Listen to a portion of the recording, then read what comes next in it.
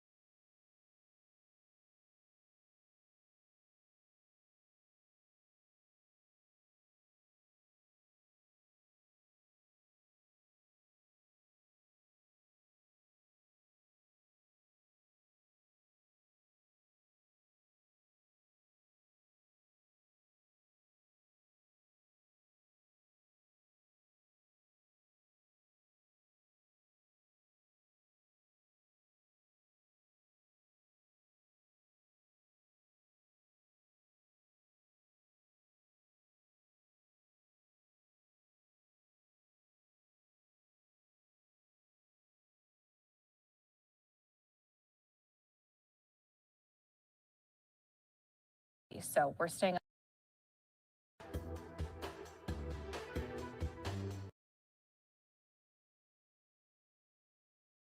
Police statement. The Northport Police Department currently has no plans to conduct a major search of the Carlton Reserve today. All media interviews from our department are on hold until further notice. So again, does look like they are having a busy morning so far. You've got police, you've got FBI agents in and out of the Laundrie family home.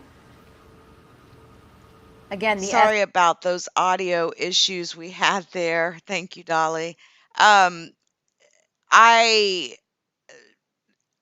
wanted to come live and give an update to you guys regarding this case. Essentially, right now, the feds are raiding the home of Brian Laundrie. He it has been missing for this now makes day number 3, where no one seems to know where Brian Laundrie is. He's been missing. His lawyer has been putting out statements. The family lawyered up from the very beginning, actually.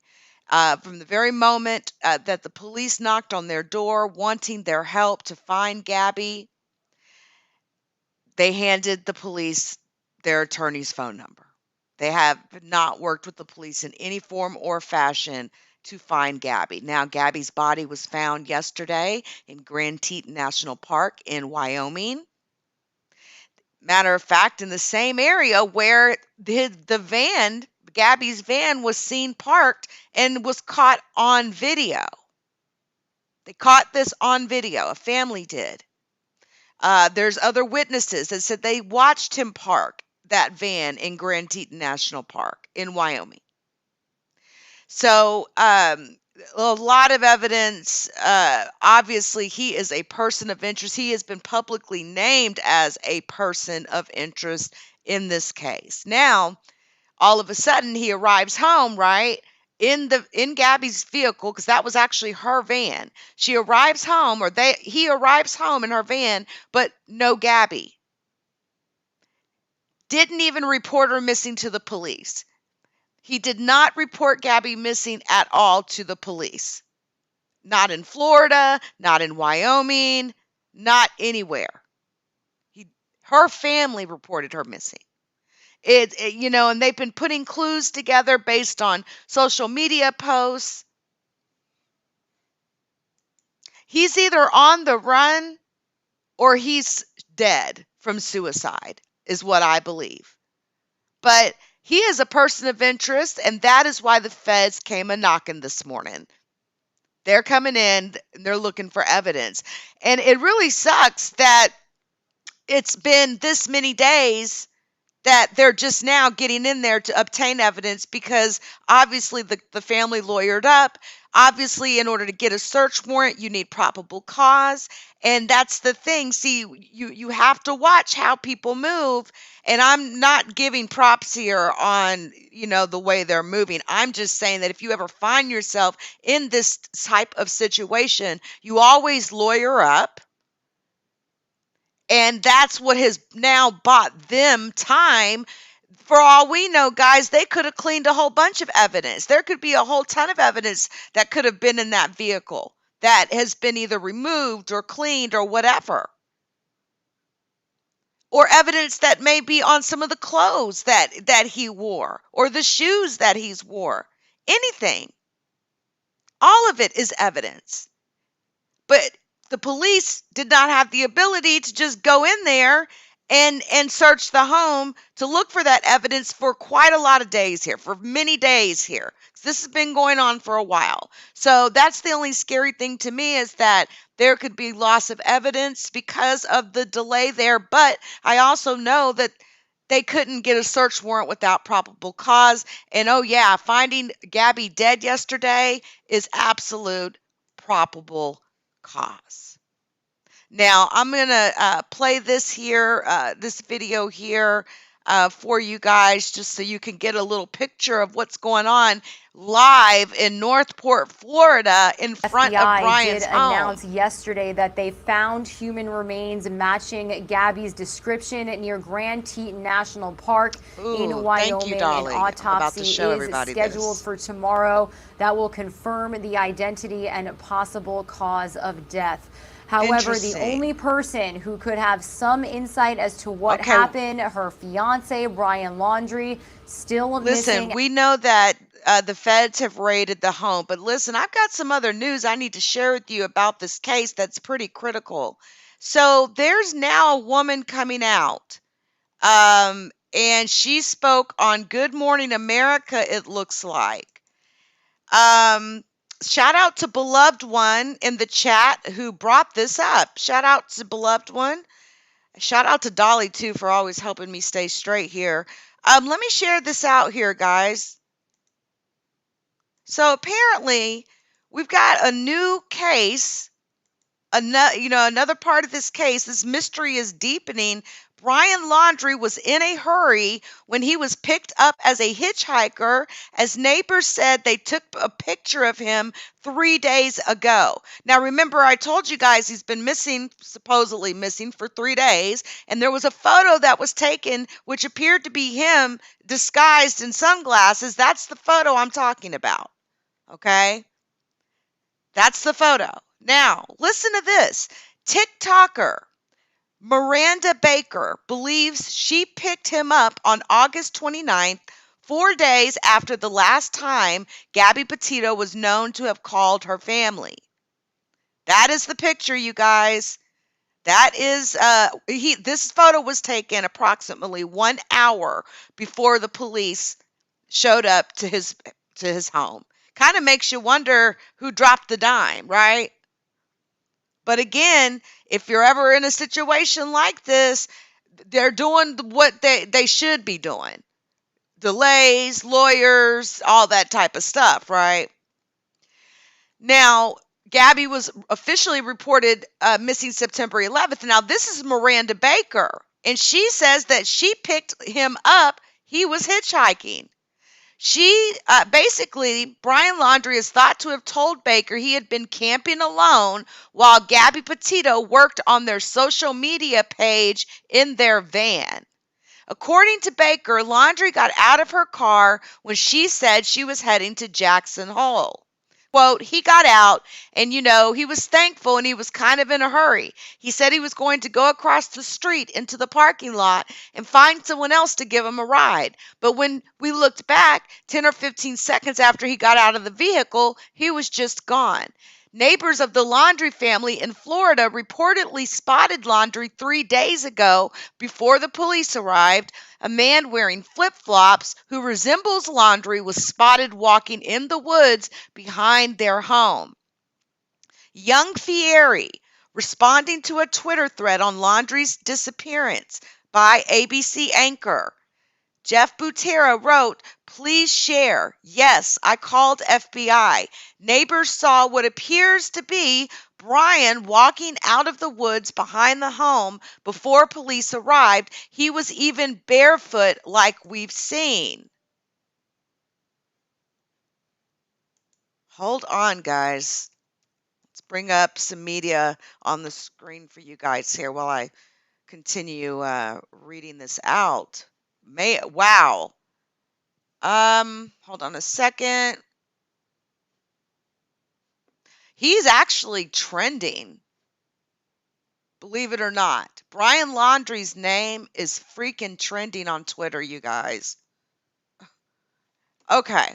Let me share this this other tab out here.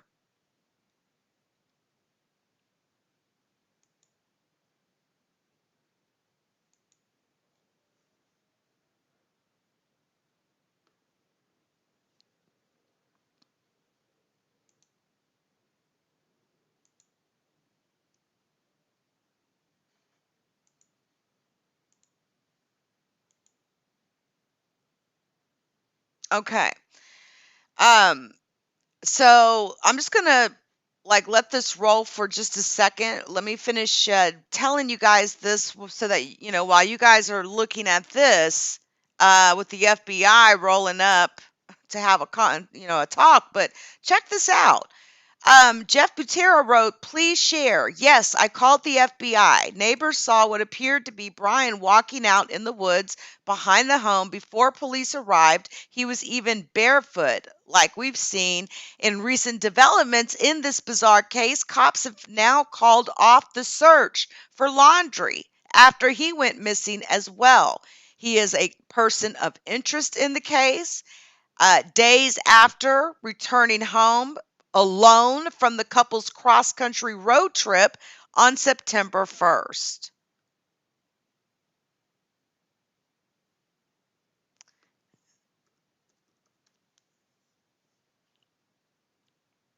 Now, he disappeared on September 14th after telling his parents he was going hiking in the Carlton Reserve in Florida, an area made up of around 25,000 acres of wilderness. Cops are also fearing that Laundrie may have hurt himself while in the reserve. Northport police spokesman Josh Taylor has said, quote, "Does anyone not think it's possible he went out there and shot himself in the head? Sure," end quote. This news comes after the FBI confirmed that a body matching Gabby Petito's was discovered in Grand Teton National Park in Wyoming last night.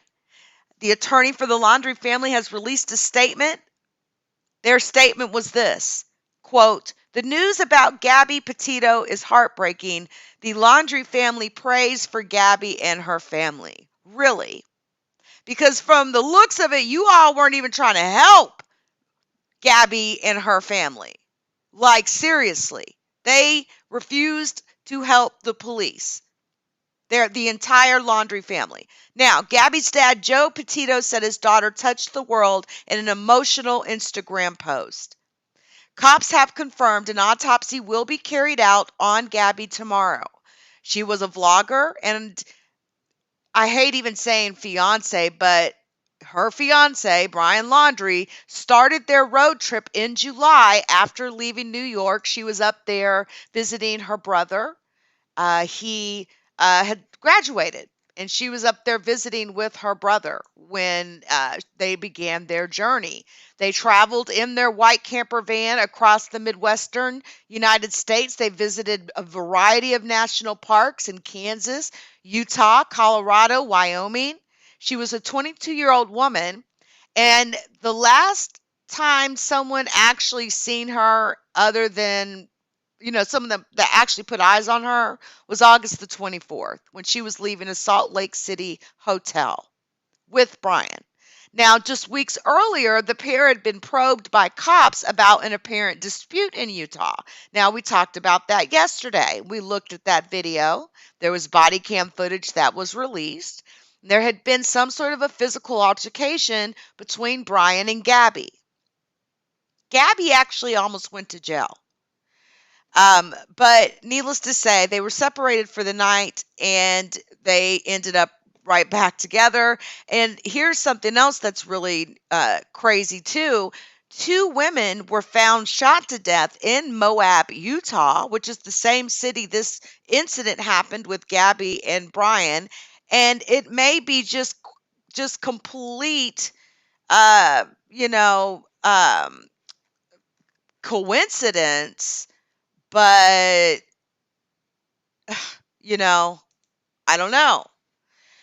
Now, let me show you this here. It looks like they're taking more evidence boxes that were just taken into the home. Look, they're actually taking evidence boxes into the home, so they're definitely collecting evidence.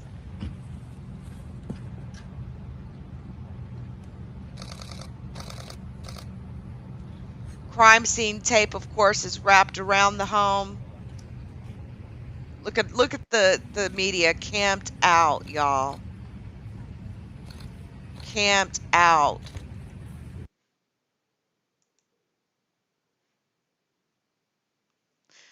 Wow. Okay, we're gonna look at let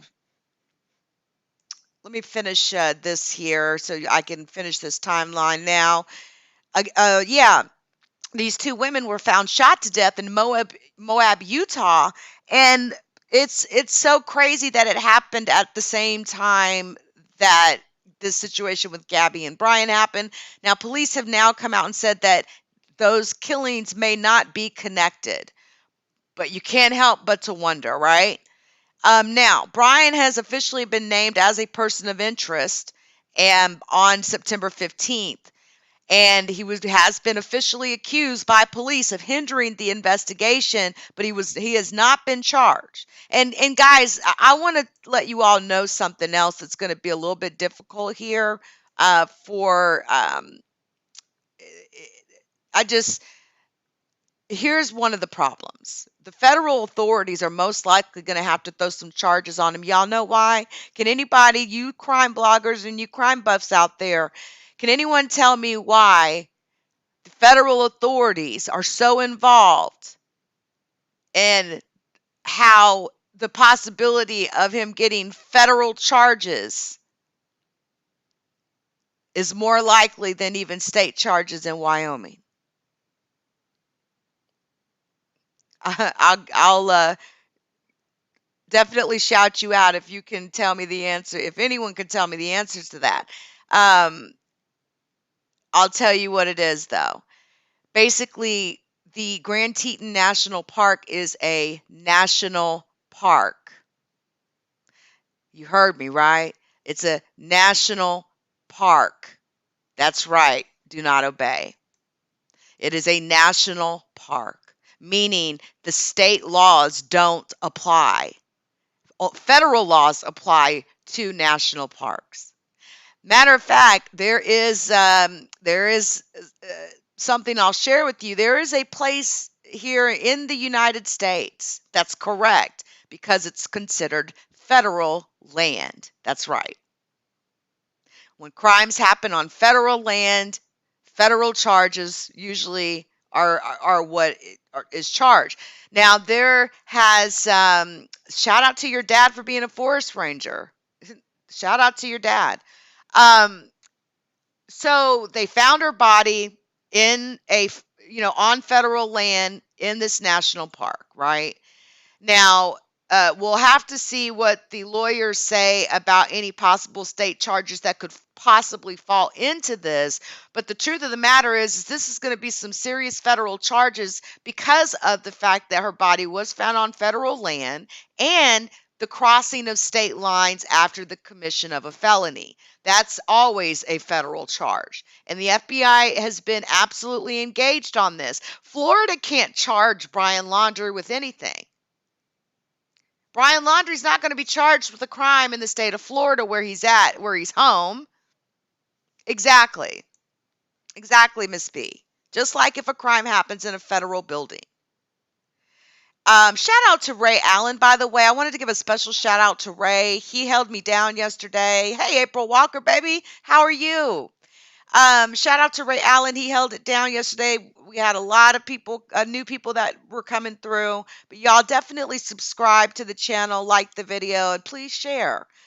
We cover crime stories all the time. We've been doing it for like 15, 16 years. So well over a decade.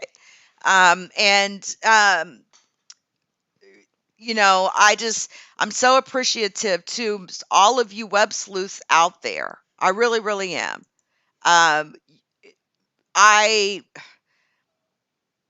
so proud of how a lot of the web sleuths have been able to come and find things that were critical to this case. The truth of the matter is, if this video had not came or shown up, guys, it's possible Gabby's body may not have even been found. The point of the matter is this van was parked in the exact same area where Gabby's body was found.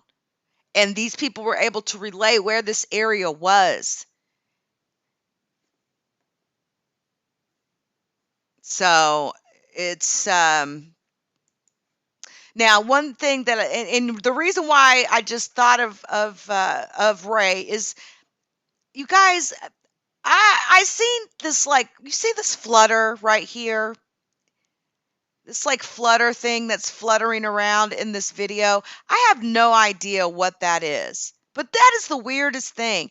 And I know yesterday I mentioned, maybe it could be like something in spirit form.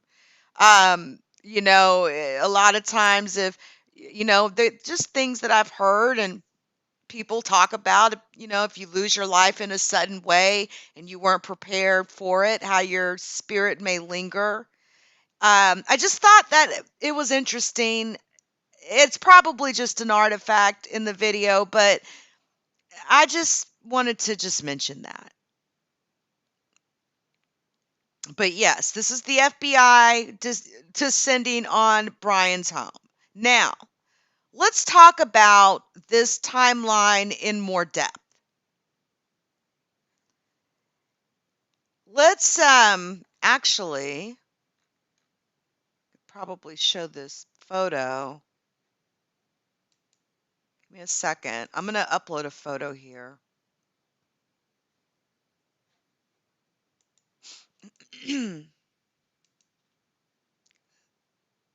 Save image. I absolutely hate when I choose to save an image and it says, sure, save it as a WebP. I don't want it as a WebP. I want it as a JPEG or a PNG, like this is some new thing that people have been doing. Can't stand it, but that's just my technical my technical stuff. But 1 second here, let me save this image here. This is Gabby's timeline. And I want to show this to you guys. We'll add it here. So we can show it.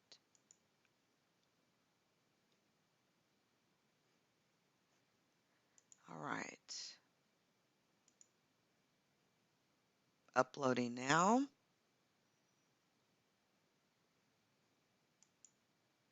Okay. So this is the timeline. I thought this was a really, really good one, and I'll definitely check that out, Dolly. Okay, so basically, they started out their trip from New York, where they left, right? July 4th, they show up at the Monument Rocks Natural Landmark in Kansas. July 8th to 11th, they're in Colorado Springs.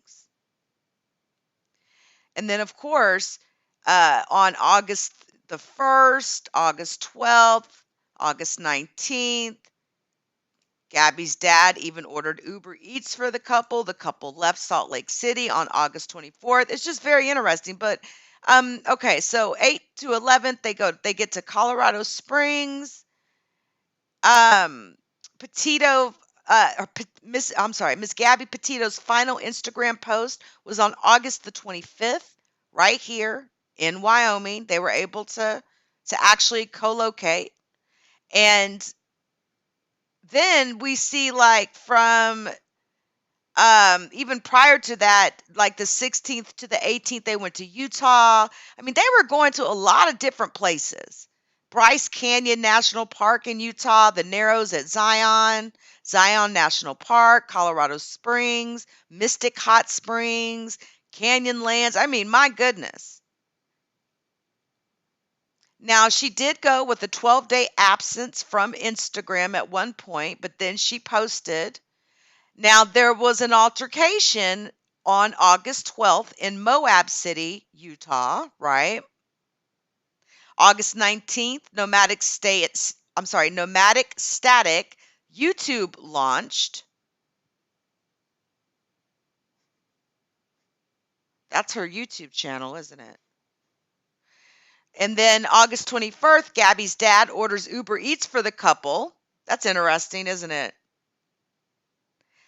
They leave Salt Lake City on the 24th, and then they're in Wyoming on the 25th, and we know that that's the last Instagram post that Gabby made. Now, on August the 30th, Gabby's family received a text from her phone, but they have said they don't believe that that was Gabby that sent that text. Because in the text, they said they were in Yosemite, which is like 800 miles away from where Gabby told them they were at. And y'all, iPhones also have that whole track feature that you can enable. If you have children and you give them an iPhone, you can actually enable the feature on their phone where you can literally just track their location at all times. And again, September 1st, Brian Laundrie returns home in Northport, Florida in Gabby's van, sans Gabby. September 11th, Gabby's family reports Gabby missing. It's crazy. This timeline is nuts. Now, so they had a nomadic static. I want to take a look at Gabby's YouTube page. I'd like to see what the last video is that they did.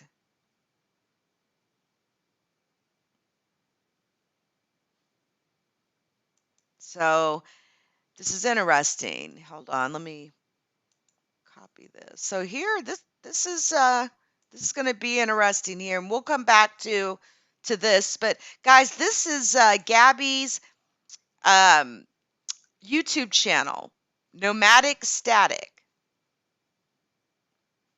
Also has Instagram, Gabby's Instagram, Brian's Instagram.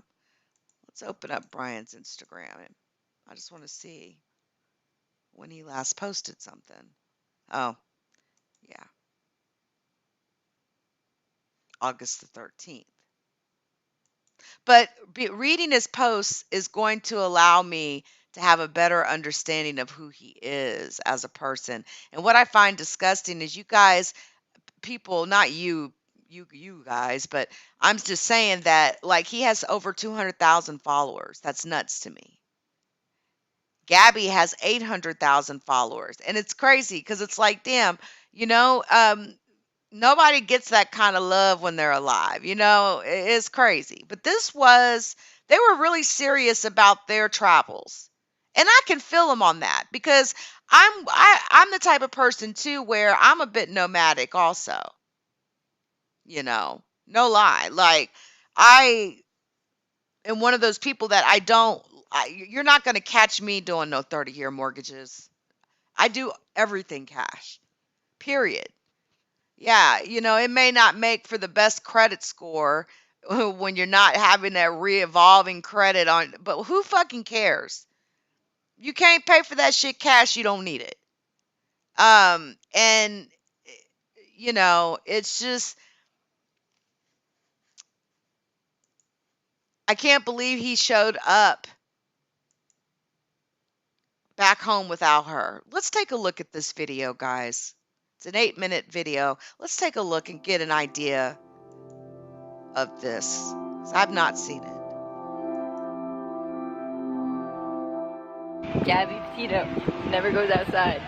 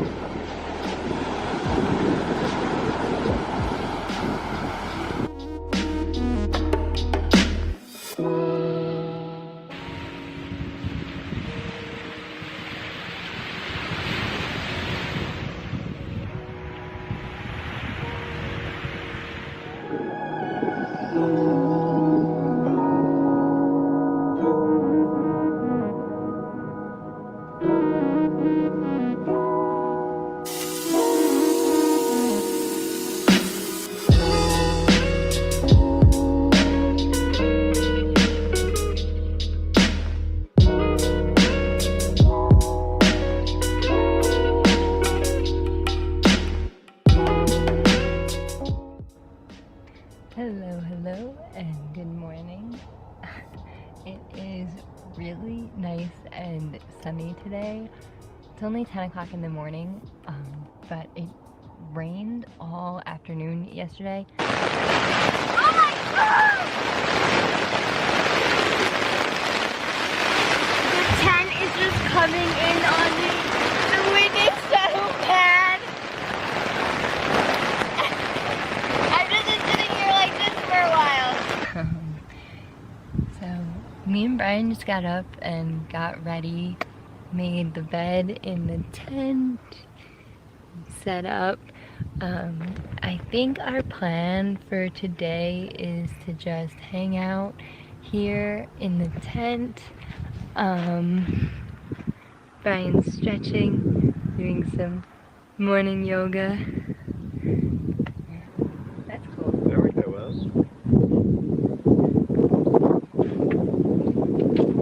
Alright. So I'm gonna make some yogurt.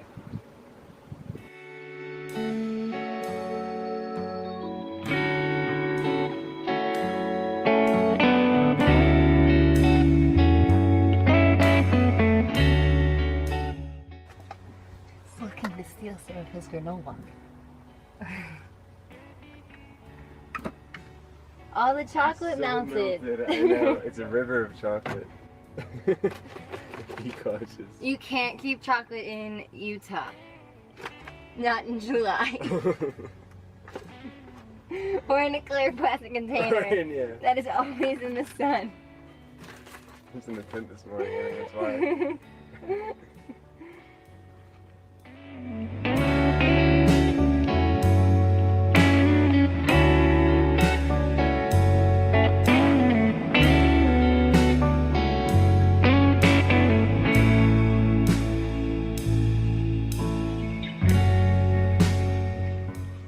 I love the band.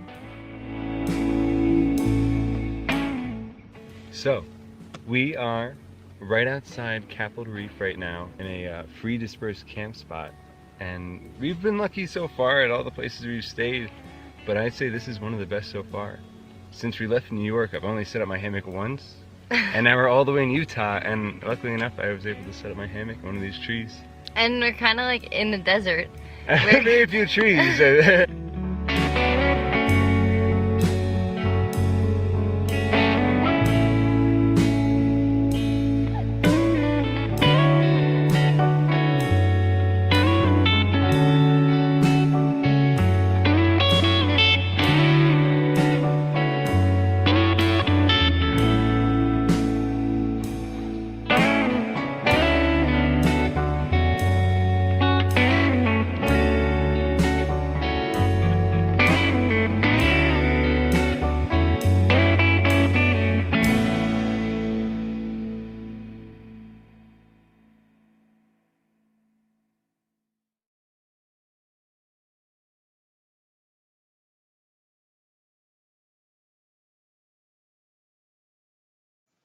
Wow.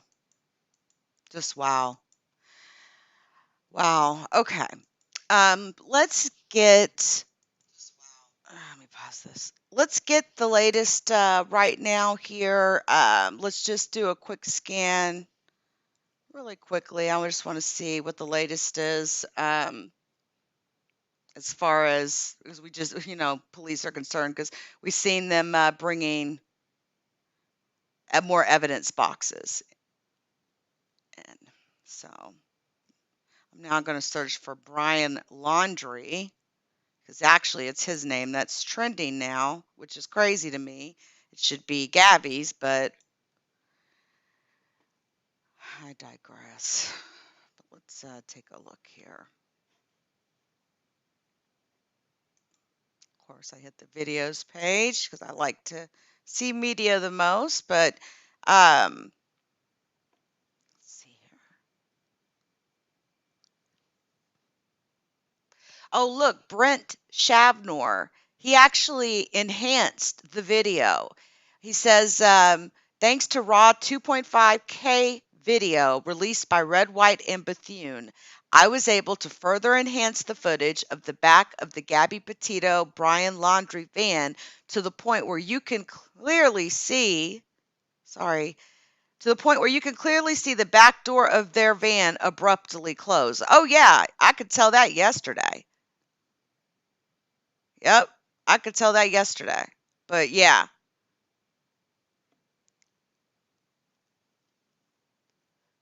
Yep.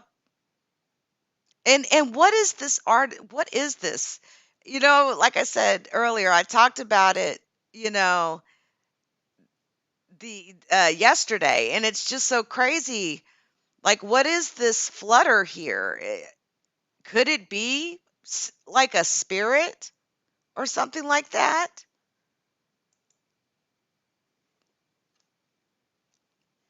I mean, I do believe in stuff like that. I do. Um, okay.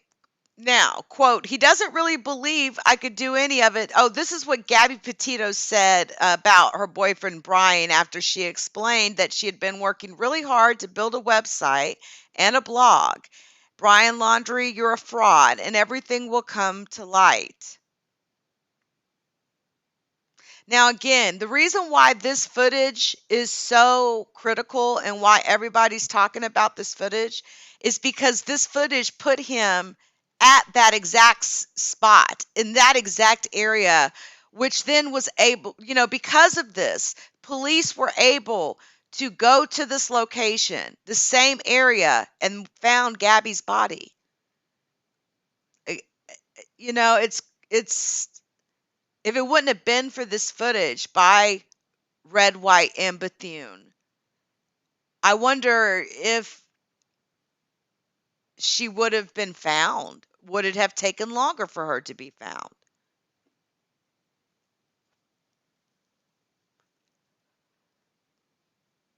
But oh yeah, the web sleuthers are on Brian's ass. I was just cleaning and straightening up the back of the van before, and I was apologizing to him and saying, I'm sorry that I'm so mean, because sometimes I have OCD and sometimes I just get really frustrated. Not like mean towards him, I guess my vibe is So apparently he grabbed her by the face, shoved her out of the van, and then locked her out. I guess that is the encounter they had. Really bad OCD, and I was just cleaning and straightening up the back of the van before, and I was apologizing to him and saying, I'm sorry that I'm so. But anyway, this incident happened in Moab, Utah, the same place where those two women were also shot. Now, here is the neighbor that actually took the picture of Brian Laundrie leaving on foot 1 hour before police arrived to his family home. Again, I agree with you guys. This is a photo I don't think he's of missing. what I think some he's on the neighbors run too. saw this gentleman walking down Ulster, leaving from the back of the property. That's definitely him. So this is a photo of what some neighbors saw this gentleman walking down Ulster, leaving from the back of the property, which is Part 2. Lady has an encounter with Brian Laundrie on August 29th. Okay. A lot of people call Jackson Hole. People Oh, are but this is confused part on still. 2. Where's part When 1? he asked to ride, he has to go to Jackson, which if you're familiar with the area, a lot of people call Jackson. Hold on, because I got to see part 1 first, dang it. Let's go look see part 1 here.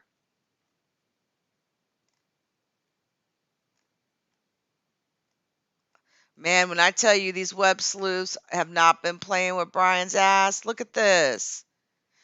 Look at this. 28 at 4:23 p.m. Someone has reached out to me indicating there may be similarity to Brian Laundrie. My husband and I stayed overnight that night in Coulter Bay. I don't know the person in this picture, but I did take the picture. I don't want to bother law enforcement, but who knows? It does. So basically, people are finding more photos of Brian from their travels to that area. Wow. Why are you covering up for your son?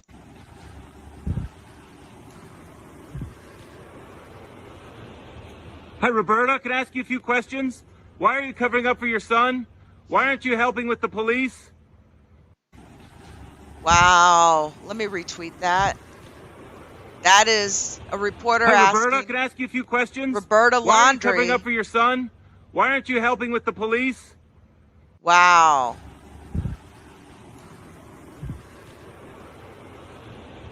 Hi, Roberta. Can I ask you a few questions? I love it when Why are people you do covering up that. for your son?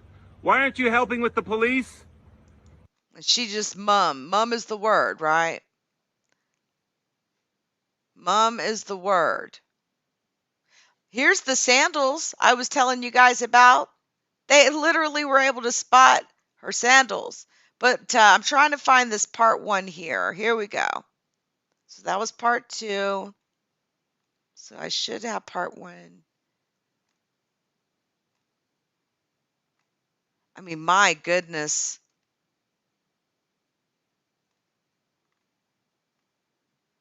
Look at all these people. Look at all these people out searching.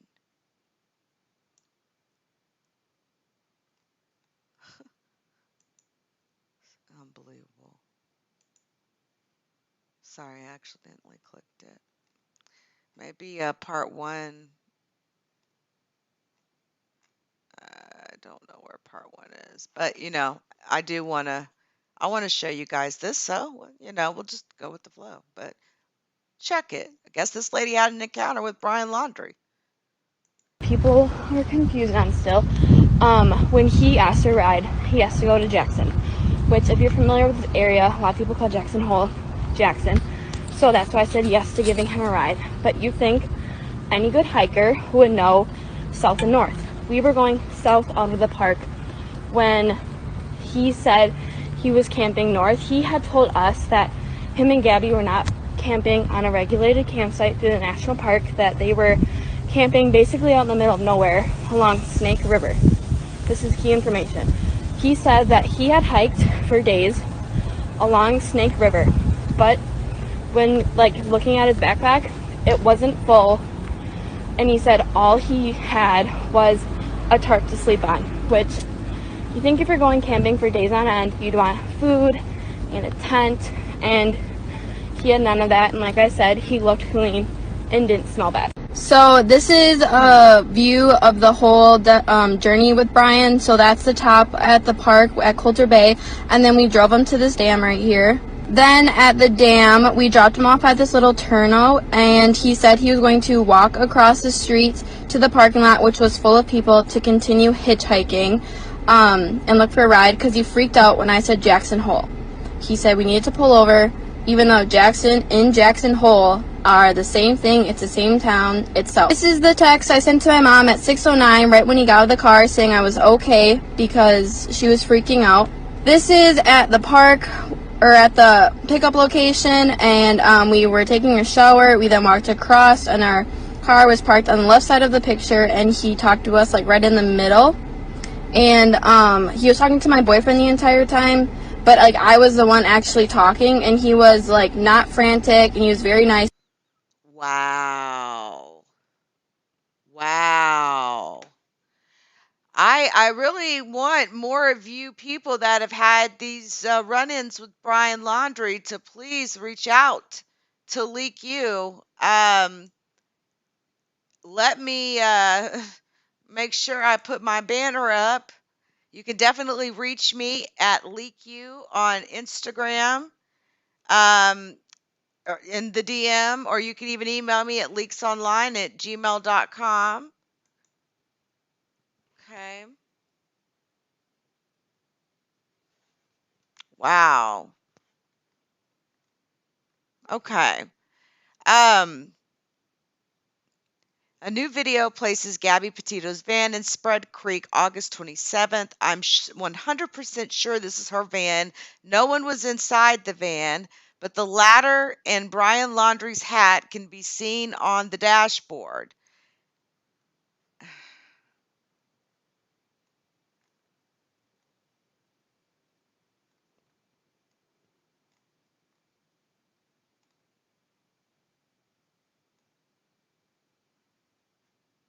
Law enforcement, FBI, arrived there on the scene. Do you know who? Oh my gosh, you guys. Oh my gosh, hold on a second. Oh no, you're kidding me. Guys, hold on. I'm getting word that comedian Anthony Johnson has died. It looks official. Anthony Johnson, the actor, I mean, we all know Anthony Johnson, the actor from Friday and comedian, has died. He was 55 years old. The world of comedy has truly been shaken again. Our BH talent family is heartbroken about the loss of the iconic legend of stage and screen, Mr. Anthony A.J. Johnson.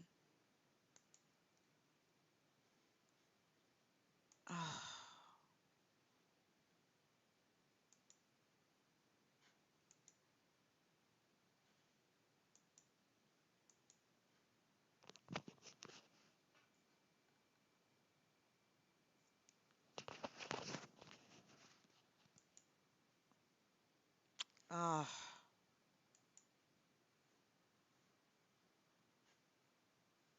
let me read the rest of this. Okay. So the family statement, the world of comedy has truly been shaken again. Our BH talent family is heartbroken about the loss of the iconic legend of stage and screen, Mr. Anthony A.J. Johnson. He has left with us amazing memories of his laughter, dynamic acting skills, but most of all, his enormous personality and heart of gold. No cause of death has been publicly shared. He played a memorable performance in the hit film Friday back in 95. He also appeared in House Party, Menace to Society, Lethal Weapon 3, The Players Club, and BAPS. His television credits include Martin, Malcolm and Eddie. His co-star, her Friday co-star from the movie Friday, Ice Cube, did go to Twitter to pay tribute, writing, quote, sad to wake up to the news about A.J. Johnson passing away. Naturally funny dude who was straight out of Compton at the same time. Sorry I couldn't bring your character Esau back to the big screen in last Friday. Johnson is survived by his wife Lexis, 3 children, and his 2 siblings. So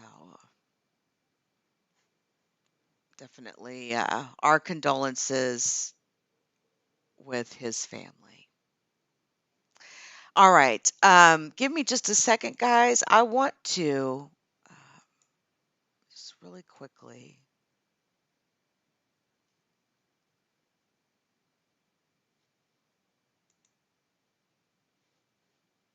I need to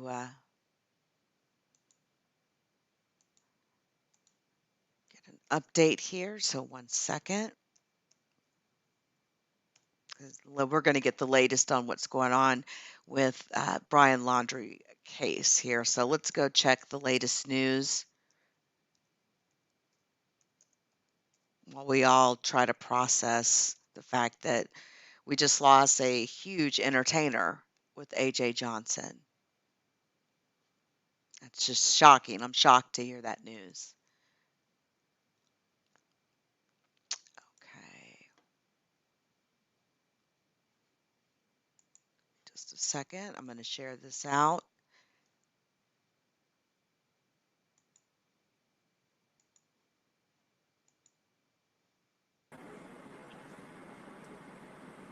So right now they are still, authorities are still Of the Laundrie home. Again, this there, was but I want to, wow, hold on. We got to look at some of search this. in the reserve again. Here's actually All some right, ground let's watch footage a little bit of that we this. have of the search efforts that happened this weekend as well. Now, back to this full live picture we have of the Laundrie family home. So as of this morning, we know that up until Friday of last week, the Laundrie family has been silent. They've asked to remain in the background of the investigation until they contacted investigators to file a missing persons report on Brian Laundrie. Now, investigators spent 2 hours at the Laundrie home Friday. Like I said, they were collecting those objects to give to their canines to aid in the widespread search. We do know that 50 law enforcement officers from 5 agencies did aid in that search. Now, the Laundrie family told investigators Laundrie left with a backpack, telling them that he was coming out to the reserve. In new details from their attorney after they said that as well, they also noted that his parents actually went looking for Brian on Wednesday. They said they found his car parked in the reserve, but they left it so he could drive home. However, when he didn't return Thursday morning, the parents say they went to retrieve the car themselves. An attorney for the Petito family went on to say and counteract the family's statement earlier that, Brian is not missing, but rather on the run, adding that the Laundrie family, their request to have the Northport police look for their son and, veer away from their efforts to find Gabby, they called that reprehensible and hypocritical. Now, if you are just kind of getting caught up on this situation, Brian returned to this home that you are seeing here. This was the home that he shared with his parents and with Gabby. He returned here on September 1st in the camper van that they were traveling in without Gabby. And Gabby's family reported her missing on September 11th after not hearing from her since August 25th. Now, last week, police said there was an incident at the Laundrie family home involving Gabby's father just one day before she was reported missing by her family. The Laundrie family put out a statement yesterday after the FBI announced that remains that matched the identity of Gabby Petito had been found. That statement said that they are heartbroken and that they are praying for her and her family. Investigators are still asking for the public's help in locating Laundrie, everybody. They say that he is a white male, 5 foot 8 inches tall, weighs about 160 pounds. He has brown eyes, very short brown hair. I actually do want to pull up some photos we have of him right now here on Live Now from Fox, because in a situation like this, the public's help is so vital, everybody. If you see Brian, maybe not even in Florida, maybe in another state, just contact your local entity. Anyone with information is asked to call 1-800-CALL-FBI. So again, this is breaking news that we have this morning. We've got police and the FBI officially executing a search warrant, declaring Brian's family home a crime scene. And you can bet that our Live Now from Fox team will be keeping you posted on this situation throughout the entire day. It has been such an eventful weekend as far as twists and turns. And then again, that tragic update that we got from the FBI Denver Bureau yesterday. I actually do want to play for you that very short update here on Live Now from Fox. It wasn't even 2 minutes long, but it provides us the information about what the FBI found yesterday.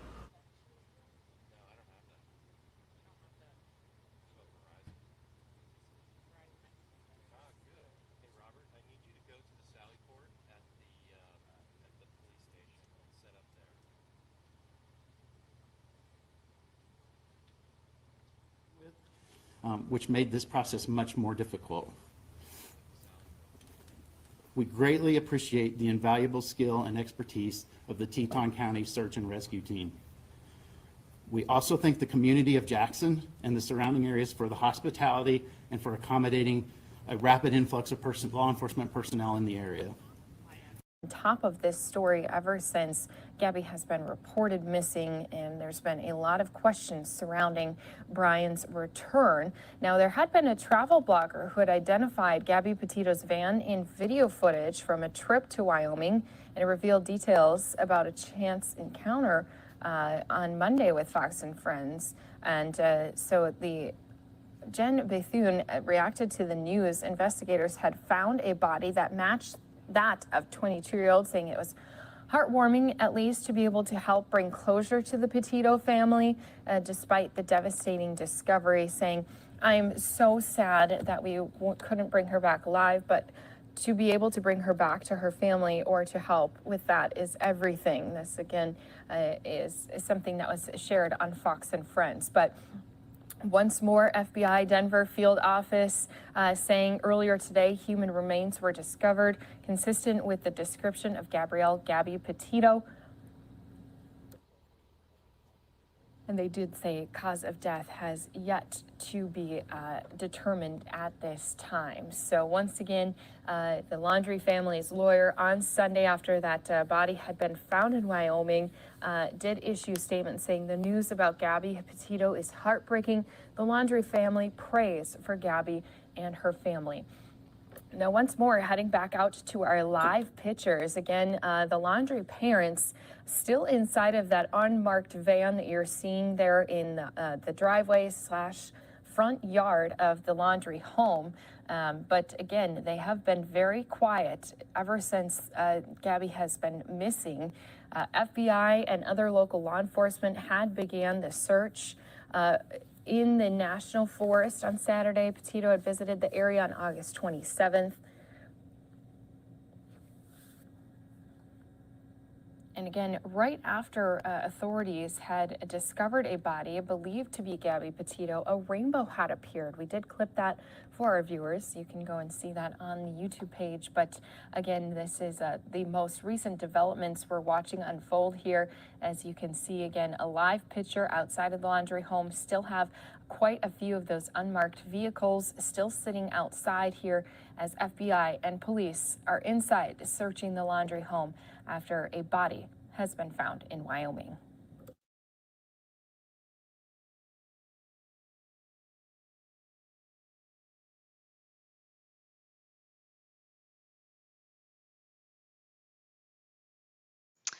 You know, it's like basically this is just going to keep going on and on and on, right? I To make mean, sure to examine there's the nothing entire new body. Very except the fact that we know it's how, the house is getting searched and all of that. So, it's hey, Tatiana, how are you?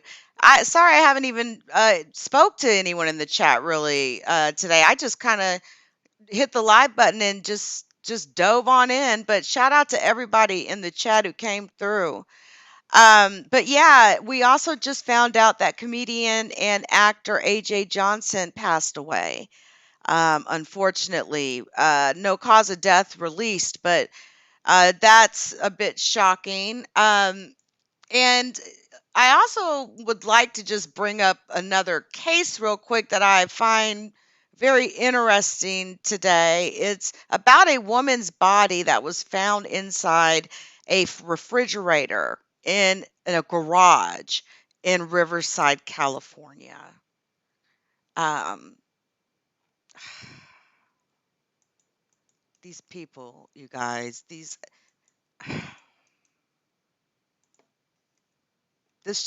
is breaking news also. Let me show this to you. It's crazy.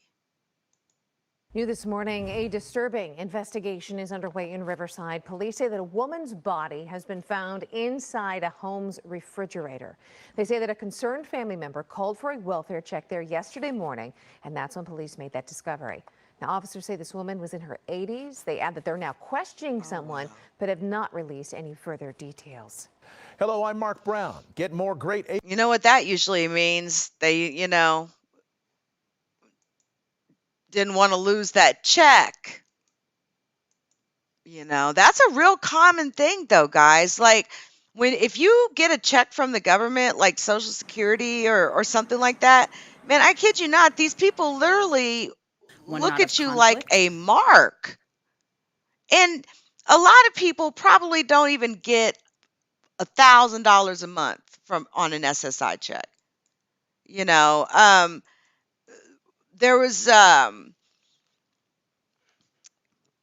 someone that I knew who had a child very young, when the child was very young when their father passed away suddenly. And she was on Social Security for that child, but I don't think it ever was like more than $1,000 a month. I think it also factors in how much you've worked and how much you've paid in over the damn years too. But they're saying in 2029, Social Security is going to be gone. So I'm up here paying in all this money to Social Security, and I'm not even going to be able to use it. Is that what I'm hearing? But okay. But anyway. Family home in one box, but then I'm going to go and bring us an update that just happened moments ago. Down in Texas, Proud out mommy of Houston, 6 two Portier. Houston It's been police a long officers time since have I've been seen shot you. this morning while I hope you're conducting well. a arrest warrant. Good to see you. Seriously. Those two officers were wounded and taken to the medical center, and I do believe police have said, unfortunately, And one much of the love to officers since that time Tatiana has died. So let's go listen Busted into Down. Y'all that got to update again. It's definitely going to be in go a double check box, out so her we can channel keep our eye too. here in Florida as well if there's more But developments yeah, that's, I think outside a the lot of Laundrie us, family home. well, I mean, I almost all I am know is they starting were to think he's too executing a pussy very serious high-level felony to do warrant. that, to be honest. I know he's on the run or dead, There were other either officers in the unit. I or. don't know all the details. The Harris County Sheriff's Office is on the scene conducting that follow-up investigation. Our heart breaks for our brothers and sisters with the Houston Police Department, with the mayor, the chief, and the entire city. So we're going to do everything we can to make sure that we handle a thorough investigation for all involved. The chief already laid out what the process is in terms of it's a very comprehensive investigation. And briefly, en Spanish, esta mañana oficiales con el departamento de Houston, la unidad que investiga casos de sujetos serios en la comunidad, estaban tratando de localizar un sospechoso en la calle de Arrow Park, eso está en la área del condado. Cuando lo trataron de localizar a un individuo en su unidad, contestó la novia o la esposa, no sabemos exactamente quién era.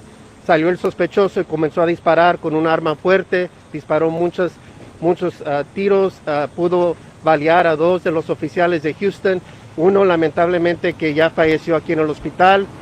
Nuestros pensamientos y oraciones están con los oficiales y otro se está recuperando, parece que va a poder sobrevivir. El sospechoso murió ya en la escena. También Typical in news conferences, that we have, especially down here. In Texas, is we always have like a bilingual, we'll have English, they'll speak, basically if they do a news conference, it's usually going to be in English and in Spanish, both. So, and on top of all of that, you've got a dang shooting that's happened at a high school, Heritage High School. 2 people have been taken to the hospital with gunshot wounds that are not believed to be life-threatening. But y'all, this is crazy. It's like, what is going on? Is it a full moon? It's like, what is going on? Wow. Oh, absolutely. I think it's possible that his family is going to end up in a lot of trouble, to be honest with you, at the end of the day. Like, you can only go so far to protect your kids, But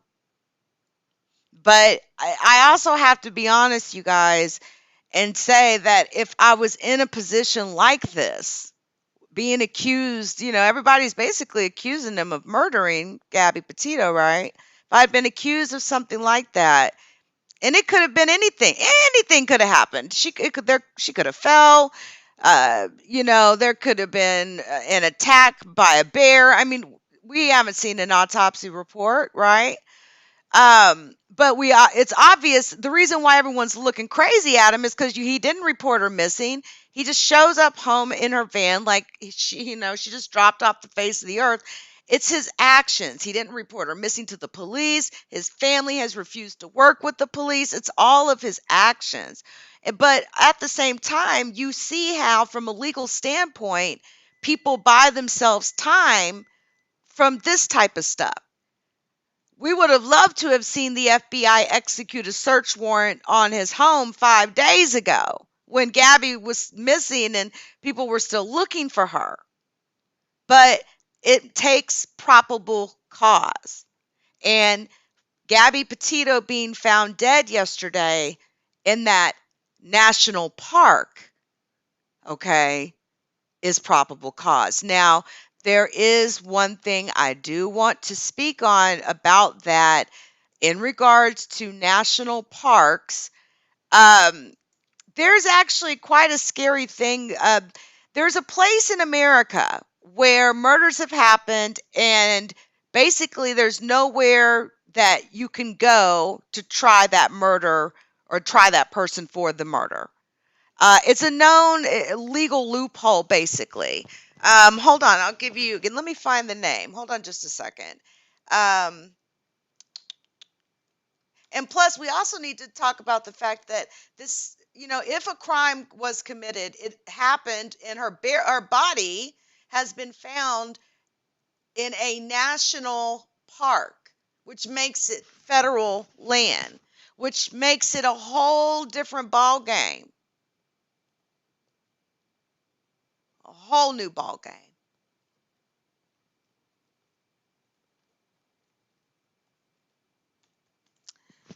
There is this place, though. They call it, it's like something And triangle. just wanted to say once more, we're still outside of the Laundrie family home where earlier this morning, FBI and police conducted, again, a search warrant. They are still inside. You can see still have quite a few officers also outside of the home, as they do still have crime scene tape up around this neighborhood as well. So we continue to stay on top of the latest happening again here with police and FBI, as they have been searching for Gabby ever since her missing persons report had been reported by her mother back on September 11th. And Chris and Roberta Laundrie now back inside of their home after sitting for at least an hour in an unmarked police vehicle. But we do know that there's going to be an autopsy of the body that's believed to be Gabby Petito that was found on Sunday. Autopsy is going to be conducted tomorrow on Tuesday after the office brings in a forensic pathologist. So once again, that autopsy could take a few hours to before I can even get off this live depending stream, on, I'm going to have to, we're going to have to talk about this. So it's called the zone of death. That if you search that, there is a history about this zone. And there are now questions about this being a possibility in Gabby's case. The reason why is, let me see if I can find something on it. Hold on, zone of death, like a news article or something. 1 second.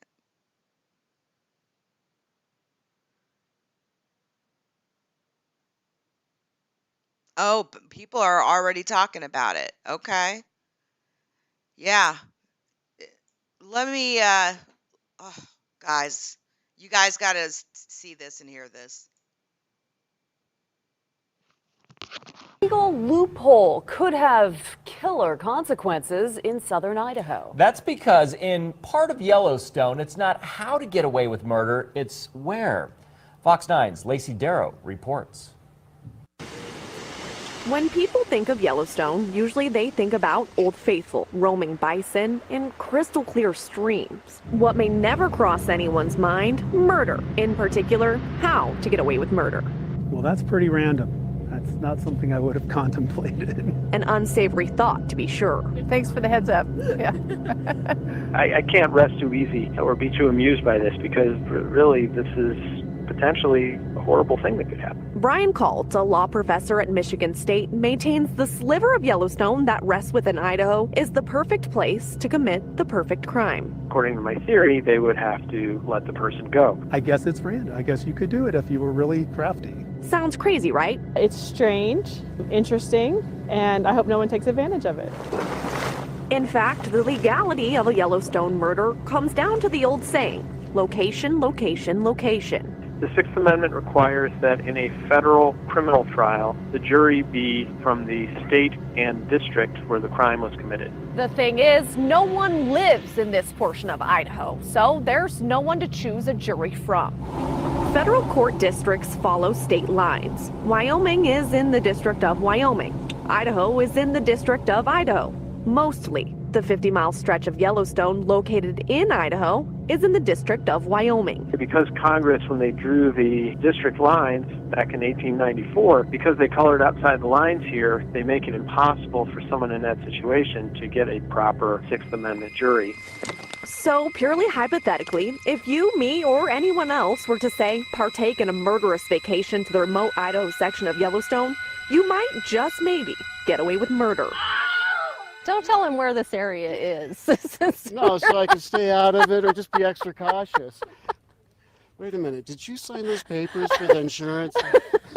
Kalt acknowledges his theory is by no means airtight. Kalt says if you conspired to kill outside of the area, then committed the crime in no man's land, you could find yourself in hot water with the conspiracy charge. But as for a murder charge, you'd be guilty as sin, but still free as a bird. For me, it just seems very far-fetched that anything would ever happen in that area anyway. A common argument is that the state wouldn't just let someone get away with murder. They'd find a way to prosecute. But because it's federal land, the state has no power to prosecute crimes there. Hopefully we're all good people up here and that doesn't happen. Kalt says he doesn't encourage anyone to commit the crime. In fact, he wanted to find a solution to the problem. I didn't want to call attention to this if I didn't have to. If I could get it fixed without anyone knowing about it, that would be great.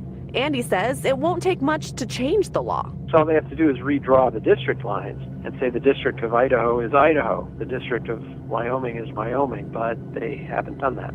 More than a decade after Kalt published his paper, the loophole still exists, and Kalt's not giving up, but he's tackling this fight far away from Yellowstone. I wouldn't go there for all the tea in China because I just know the irony gods would have a field day with that if I set one foot in that place. Lacey Darrow, Fox 9 News at 9.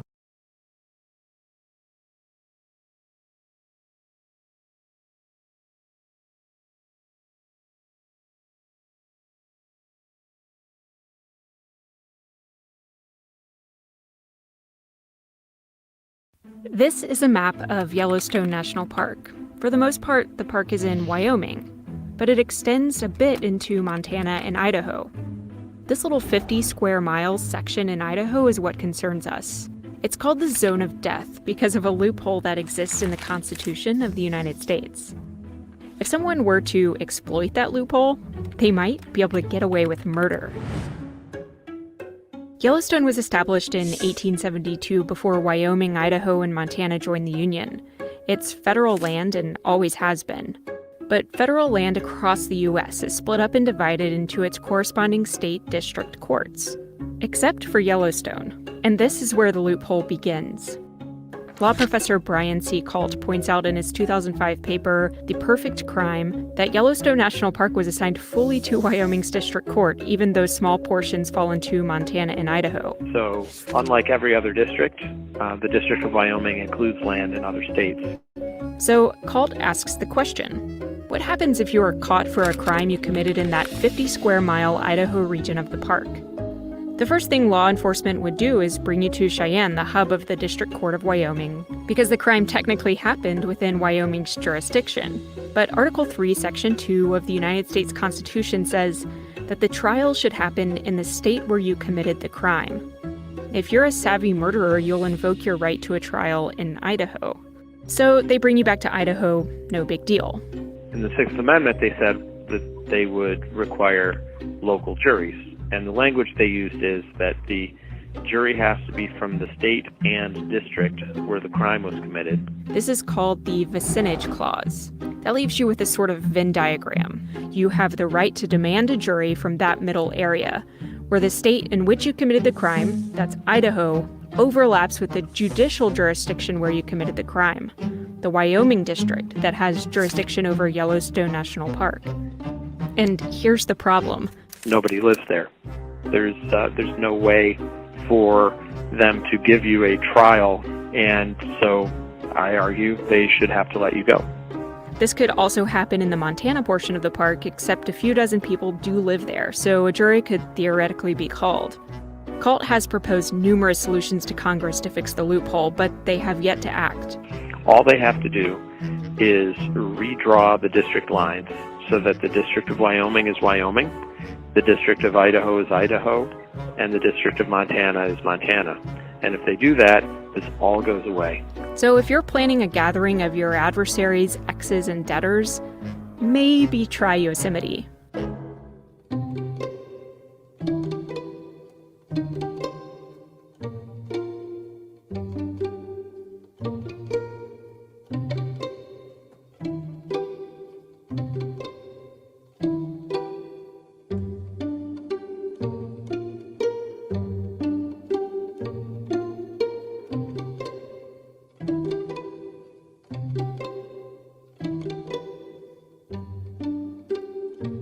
Definitely want to give Vox their credit there.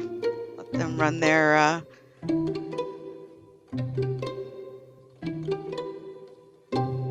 shout out to Vox on that. But yeah, that has been a concern that because there's the reason why is there's been a couple of cases actually in which murders occurred in this what they call the zone of death.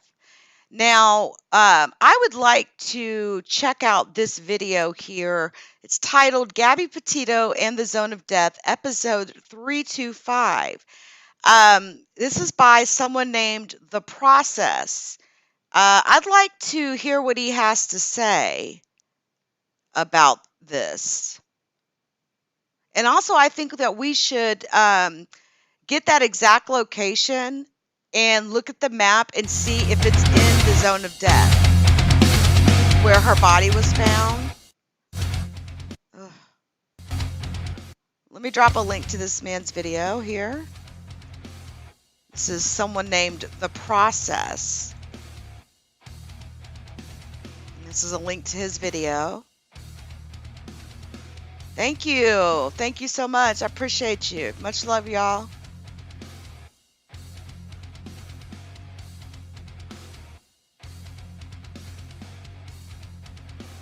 But let's see here. I'm going to get that exact location because I have it.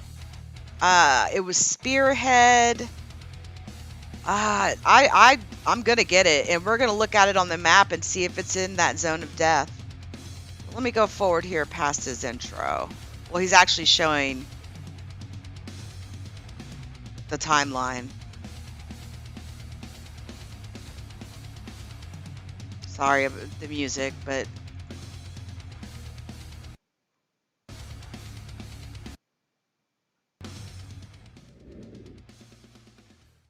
hey everybody, episode 325, The Process. Stayed snugly warm last night because of my dietary habits. Goya beans.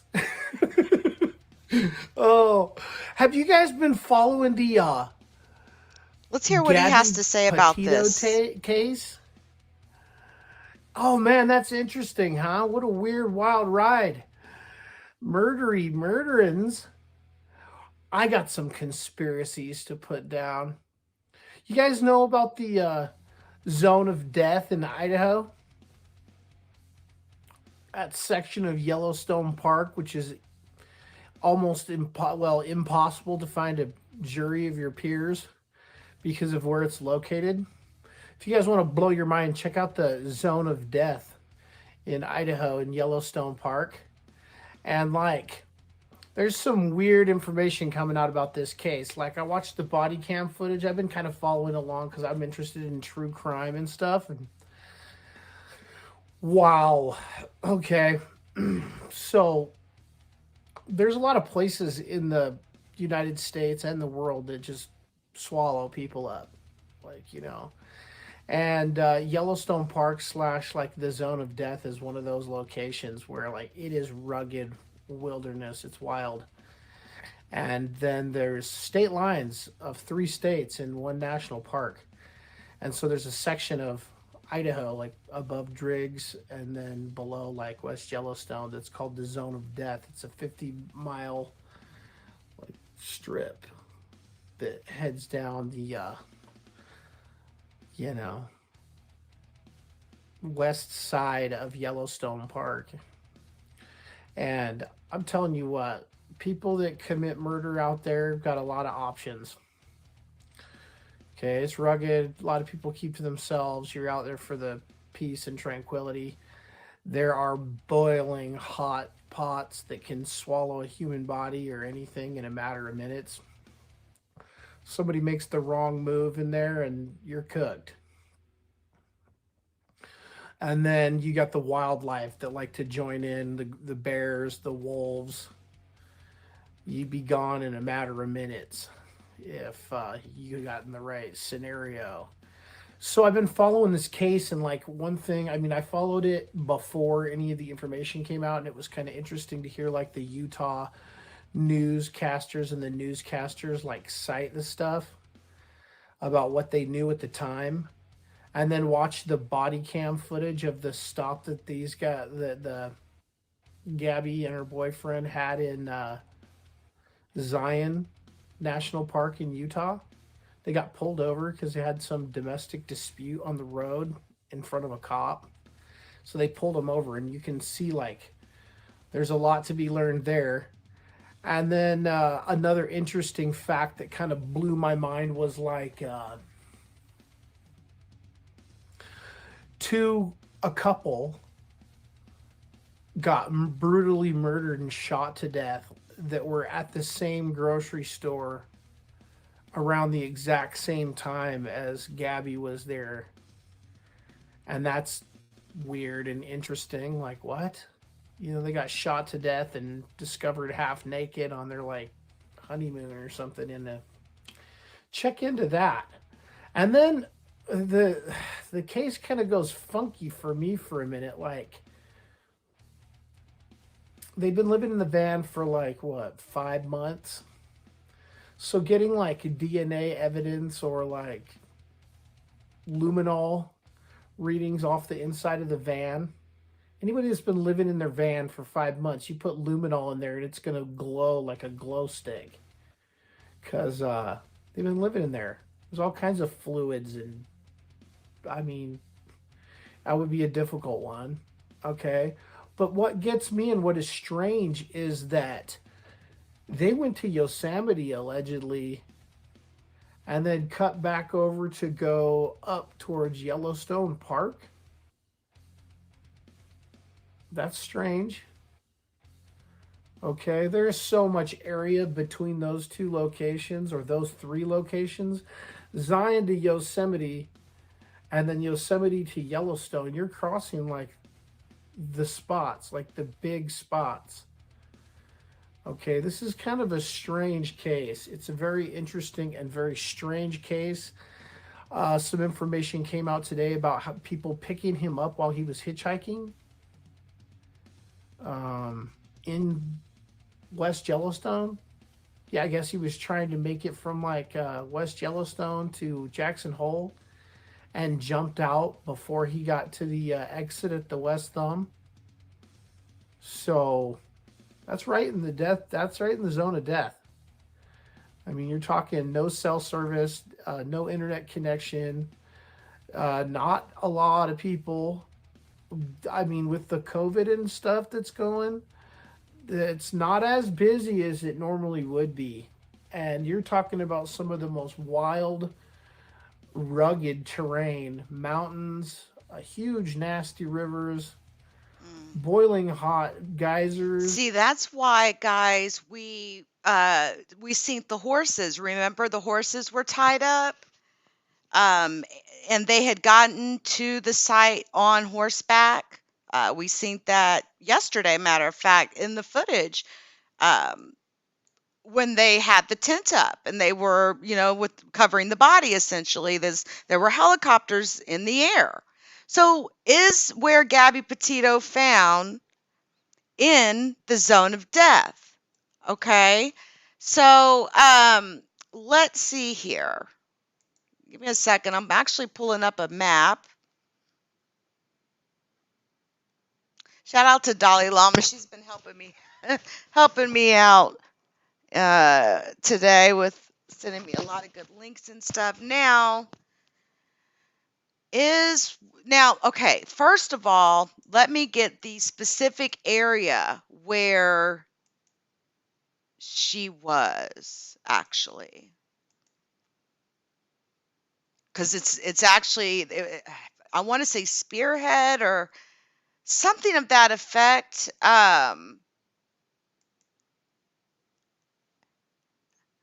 But give me a second. I'm going to get that info. But let's hear a little bit more about this zone of death.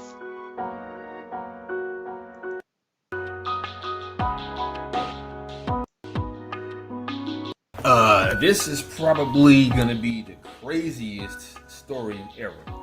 It's not really about disappearances, but it's something that happens in a national park, and it's very Yes. very Oh my God. Yes. It's got a lot to do with the law. Yes. And It's so interesting, isn't it? bull crap. But And I am working on a late night show where we are going to be talking about just that sort of thing. Cryptozoology, all of that. But yes, there are some really weird, strange, cryptid things in these national parks, in these federal parks. It's very interesting. But what I'm doing right now is I'm playing a little bit about this so we can get to know a little bit more about the zone of death. I'm going to actually, I'm pulling up the exact location where Gabby Petito's body was found, and I'm trying to figure out if that is in what they call the zone of death. So let's hear a little bit more about the zone of death here. alternative form on Facebook, and I actually sent a couple of videos to some people in certain forums about it, and everybody was completely freaked out and shocked. Well, got the story for you here today, folks, and this story is about the zone of death in Yellowstone National Park.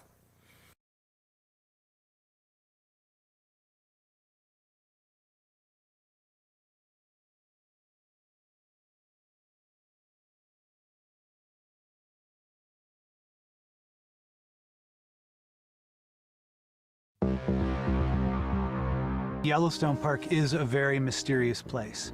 Most people stick to the well-traveled paths, to the paved roads, to the overlooks. Once you get off those well-trodden tourist trails, you are in real wilderness. Legend has it in the park that there is an area known as the Zone of Death. And it's a 50 square mile area in the far southwest corner of the park that lies in Idaho.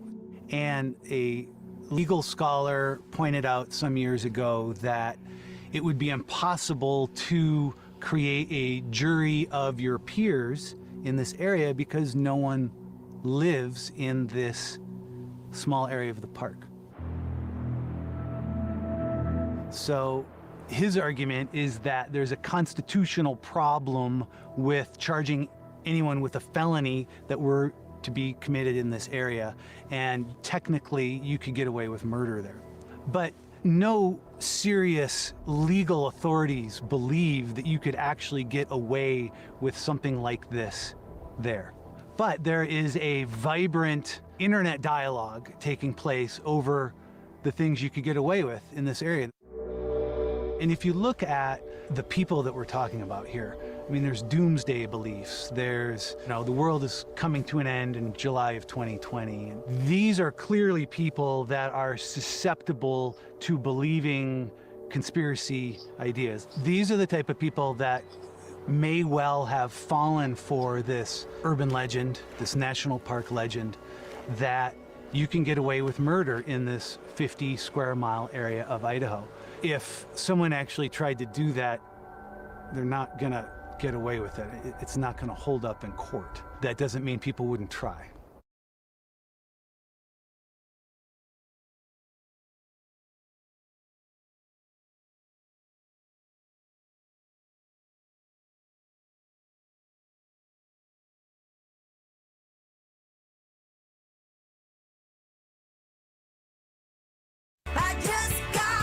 This morning, we have an update on the story of a CEO who made a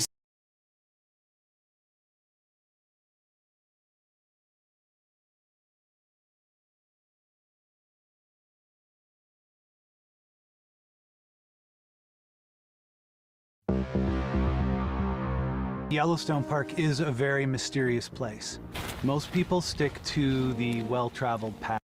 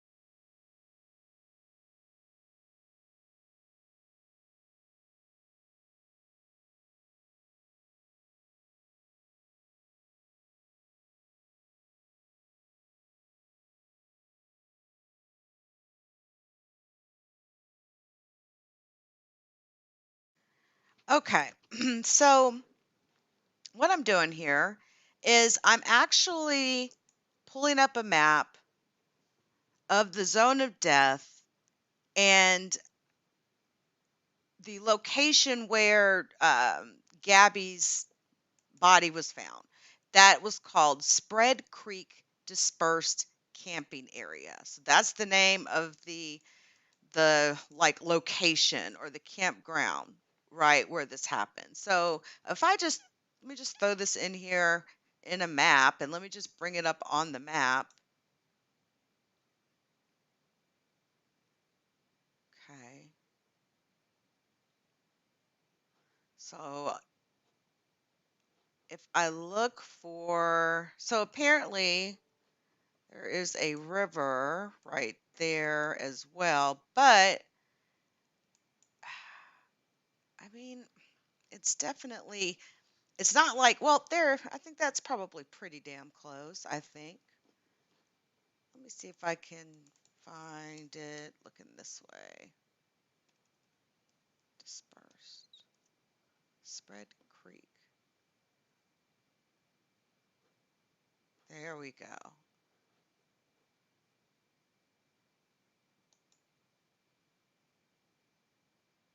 Okay.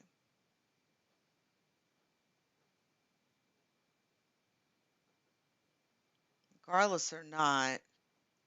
So then let me pull up a map of the zone of death. Zone of death actual map of this 50-mile square radius.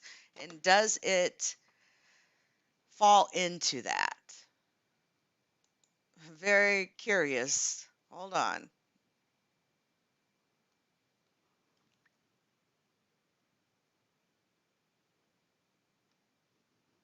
And I will bring this up on screen here in just a second. I just want to get my bearings here first. It's a crazy anomaly, but It has to do with the Sixth Amendment, which dictates that a jury has to be comprised of people from the state and or federal district where the crime was actually committed. And because that portion of Yellowstone and the park itself, lies within the jurisdiction of Wyoming, basically a jury for a crime committed there would have to come, from people from both states. It's crazy. And then the other problem, like they were saying, like you were hearing in the other news articles, is that there's no way to there's no one there to be on a jury. I mean, it's that nuts. All right, I'm still trying to get a nice map here, guys. Google says when I do a search for zone of death on Google, Google's like, I don't know what you mean. You know what I mean. Dang it. Let me just see if somebody has a map here.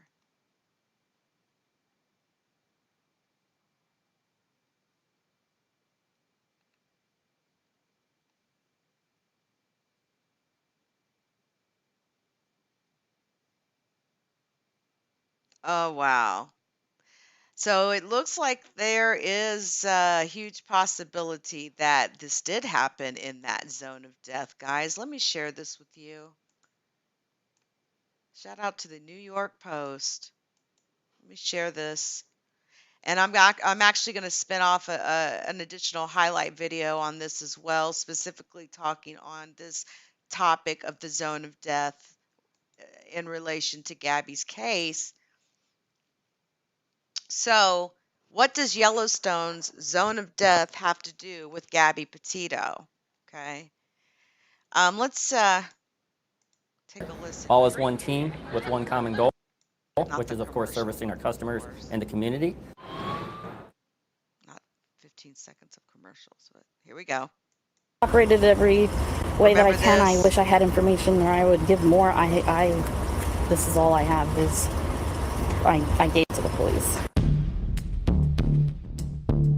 She'd need to go sit her ass down somewhere. I don't even know why she came out here talking.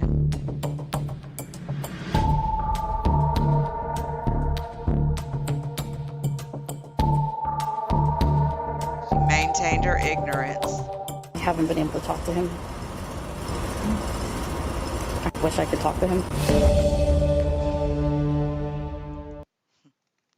Yeah, okay.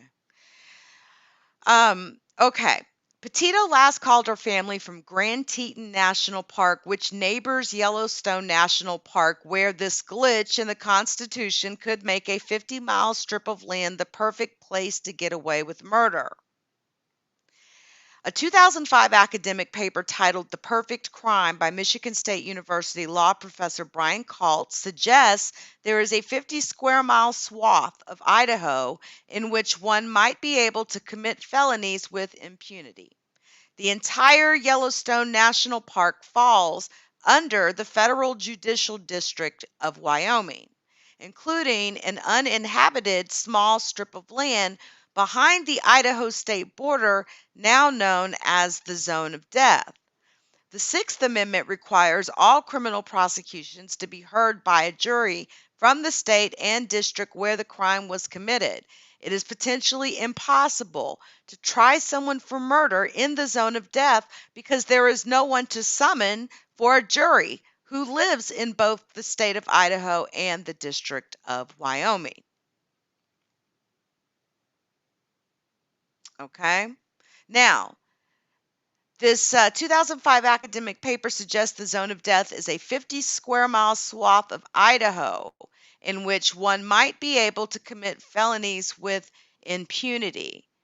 And this red area would be the area that they call the zone of death, and that is absolutely not where Gabby's body was located. She was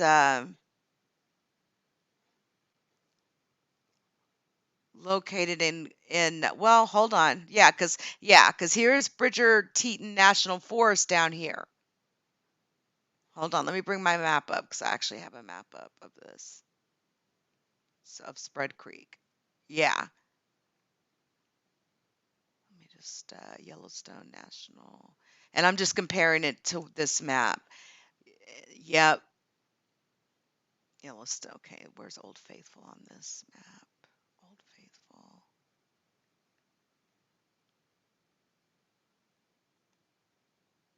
Yeah. But close. Very, very close. I can tell you that. Very close. Let me kind of zoom in here. But yeah, it does not appear to be in this specific zone of death area. So that's good. Now, a crime committed in the zone of death has never been brought before the courts. So it's uncertain how the loophole would be interpreted. Isn't that crazy? They haven't even brought a case like this to the courts. Never happened. This loophole's nuts. Okay. Social media sleuths have suggested the zone of death is the most logical place to search for the missing 22-year-old who they were talking about, Gabby Petito, who never returned from a cross-country road trip with her boyfriend, Brian Laundrie. The last text message from Gabby Petito's phone warned that she didn't have phone service in Yosemite National Park and was sent 2 days before her van emerged in Florida. And this is another very detailed timeline, you guys, of their trip. This entire situation. So just keep note of this timeline. Some of these are photos that they actually posted on their social media. Now, Petito's mother is not convinced that that final message came from her daughter, but has so far refused to elaborate on who she believes sent the text and whether she received any other unusual messages. Now, Calt has disputed suggestions that this theory makes murder legal in the zone, but instead he has claimed it presents a sound reason why it might be harder to prosecute someone for it successfully. So look at this thread. Someone says, this was on Twitter. So the boyfriend definitely killed Gabby Petito, right? Question mark. What the, F is going on? Everything is super vague about this disappearance. Hashtag Gabby Petito. This person, Carter, responds and says they must check the zone of death, the area of Yellowstone where you can legally get away with murder. Why has no one mentioned this yet? Now, Bridger Teton National Forest. This is about the area where Gabby was found. So she was not found in this area. Now, Congress has long been called to draw some judicial district boundaries to follow state lines to place Idaho's portions of Yellowstone inside the District of Idaho. So,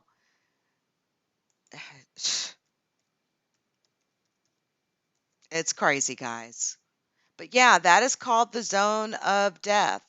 And it's been the subject of a lot of documentaries. I mean, a lot of documentaries over the years. So, I just want to get one final update on this before I let you guys go. Just to get, see if anything has changed since we last checked it a few minutes ago. But I don't think there's anything, changed as of yet. We know that Brian Laundrie.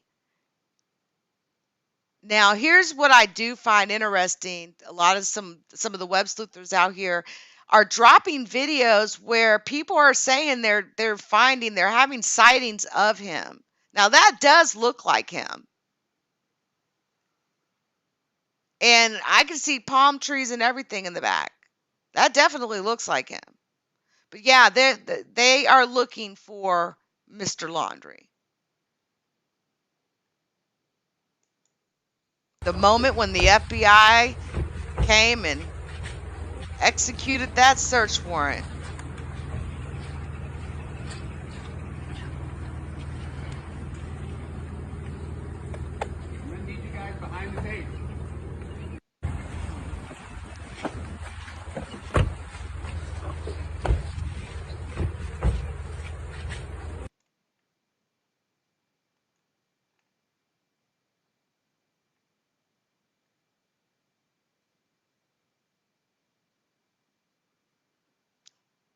So Brian Laundrie hit Gabby Petito before they were stopped by cops. Listen to the 911 call here. Okay.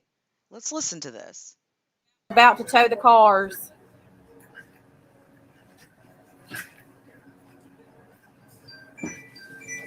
Oh, this person must be live. How are y'all? How are y'all? Home. All right, scrubbing forward.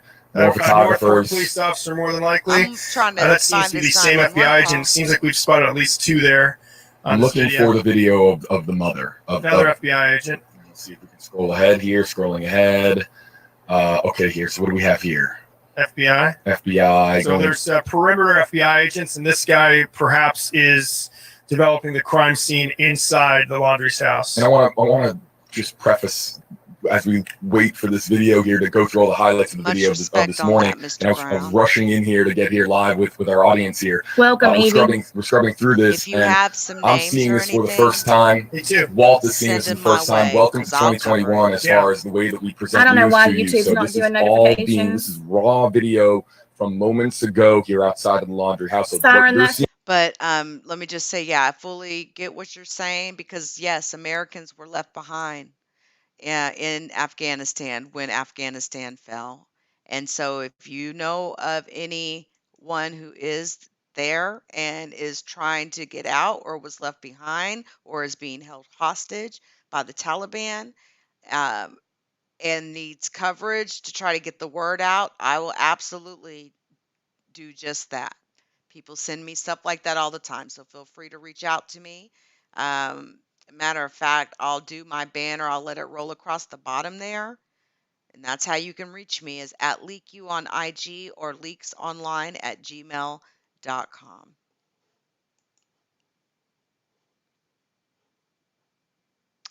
Okay, so we see more evidence boxes coming in to Brian Laundrie's home. Let's listen to this here. Emotional. He's standing there as calm as possible while she's having a mental crisis. If you don't know.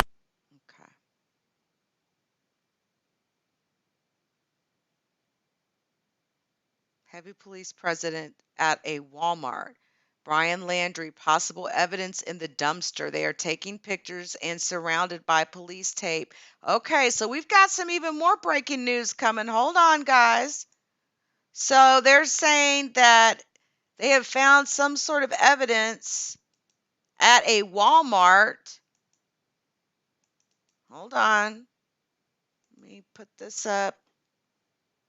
I don't even think I really need to.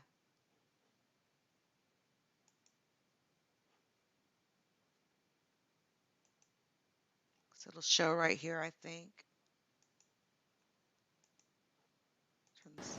Yeah, we could just watch it right here. So let me see what they're saying. This is at Tillman's Corner Walmart.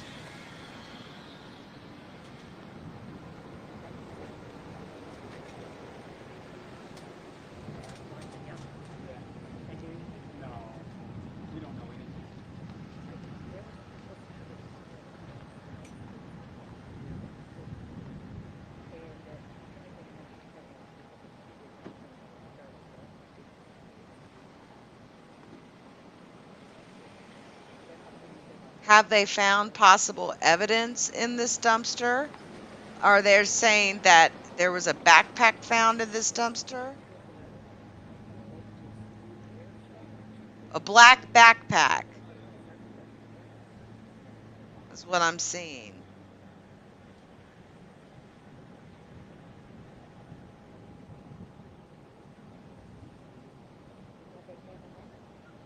The cop just took a book bag to his car.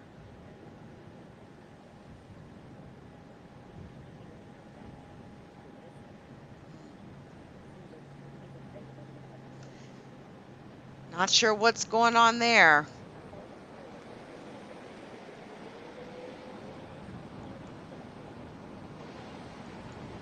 Let's just give it a minute or two, guys.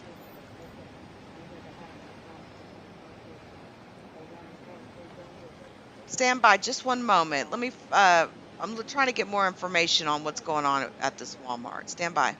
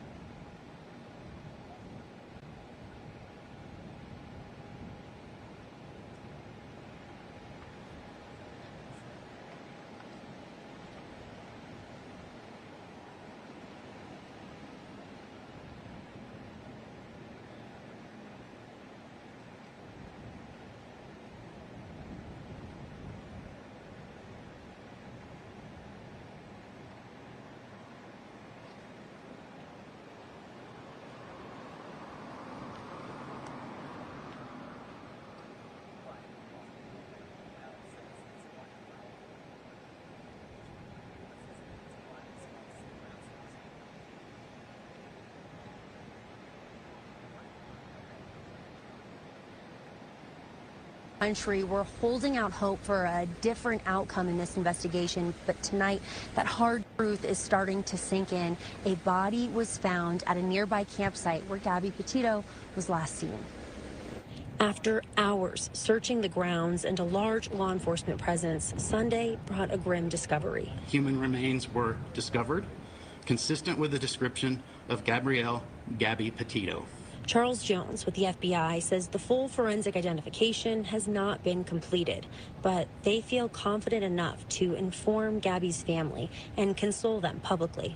As every parent can imagine, this is an incredibly difficult time for the family and friends. Our thoughts and prayers are with them. We ask that you all respect the privacy as they mourn the loss of their daughter. The autopsy is scheduled for Tuesday. That will confirm the identity 100% and will provide more information about what exactly killed her. Multiple law enforcement agencies have been searching the grounds of the Spread Creek dispersed camping area where Gabby was last seen. The site is still closed and will be off limits to the public. This is an active and ongoing investigation, so we ask everyone maintain distance from law enforcement personnel and equipment. Jones says the public's help in this case has been remarkable. They've received many tips, like this video a family sent in after they realized they had passed the couple's van while in the area. We continue to seek information from anyone who utilized the Spread Creek dispersed camping area between the dates of August 27th and August 30th. Now, the FBI says they didn't release too many details of their investigation because they need to protect it. They say in the case that eventually they need to prosecute. Reporting live from the Grand Teton National Park, Kelly Vaughn for 2.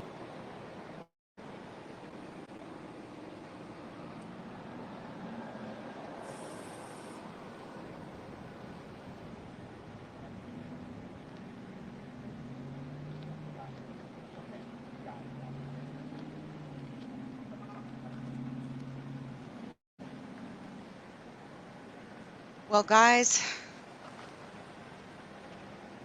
I think at this point, we are going to continue just to monitor this situation. Again, I just popped off another highlight video in regards to the zone of death.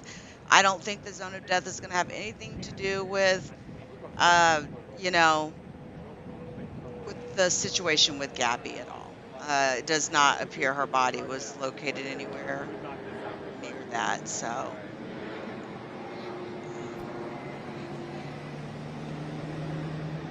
but we are definitely keeping track of everything that's going on. I mean, they are literally cordoning off dumpsters, finding different evidence and things All right, like folks, that. Facebookers, I'm bringing you another live update right now from Tillman's Corner. I'm Ken McGrath. Thank you so much for being with us. Let me just kind of catch you up to date. We know that a lot of you want to know what's going on, and quite frankly, so do we. So this is what I can tell you right now. We've been here for over an hour now. There's been homicide detectives that have been scouring the scene around the dumpster that you're looking at. We don't know exactly what they're investigating, but we have the appropriate phone calls out to folks, that law enforcement officials that can maybe try to give us some sort of idea of what's going on. I can count at least. I literally lost the damn post. Literally. Dang it. Hold on. I literally lost the post. But yeah, they are searching a dumpster outside of a Walmart. Tillman's at a place called Tillman's. Hold on.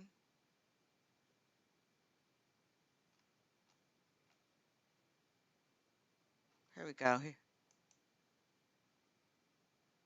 Heavy police presence. Right now. Now, you may have heard that authorities in our area, they were investigating potential sightings of a man right now who has been making national What's up, headlines. Hottie Fly? Shout out, baby. That's my wifey right there. Y'all definitely subscribe to Flyucci Airlines podcast. That's what's going on here. No indication that he is linked somehow to this scene. But we had to address it because a lot of speculation is out there. A lot of you on Facebook are saying a lot of different things. And so we do want to let you know that we do see what you're saying. And of course, we want to respond to that. But we did talk with investigators, with police, a source who said that there was alleged sightings of Brian Laundrie. It's obviously too early to tell in this investigation if there's any sort of connection, but I want to make it very clear to all of you right now, there's no word of Brian Laundrie being connected to this scene whatsoever.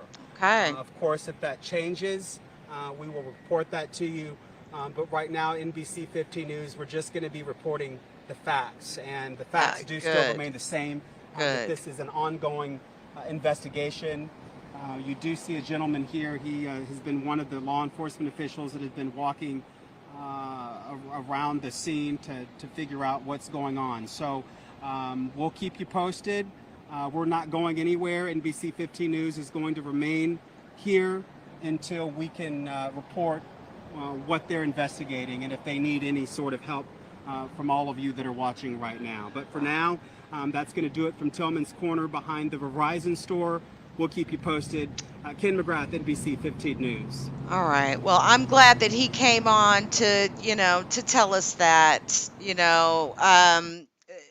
I always appreciate it when people just tell the facts the way the facts are. You don't have to exaggerate anything. The facts are just what the facts are. Let the facts stand, right? Look at Brian Laundrie's parents being escorted up out of their house. Look at them. Look at them. There's Roberta, and there's Brian's daddy. You all know that there's no way that Brian, as a 23-year-old kid who's not working, who's just finished backpacking for the last 4 months at all these national parks, eating out of cans and stuff, y'all cannot tell me that he paid for this lawyer that he all of a sudden has.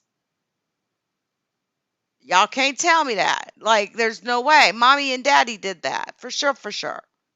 For sure.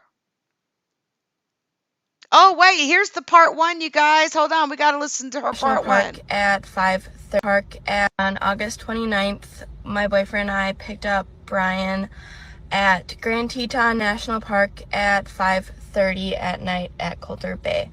I'm hoping this can help someone identify him because I saw him from TikTok, which then made me call the authorities, and my boyfriend and I have been in contact with a bunch of different people to help piece together different parts of this case. But we picked him up at Coulter Bay, like I said, at 5:30. He approached us asking us for a ride because he needed to go to Jackson, which we were going to Jackson that night. So I said, hop in. He hopped in the back of my Jeep. We then, proceeded to make small talk. But before he came in the car, he offered to pay us like $200 to give him a ride. Wow. Like 10 miles. So that was kind of weird. He then told us he's been camping for multiple days without his fiance. He did say he had a fiance, and that she was working on their social media page back at their van. Then once, in conversation, I brought up, we're going to Jackson. He freaked out. He's like, nope, I need to get out right now. Pull over. So we pulled over at the Jackson Dam, which I don't know if you know Teton Park, but it's not very far from Coulter Bay. And if this does reach people, I can post pictures of. Oops. Sorry. I'm so sorry. That was my fault. Hold on. We'll go back. Up Brian at Grand Teton National Park at 5:30 at night at Coulter Bay. I'm hoping this can help someone identify him because I saw him from TikTok, which then made me call the authorities, and my boyfriend and I have been in contact with a bunch of different people to help piece together different parts of this case. But we picked him up at Coulter Bay, like I said, at 5:30. He approached us asking us for a ride because he needed to go to Jackson, which we were going to Jackson that night. So I said, hop in. He hops in the back of my Jeep. We then, proceeded to make small talk. But before he came in the car, he offered to pay us $200 to give him a ride, 10 miles. So that was kind of weird. He then told us he's been camping for multiple days without his fiance. He did say he had a fiance, and that she was working on their social media page back at their van. Then once, in conversation, I brought up, we're going to Jackson. He freaked out. He's like, nope, I need to get out right now.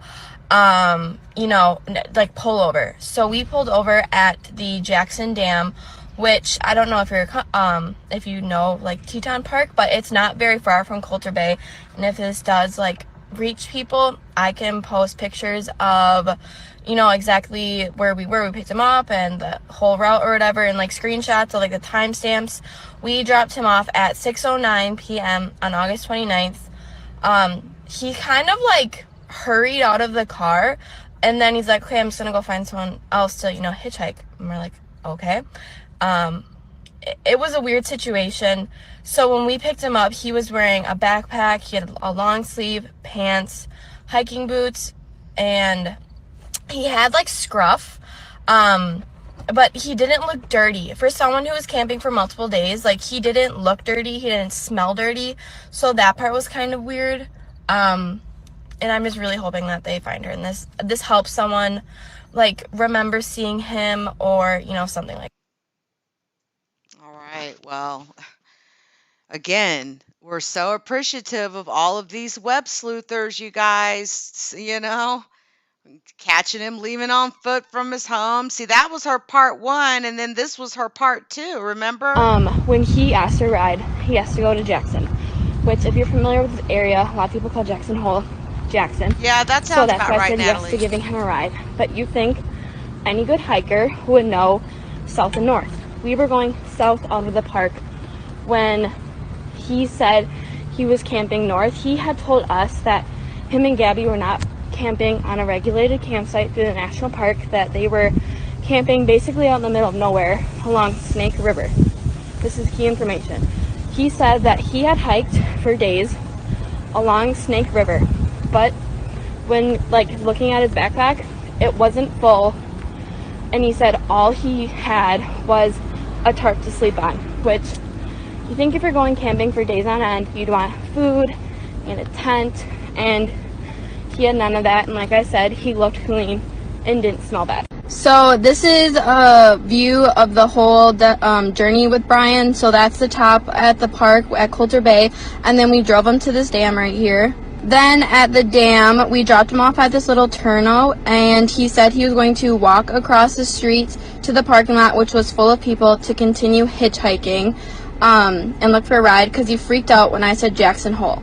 He said we needed to pull over, even though Jackson and Jackson Hole are the same thing. It's the same town itself. This is the text I sent to my mom at 6:09, right when he got out of the car, saying I was okay because she was freaking out.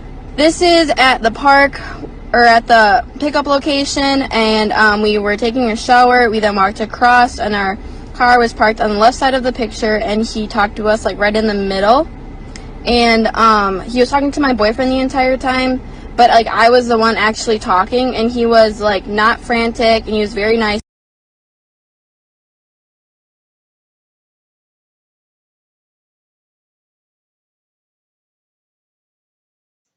Just wow. Wow, wow, wow. And August 26th at Sprite Creek. So I'd already reported to the FBI what I had seen, so I wasn't 100% sure, but now that there's dash cam footage of the van where I saw it, I'm 100% certain that I did see him parking his van, and he was very kind of awkward and confused, and it was just him. There was no Gabby, but that's only because as a van lifer, I was checking out their van, and I was checking out to see if it was a couple or a solo dude. So it was a solo dude as far as I could see, unless she was in the back somewhere. But when I pulled up, he was driving still and hadn't yet pulled over. So I was like, hey, what are you going to do? Are you going to get over? Are you going to let me pass? Because it's only one car width of a road. And he kind of pulled over halfway and made me drive out of the road to go around him. So I thought it was just really weird. And for a timeline, it was parked on the 26th, I believe. So I saw Brian Laundrie parking his van August 26th at Sprite Creek. So I'd already reported to the FBI what I had seen, so I wasn't 100% sure, but now that there's dash cam footage of the van where I saw it, I'm 100% certain that I did see him parking his van, and he was very kind of awkward and confused, and it was just him. There was no Gabby, but that's only because as a van lifer, I was checking out their van, and I was checking out to see if it was a couple or a solo dude. So it was a solo dude as far. She's very likable, isn't she? Just the way she talks and everything. She's extremely likable. But man, these people are coming out on their asses, aren't they? Wow. So,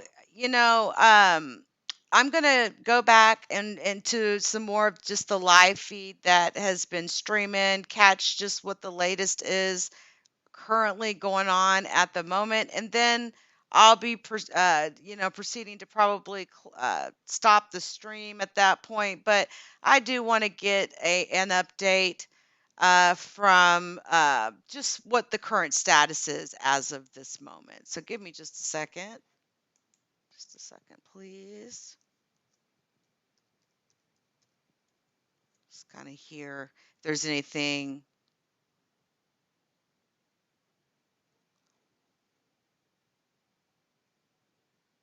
I also am interested to understand, what is this 911 call that everyone's talking about? Because they're saying that there was a 911 call that Gabby Petito made, in which she said that he slapped her. Hold on, let me see something. Because I have not been able to find this 911 call at all. I mean, the body cam video, sure, but not the actual 911 call. Hold on.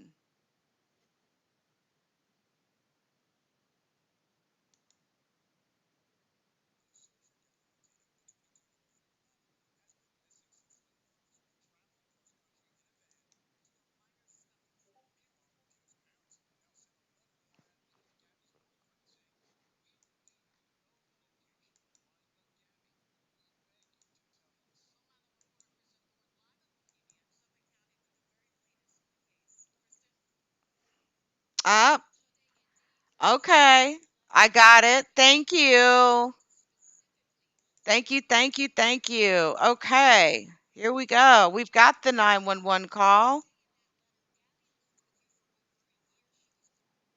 We've got the 911 call. Let me share this out. Thank you, Dolly. She's supposed to be working or whatever, and she's over here taking care of me. Feel free to do your thing. Okay, so let's listen to this 911 call. So basically, Gabby Petito's boyfriend, Brian Laundrie, allegedly slapped and hit her in the run up to them being pulled over and questioned by a cop in Utah shortly before she vanished. This, according to a 911 caller who claimed to have witnessed the violence. Fox obtained this 911 call, which was placed on August the 12th near Moab, Utah, not too far from where Gabby and Brian were eventually pulled over later that day by a city cop whose body camera captured a distraught Gabby and Brian unseemingly denying anything had happened between them. Check out the audio. You hear a man tell the operator he's calling to report a domestic dispute he says he saw in town, going on to paint a picture of the white van that Gabby and Brian had been traveling in, which also provided a license plate number and descriptions of both of them. Now, when the operator asked point blank what he saw them doing, the guy doesn't hesitate. He says he saw the man slapping and hitting the female. Then both of them running up and down the sidewalk and finally jumping into the van and driving off. Not long after this, Gabby and Brian were, in fact, stopped by a Moab officer and questioned. While neither Gabby nor Brian admitted to any physical confrontation, it was clear that the former was having a hard time and going through some sort of a breakdown as she started to cry in front of the cop. Brian, for his part, said they'd just been arguing, nothing more. Interestingly enough, Fox reports that an official police account of this entire incident claimed no one reported that the male struck the female, which appears to be contradicted. Wow. Let's listen.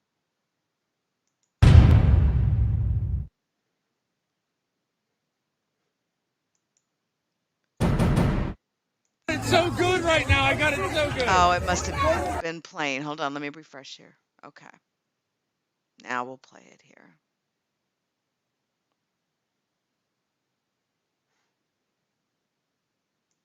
Come on, load. You can do it. You can do it.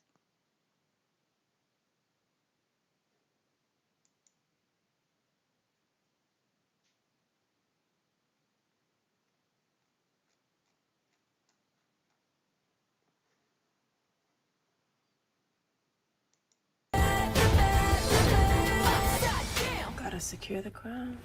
Series premiere tomorrow on Fox.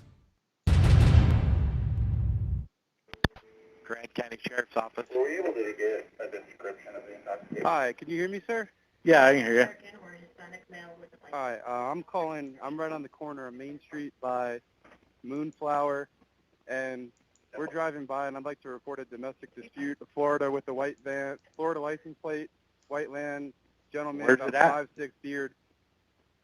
They just drove off. They're going down Main Street. They made a right onto Main Street from Moonflower. Or what were to they be doing? Cooperative, but what'd you say? What were they doing? We drove by, and the gentleman was slapping the girl. He was slapping her? Yes, and then we stopped. They ran up and down the sidewalk. He proceeded to hit her, hopped in the car, and they drove off. Wow. Oh my God. Huh. There is a big His names. difference from what he claimed. Gabby, Brian. Okay. What's going on? How come you're crying? I want to hear that one more time. I'd like to hear that just one more time. On the search for Gabby Petito, the 22-year-old from. That's like, because she was the one that almost went to jail, you guys. That's why it's just kind of like really shocking to me the way he's explaining, like, yeah, he was slapping her, he was punching her, and the fact that she was the one that almost went to jail for, when the police did manage to pull them over. And it's still loading here, guys, here. Must be a lot of people trying to load this. Here we go. Of course, we got to have a commercial for 15 seconds. All right, here we go. Grand County Sheriff's Office. Were you able to get a description of the intoxication? Hi, can you hear me, sir? Yeah, I can hear you. Hi, I'm calling. I'm right on the corner of Main Street by Moonflower, and we're driving by, and I'd like to report a domestic dispute. Florida with a white van, Florida license plate, white land, gentleman, Where's about it at? 5'6", beard. They just drove off. They're going down Main Street. They made a right onto Main Street from Moonflower. Or what were they doing? Cooperative, but what do you say? What were they doing? We drove by, and the gentleman was slapping the girl. He was slapping her? Yes, and then we stopped.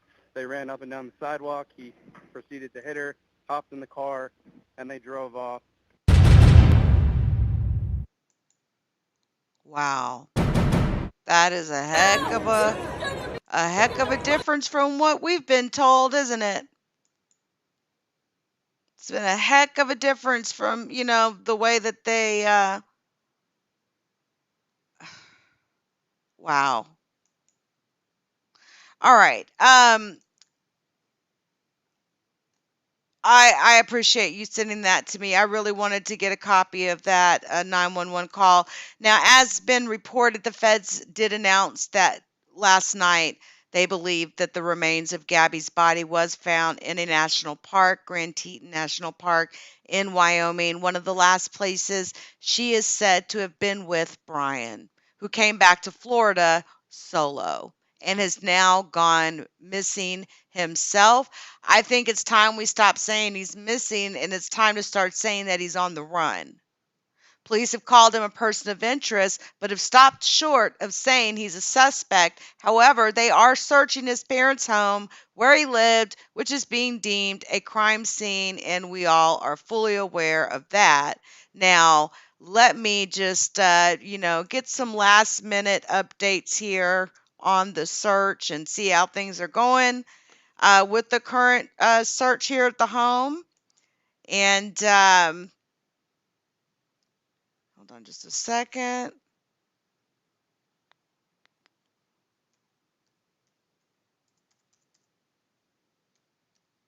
Get the latest here.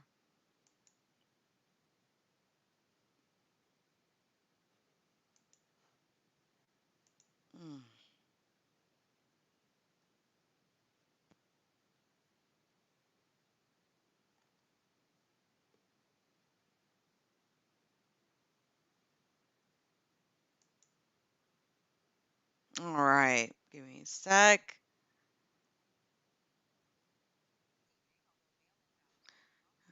That don't really want that.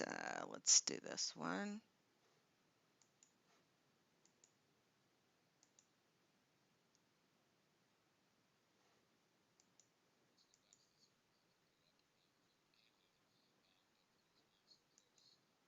Being part of the southeastern United States, the Southeast Corridor, Apparently a Ford Mustang has now been towed away. Curious as to what's happening there in Tillman's Corner. But one more time, let me get this across here. There is no word from police. There's no word at this time two are connected. But let me read what. Interesting, y'all. I can't even stop the stream because this is getting more and more interesting. Alabama. The Mobile Police Department there's something happening every second here. Walmart. All right, let me be quiet here, y'all. Let's listen in. Around a dumpster behind the Verizon store. WKRG News 5 is reaching out to MPD for more information. This is our sister station, WKRG, my old station, where we're in lockstep. So if anything new comes through our way, we'll let you know here on WFLA Now. But right now, that is a story that is separate until it is not. It is in a different state, in a different community, and it could be absolutely. We have had so many. Hey, other much love, pop-ups that Queen's turned out Throne. to Shout out be- to Queen's that Throne turned in the out to be building. nothing. So this We're just is going to listen still at in this here for a time- second, you Oh, guys. okay, an update just came in here moments ago, literally, the moment right there. Mobile police confirming that a body has been found near the Tillman's Corner Walmart.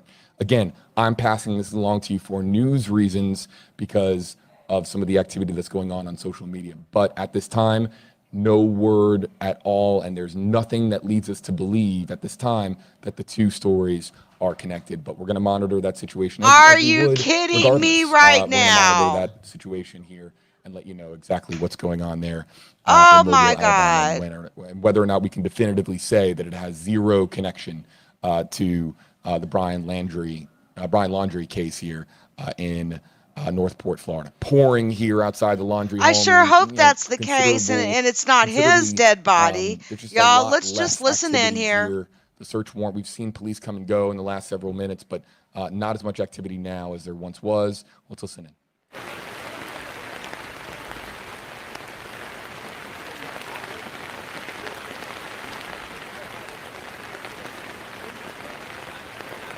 Thank you. The microphone. I felt it.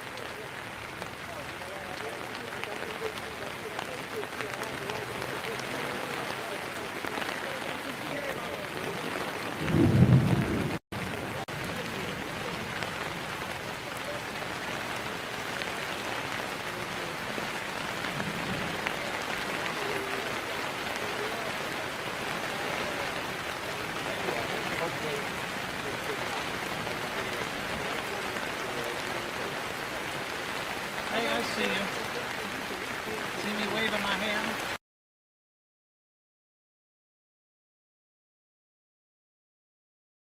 Need to take that. Some more hashtag HAB comments that are coming in here, and let's get to Shelby Carollo again. It shows one more time. Shelby. So is it confirmed that the parents were removed? Yes, confirmed that the parents were removed, and then they were allowed to go back into the house here. So at this time, it's very possible here, and I think Walt, you're done with your phone call. Phone's ringing off the hooks here, folks. A lot of messages, tweets, DMs. It's just a lot going on here at this hour. And thanks for spending part of your Monday morning here with us as we look here at some of the media circus here. But the Laundrie parents are back in the home, which, Walt, would lead you to now wonder, of course, if logically the next step is, are they done now executing the search warrant? They could be, or they could be. They could have cleared one area of the house, and perhaps they let them back in. I would have to say it's somewhat unusual, but perhaps they were, like we said, these warrants are written in a certain way where they're looking for. They don't always say exactly what police are looking for. So were they able to clear an area and allow the Laundries back in? That's very possible. Clear one room? We don't know. Are they after something specific? Did they bring the Laundries back in to ask some questions about what they're looking for? We know none of those answers yet. Yeah, and I know that there's some videos out there, everybody, and again, we are working here to provide you here with the images at the very latest, but I want to let you know here that this is live here in the center of your screen. Aid on your side, senior investigator Walt Buteau joining us here, everybody, on WFLA Now. I'm JB Buno. You can follow us, of course, online and on our various platforms. We're here live with you on WFLA Now as the FBI and police swarm Brian Laundrie's family's home here in Northport, Florida. Quite the scene here one day after Gabby Petito was a body matching Gabby Petito's description was found in Northwest Florida. I think now we do have, let's see if the radio is back online. Paul Lamison in Eagle 8 HD. Hey there, Paul. It's JB back with you on WFLA Now. Can you read me and do you hear me? And what do you see up there in Eagle? Hey, JB, I can hear you. Are you ready for me? Yes, sir. You're live on WFLA now. What do we got here from the sky? Hey, JB, we're over the house right now, the one that was just swarmed by FBI and Northport Police. I'm going to show you a couple things as we continue to circle this home. And again, the road is shut down to traffic. Media is out on the side of the house. There's the media. Here is the home. Now, JB, I want to show you this as we come around. Remember the Mustang they talk so much about that Brian apparently took to the park and to go hiking, and then the parents returned it back to the driveway?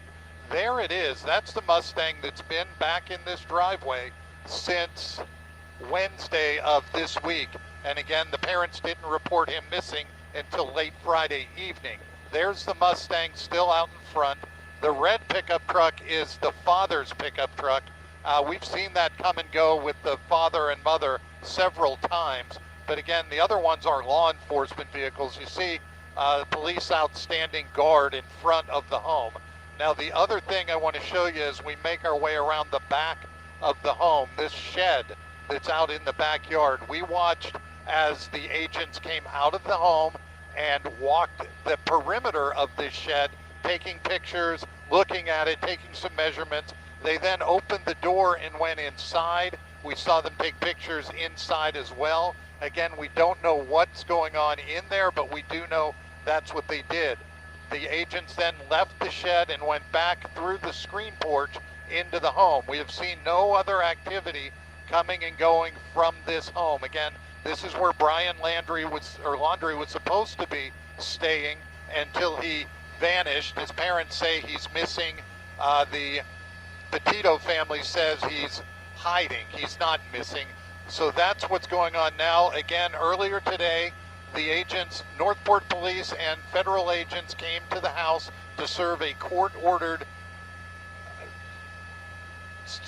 search warrant. So that's what you're looking at now, JB. And again, here's a better shot of the Mustang. I'm going to go ahead and throw it back to you. I have a live hit to do on WFLA TV.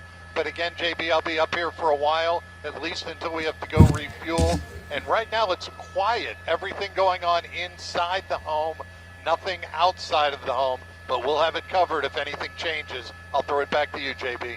Thanks, Paul. Appreciate it. Again, Paul Lamison, our chief photographer here at WFLA and the voice of Eagle 8 HD. Back here with you live, everybody, on WFLA now. A big thank you to Paul. He's going to be live in our 11 a.m. newscast. He is live in moments here in our 11 a.m. newscast. One more time, 8 on your side, senior investigator Walt Petito joining us here. And Walt has a lot of work to do here. So I'm going to do my very best here to answer as many questions as possible. And Walt, you feel free to jump in here as needed. And so that way that we can continue to work on both our television and digital products here simultaneously. And I think we're going to try to have others as well join us and rotate our team of reporters here in and out. We're not going anywhere, folks, here on WFLA Now. We're going to stay here with you live and bring you the very latest here because we know how much this story means to you. Let's just kind of talk about that for 1 second. We know how much this story means to you. We know that there are so many folks that are heartbroken here and went to bed really down last night. I think, and again, it's that social media impact that this was somebody who put their life out there, shared what they did with this person of interest. They were both out there. I think there's this somewhat of a mirage, I think, to a degree, that social media creates, where I think we know these folks more than we do, but we also see this telegenic woman and her boyfriend or fiance, and they're traveling the country and they're doing these pictures and showing us this life, and then many, even if you didn't follow it before, you followed it in retrospect after it devolved into what has happened with one of them apparently no longer with us, the other one, as the family of Gabby Petito said, the other one hiding or the other one missing, depending on how you look at it. And now the FBI, and it's such a visual story, it's easy to be drawn into it. It's like we said, I think we said this on Friday, JB, it's a 2021 story.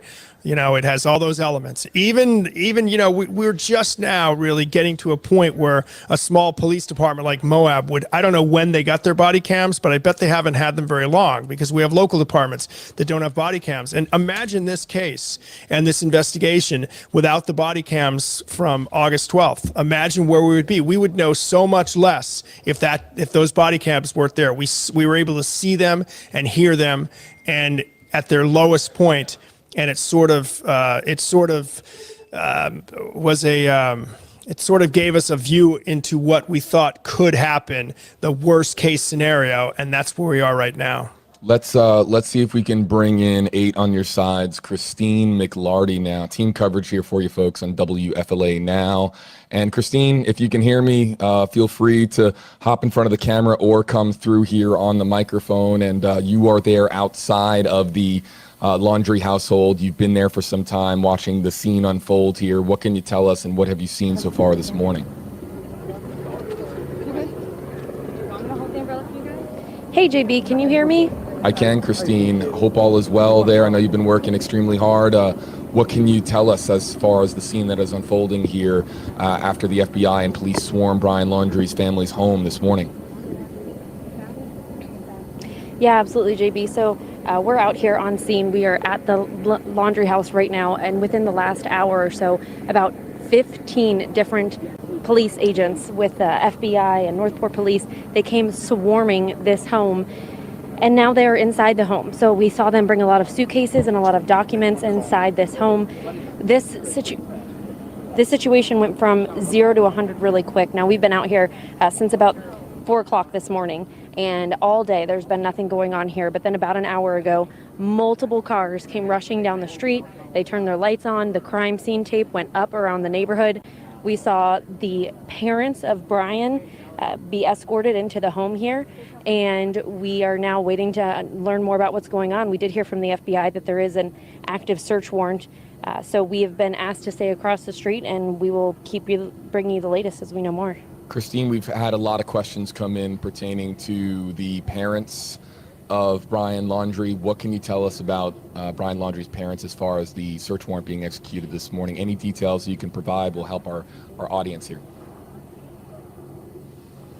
The only details that I have as of now are that about 20 minutes before the cars came rushing in, Brian's dad came out to his car and grabbed some papers, grabbed some documents, and then about 20 minutes later is when the FBI showed up. We were told that they escorted him and his wife, the couple, into the van, and now that they have been escorted back into the home, we believe.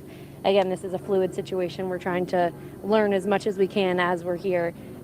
But their house is completely blocked off, along with the street is blocked off about, I'd say, 3 or 4 houses in each direction.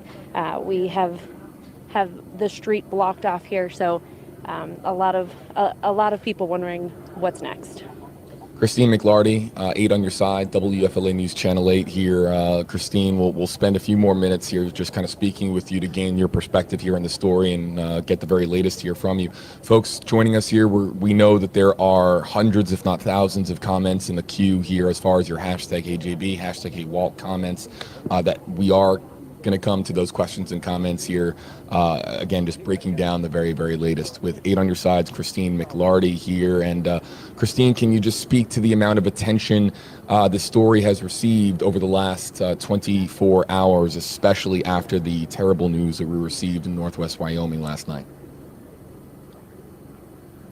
Yeah, I mean, I think this has gained national attention around the world. I've had people tweeting at me and Facebooking about the reports that we're doing from Britain and overseas.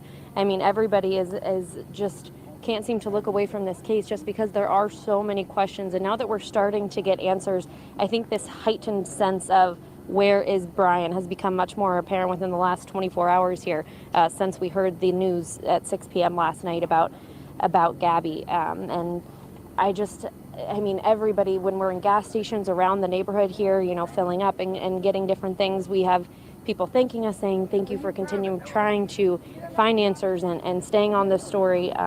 You know, a lot of people just really want to know what is going on. And of course, I think as all your viewers and you can attest, I watched your incredibly emotional WFLA Now last night, and I mean, it's just touched all of our hearts in a way that Gabby will live forever in all our hearts, and we all just want answers about what's next.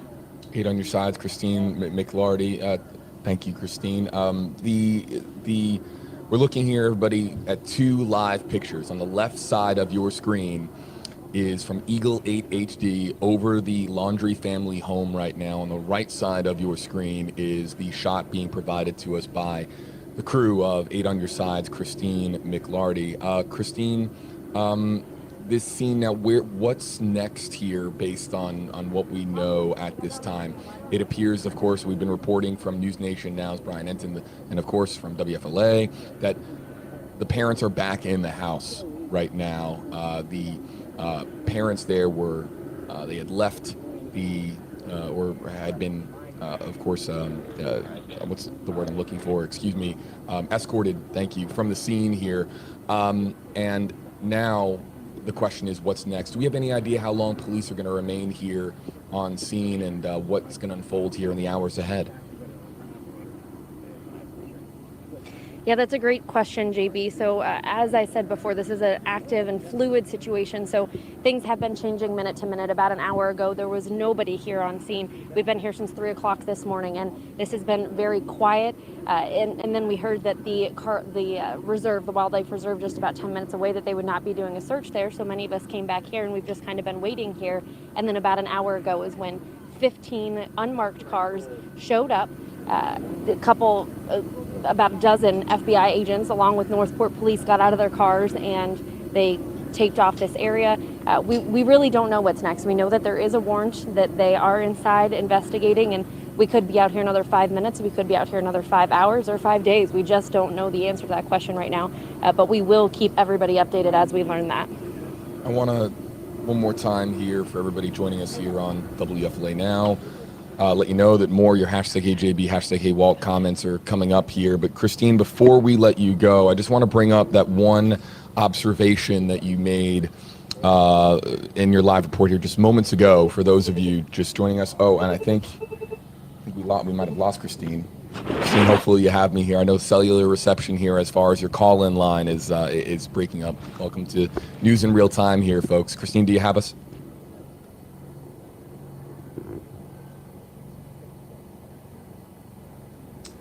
And I believe that we might have lost Christine McLarty, but I will, unless Christine, one more time. Hey, JB, I think I just got you back. All right, there you are, Christine. I want to just bring up that one note, that observation that you made earlier. Yeah, you said that about 20 minutes. We are just going through the news footage is all. Hey, Garden Girl. Hey, Leo, thank you. Yeah, we're just going through the news footage. Yeah, it's pouring rain right there right now.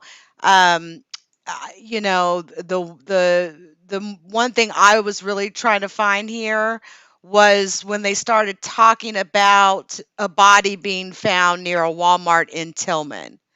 And the chat just started going nuts here. So, but again, I just wanted to kind of go back and see what they, if they said anything else about that. But Brian is 23 Christine, years any old. final notes from your reporter's notebook out there, or the notes application on your iPhone? Here's the latest. I mean, as far as live right now, I'm sorry. That's essentially, they're just showing that footage. There's been enough online from people where at least I can address these comments here. Some people commenting regarding Tillman's Corner, Alabama. For those of you unfamiliar with that area of the country, that's the Alabama Gulf Coast, where I had lived for many, many years. A beloved place near and dear to my heart is Mobile and Baldwin counties there in southern Alabama. But we have no word at this time, no confirmed report that has anything to do with the Brian Laundrie disappearance. The proximity is noteworthy here because, of course, Alabama are neighbors to the west as far as if you go up around. Thank you, Florida Garden Girl. I Panhandle. appreciate that. But of course, being so I'm close working on it. to and being part of the southeastern United States, the Southeast Corridor, there are folks, of course, that are curious.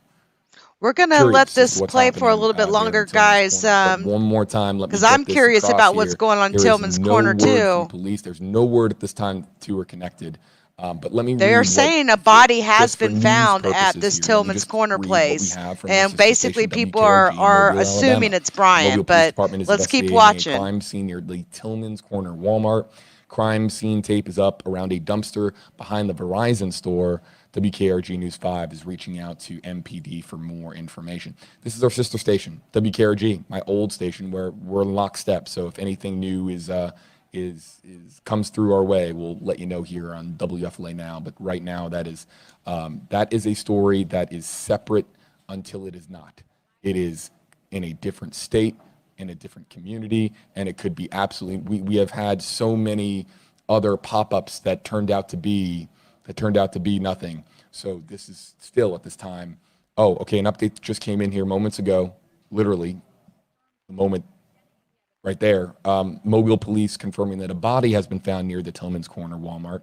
Again, I'm passing this along to you for news reasons because of some of the activity that's going on. Wow, that chat sure is exploding over there, isn't it? No word at all, and there's nothing They don't know that what leads us to slow mode believe at means. this time that the two stories are connected. But we're going to monitor that situation as Wow. we would regardless. We're going to monitor that situation here and let you know exactly what's going on there in Mobile, Alabama, and whether or not we can definitively say that it has zero connection to the Brian Laundrie case here in Northport, Florida. Pouring here outside the Laundrie home, considerably.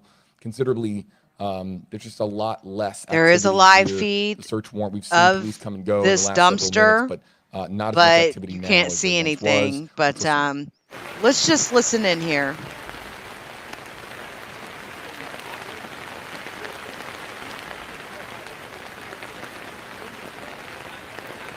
Thank you. The microphone. I felt it.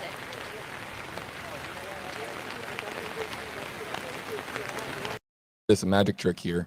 Just again, modern technology here, and then I think we can bring you back. Okay. Look at that. So really, hey, let me clarify an important point. This is not from today's search warrant. We're still waiting for that. This is a search warrant. This is two search warrants actually executed last week. It sort of fills in our timeline from last week. What we now know is that on Tuesday, a search warrant was executed for Petito's van that was driven to Florida by Laundrie.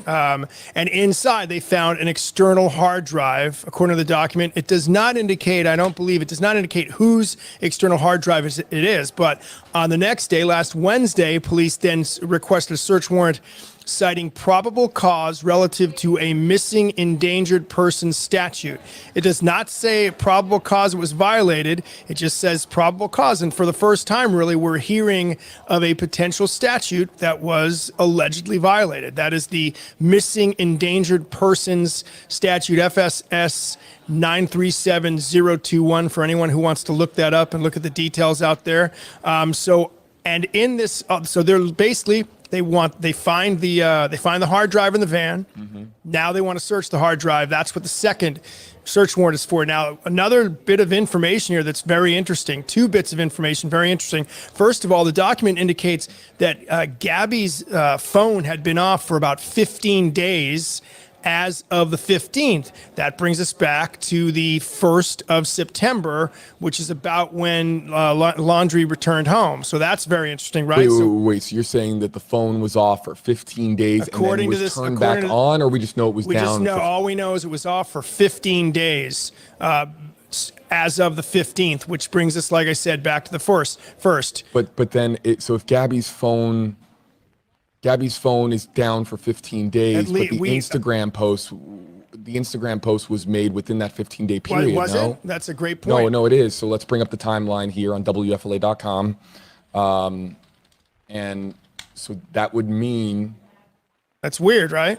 That would mean, if I have this correct, and please correct me if I am wrong. This is great. That the account, I'm sorry. So hold on. That the final text was sent on August 30th. 30th? August 21st is the last FaceTime. and the 25th is the last time Miss Schmidt, her mom, Nicole Schmidt, talked to her.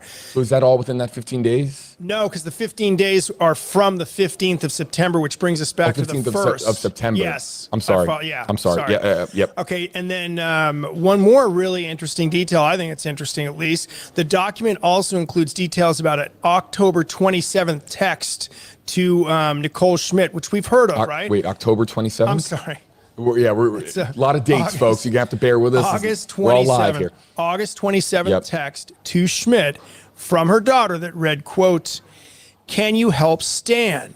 I just keep getting his voicemails and missed calls." Now, according to the document, Schmidt became concerned about that because she said it was odd that her daughter would be calling her grandfather Stan. It's something that she didn't do. She didn't do that. So that's, I believe, that might be the text that she was suspicious of, and now we know why she was suspicious. But that's different from the final text, because the final text was no service in Yosemite, and that was August 30th. So one more time, let's go back to that August 27th. August 27th. And there's another important detail in here that she told investigators about that. But going back to it again, I'll repeat, August 27th text from Gabby to her mom. Well, from Gabby's phone. From Gabby, well, great point. I just want to make sure to her mom, "Can you help Stan?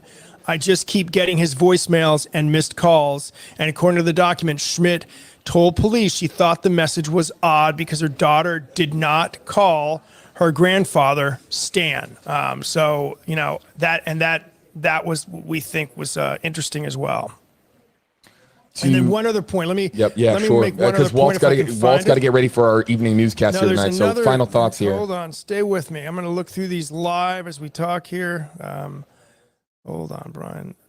In the meantime here, folks, what I'm going to do, Walt continues kind of combing through that. I want to... Yeah, so real quick, and here's in that same paragraph of the search warrant affidavit, this is a quote: "The mother was concerned that something was wrong with her daughter because of that August 27th text." This also reflects on the fact that Laundrie wouldn't talk to police, and it talks about their concerns about Petito's mental health during this, and that they felt that she was very much alone and they wanted to get to her. And again, this isn't a warrant affidavit. So you are presenting a judge with reasons why you need to search something. So you're going to add things in, like, not that it's not true, but you're going to reflect on things such as, "We're concerned about this woman's health. Judge, we need to get into this device in this case and search it." And again, it's an external hard drive, and they have the serial number here and the product number as well. Interesting. And it's all going to be, we're going to publish it, of course, what we find out. I'm going to probably publish something a little early, but it'll be part of our 5:30 broadcast. So stay tuned for that. And we're waiting for the other affidavit that was executed today at the Laundrie's house. Interesting stuff. All right. Walt Petito, 8 on your side, senior investigator. Big thanks for taking a few minutes. Really appreciate it. Folks, we'll stay here with you live on WFLA Now. As we continue to monitor some activity here this afternoon. First and foremost, you saw it here at the top of our stream, the Ford Mustang, that same Ford Mustang that was picked up by the Laundrie family at the Carlton Reserve. Brian's car at the Laundrie house on Friday night, of course, when we were live on WFLA Now.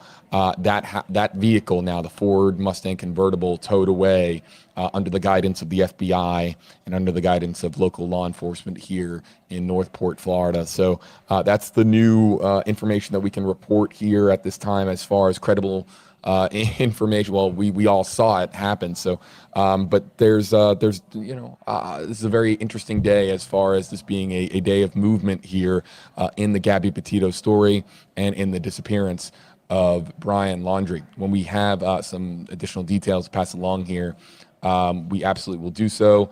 And in the meantime, here I can do my very best to answer some questions here with some with the hashtag HeyJB. And see here.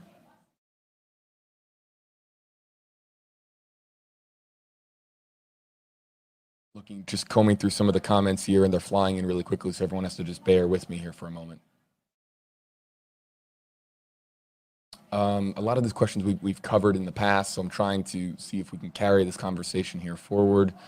And again, WFLA.com has a lot of some of the information that I'm seeing here. People asking about is a lot of stuff is extremely easily accessible and things that we've said 500 or so times.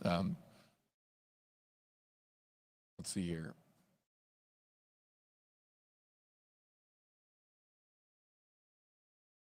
Again, folks, have to use, there's some questions that are coming in. You can use hashtag HeyJB to have your comment here animated on screen. If you don't use that, then we can't bring your comment up here. So I'll look for those comments and those questions. I am actually looking for them right now here. Wow, YouTube is that's a lot of commenters here. I'm going to step away from the microphone here just for one moment as we process some new information coming in.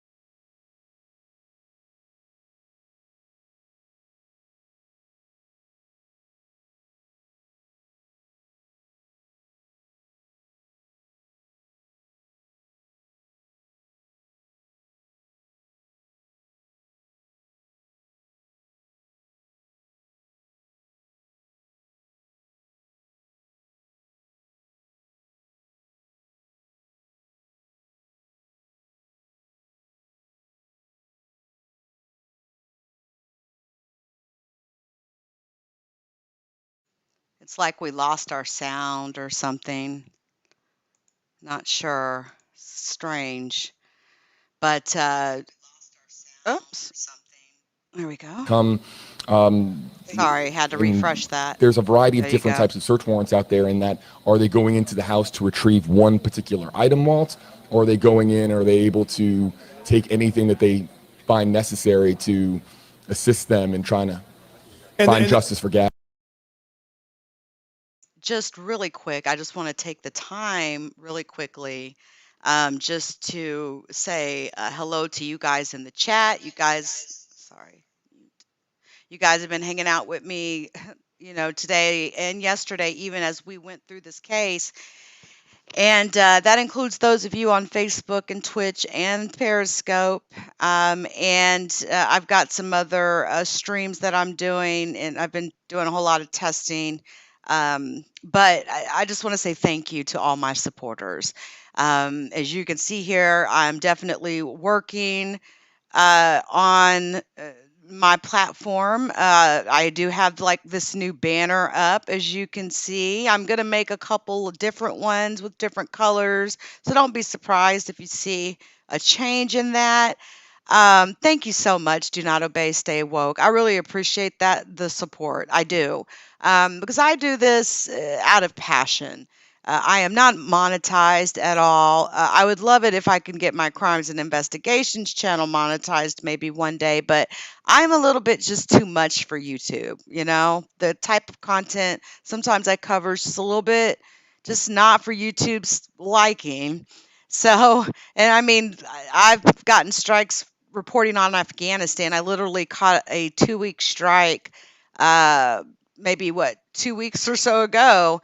And they suspended me for 2 weeks. And I don't know who had mercy, but somebody had some mercy on me on YouTube and reviewed that decision. I didn't even try to appeal it, because every time I appeal, they always deny it. But somebody had mercy on me and not only released the strike, but released the video as well.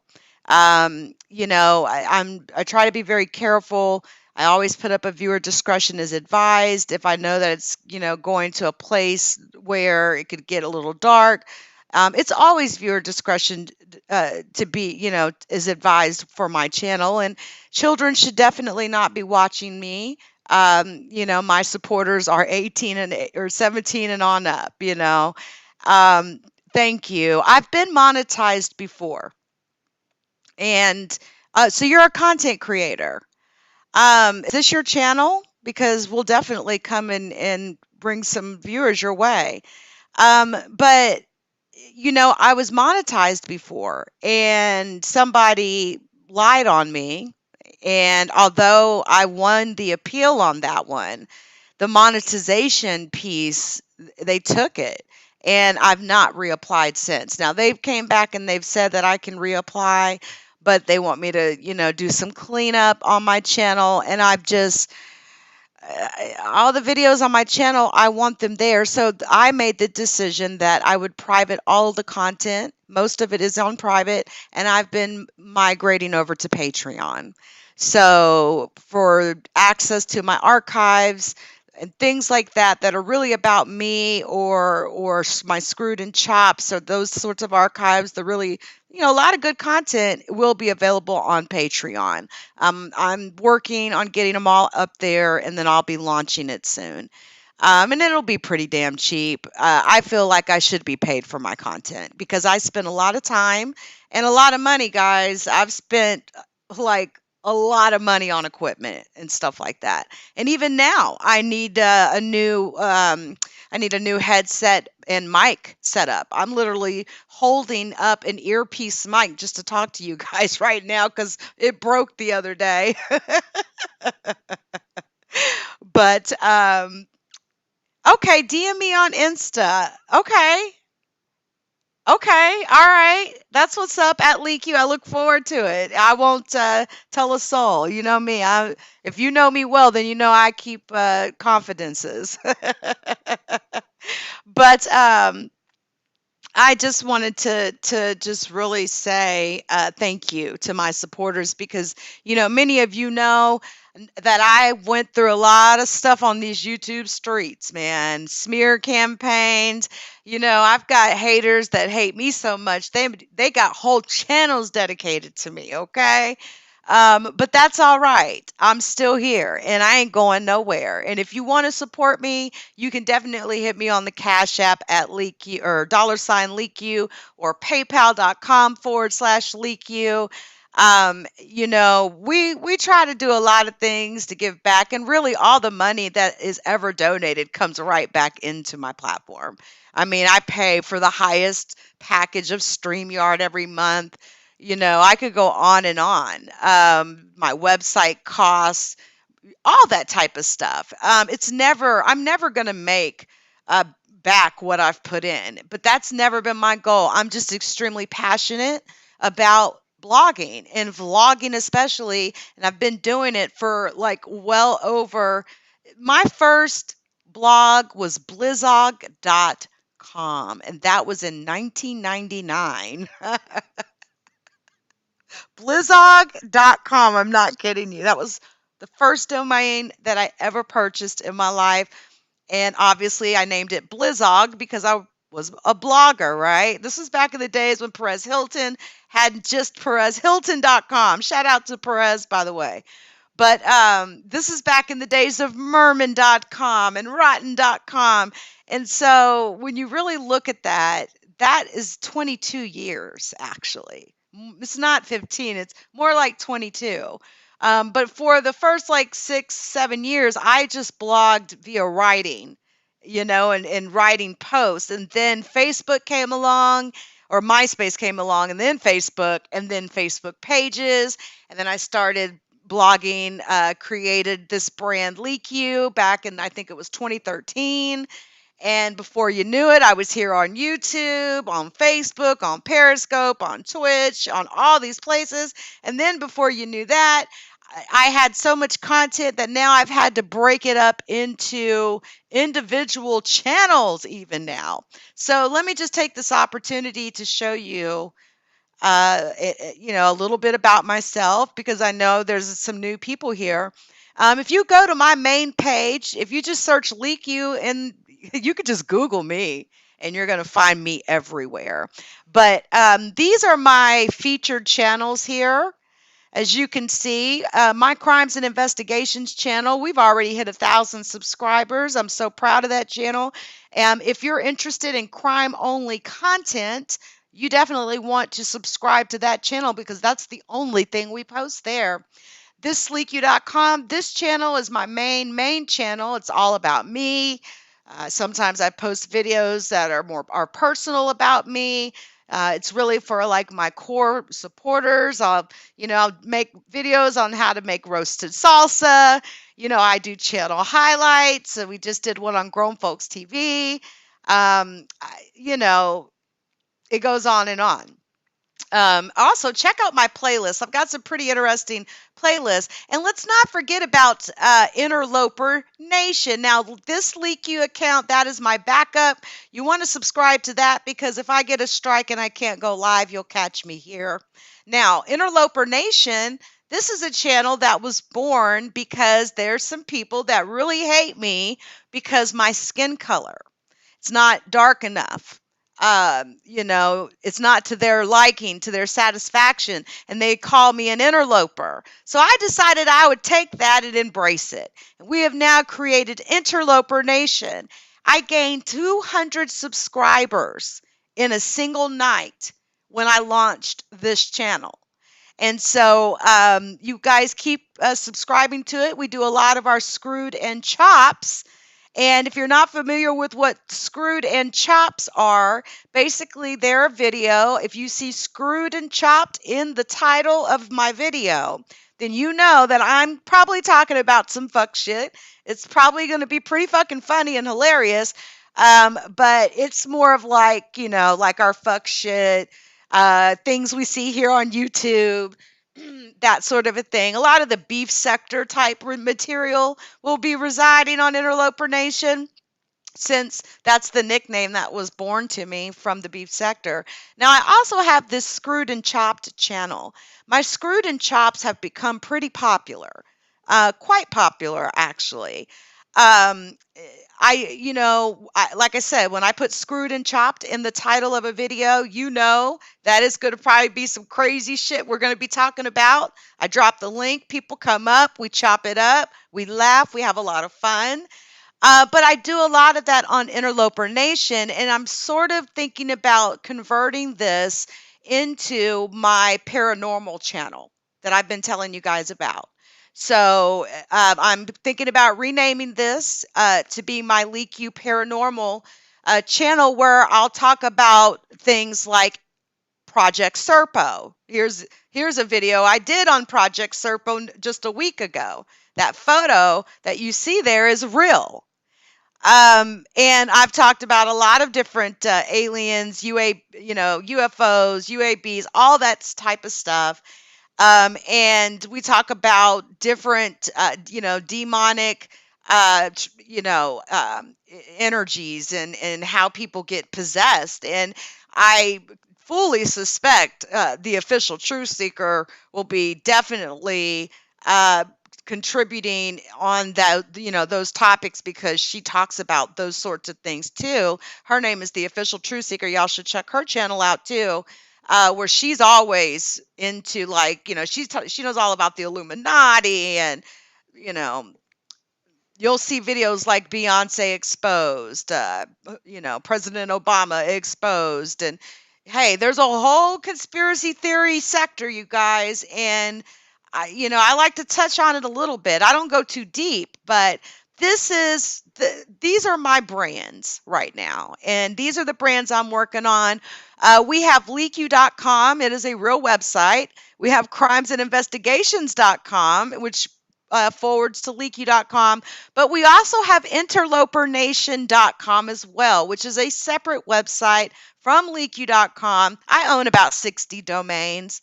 I even own tokyotony.com and .net. If any, like I said, if China or her mom wants to buy it, it's definitely for sale. It's all about money. I also own ChrissyDHK.com. I own NSAleaks.com, videoleaks.com. I own a shitload of domains, guys. But I don't always build websites on them. A lot of times I'll do a forward, and if you hit that domain, I'll forward you over to like leaku.com or whatever. I'll do a 302 on you. But yeah, this is me. And I just wanted to introduce myself to a lot of the new people that have been coming through the last few days viewing my video based on this particular case. And this is pretty typical of my type of content, where I will be discussing crime blogs or crime cases just like this, unfortunately. And I can tell you 30 to 40% of my content is police brutality. So I am very particular on that. I absolutely hate police brutality. So anyway, we know that the 911 call of the domestic dispute was released on TMZ. We were able to play that earlier.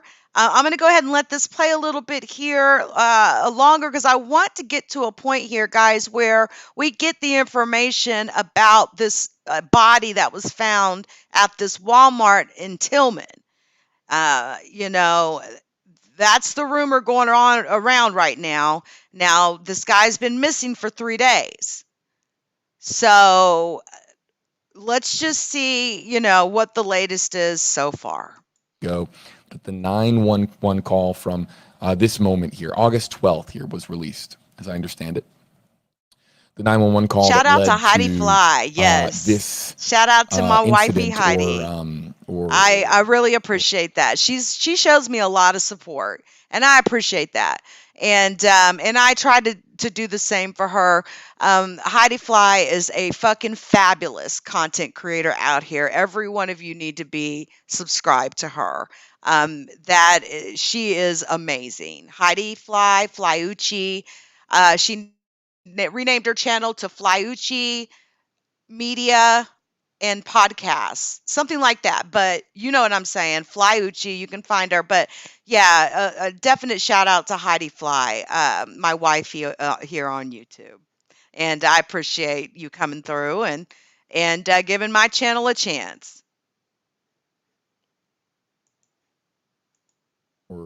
Call here between officers and Brian Laundrie and Gabby Petito. By now, you've Thanks, likely Dolly, seen for a lot of posting this that. video. We've been playing a lot. That's of a it link back to here the Truth on Seekers Now, channel. It gives us and it provides us with a look at Brian Laundrie here, and it's one of the more recent videos that we can If show he has you. 32,000, then I does got have value because 52,000. it's one of the most recent videos that we have. Thank you for that shows what subscribing. Brian looks like. Brian Laundrie is somebody who has All right, I'm going to changed go his mute appearance, here for just a particularly his moment. facial Okay, hold hair, on. in particular, someone who Coming has in gone from from scruffy to Twitch, full hold beard up. to groomed beard to completely. They just pulled a body out of a Walmart back alley behind a dumpster where they think Brian was spotted last.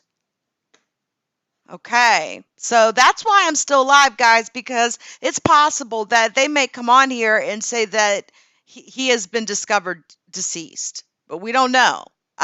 We're waiting for information on that. Thank you for sharing Heidi Fly's channel. Definitely hit that link and give Heidi Fly a sub and view. And she's got great content. Her content is fucking awesome. It's not even just beef sector with her. Like, she is like celebrity sector, entertainment sector, and she's a boss ass bitch. And that's just on period. Period. And yes, she is so talented and creative. And I'll say this, the one thing that really has always stuck with me when it comes to Heidi is she knows her worth.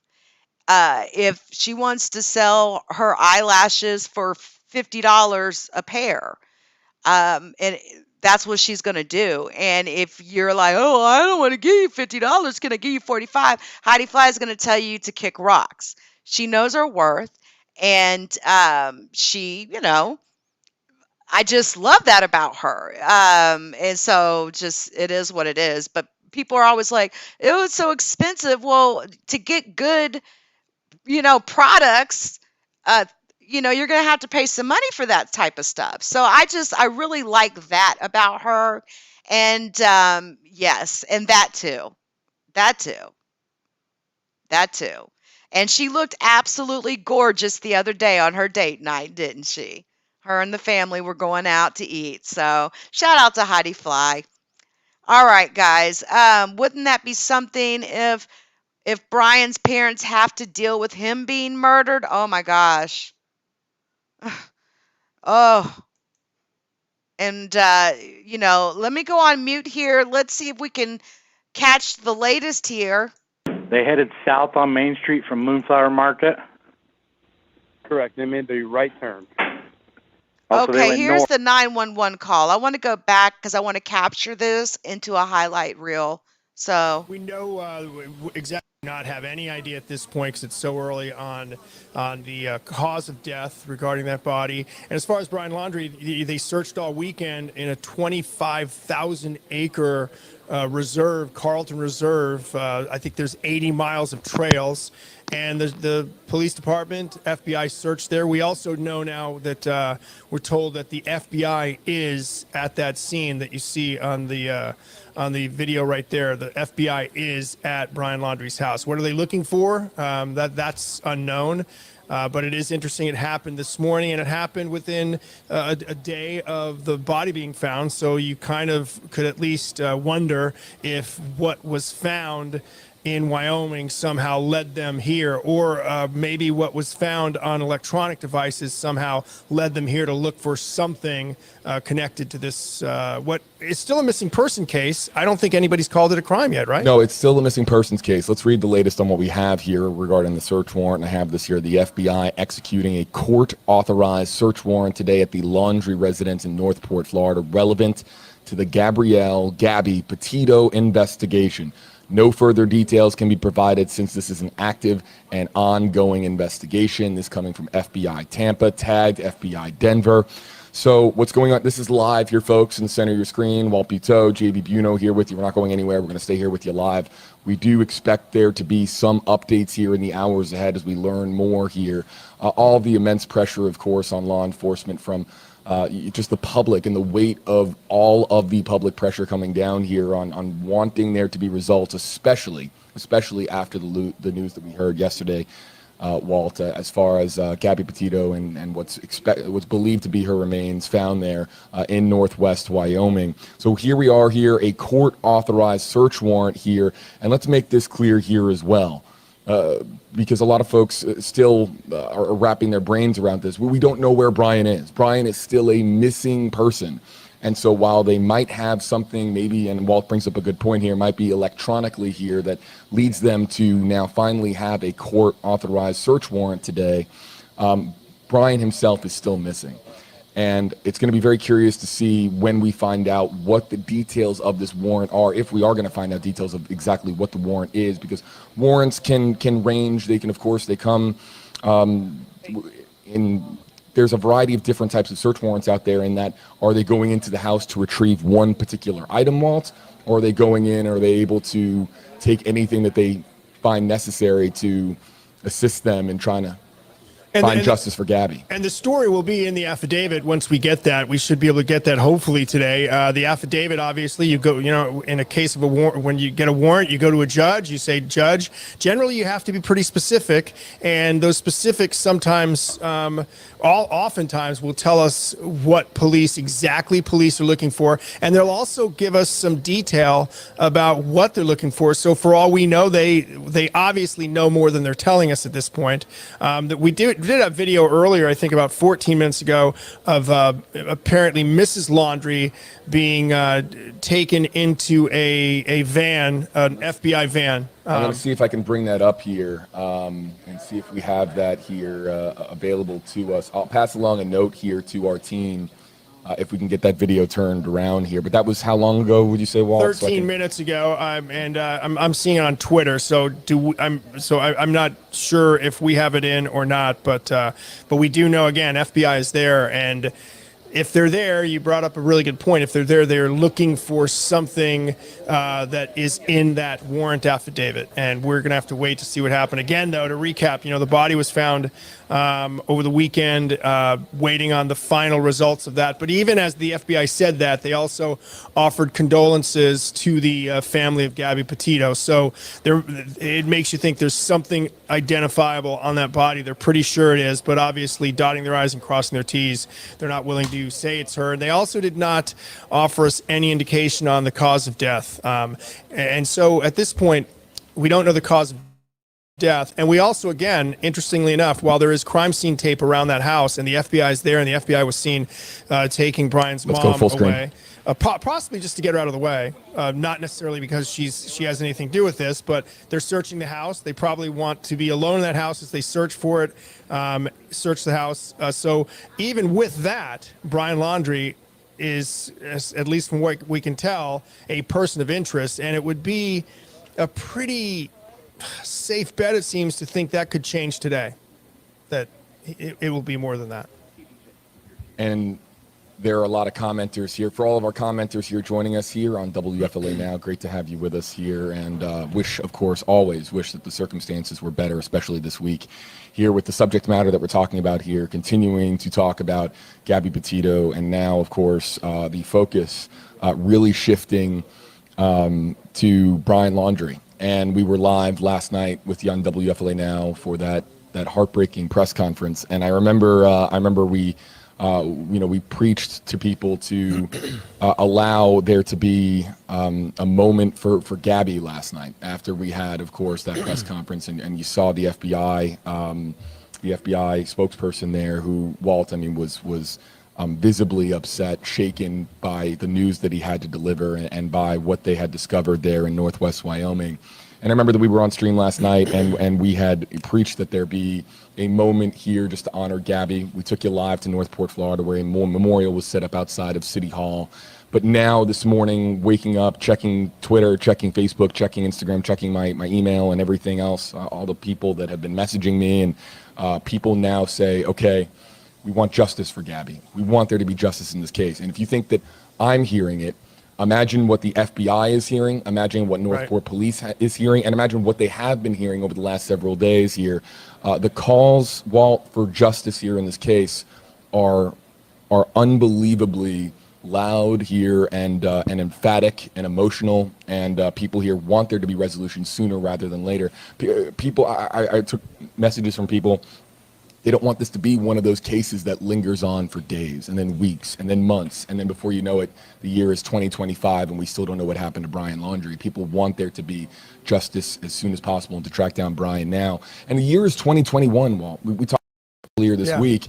You would think we have technological means here more than ever before to find somebody that is out there, somebody who has vanished. And of course, he is a missing persons here. So you would hope that where we are technologically, we can get results faster now than we would in perhaps the 70s, 80s, and 90s. But think about it, though. A couple points there. First of all, the outpouring of sorrow for this girl. I think part of that is, again, it's 2021, and she had opened up her life as on social media about what she was doing. They both had been this couple that had thousands of followers, and then of course now they have thousands more. And I think people maybe in some way they'd been minor celebrities on social media, and then of course it blew up into a infamy as opposed to fame. But still, that I think draws us toward Gabby and even Brian to some degree. But then back to the modern technology. As much technology as we have,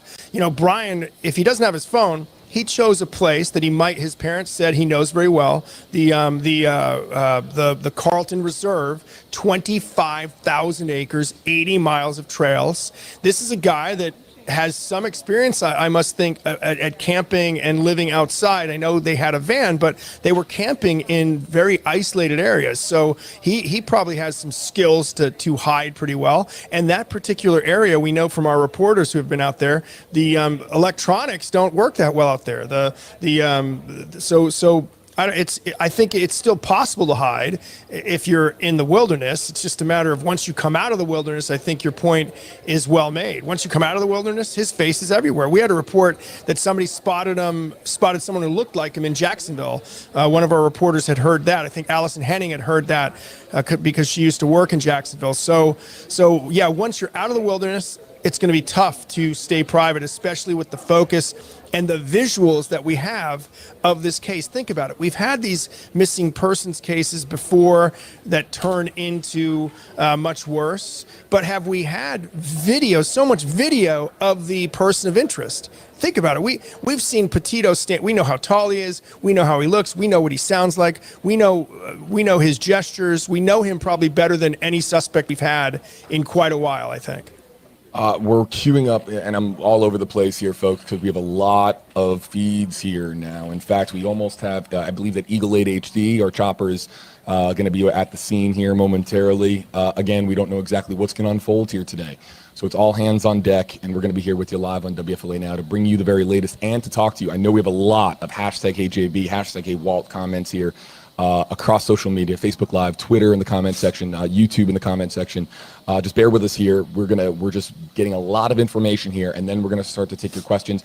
And again, our commenters, our viewers here have been very much part of this story over the last week or so. So we want to feature you because so many times there has been an excellent point, an excellent observation, or an excellent question that comes out of our #HeyJB or #HeyWalt comment section. So we'll get to those comments here. We'll animate them on screen if you use the hashtag here social media momentarily. has played. I mean, this is such a what you do here. Obviously, I've said this to you off camera before, is very unique. I'm not sure anybody else is doing that. So that's a unique point, that what you're doing, obviously, and then you add to it the unique nature of this particular case with a woman offering pictures and snippets of her life for weeks, and then of course everything being caught on the end on the police body cameras, which again are relatively new. It is such a modern case, and I think that's why you're getting those tips out there, because there's always internet sleuths over the past decade, but there's much more of an opportunity to do that, and a lot of people are doing that with this case.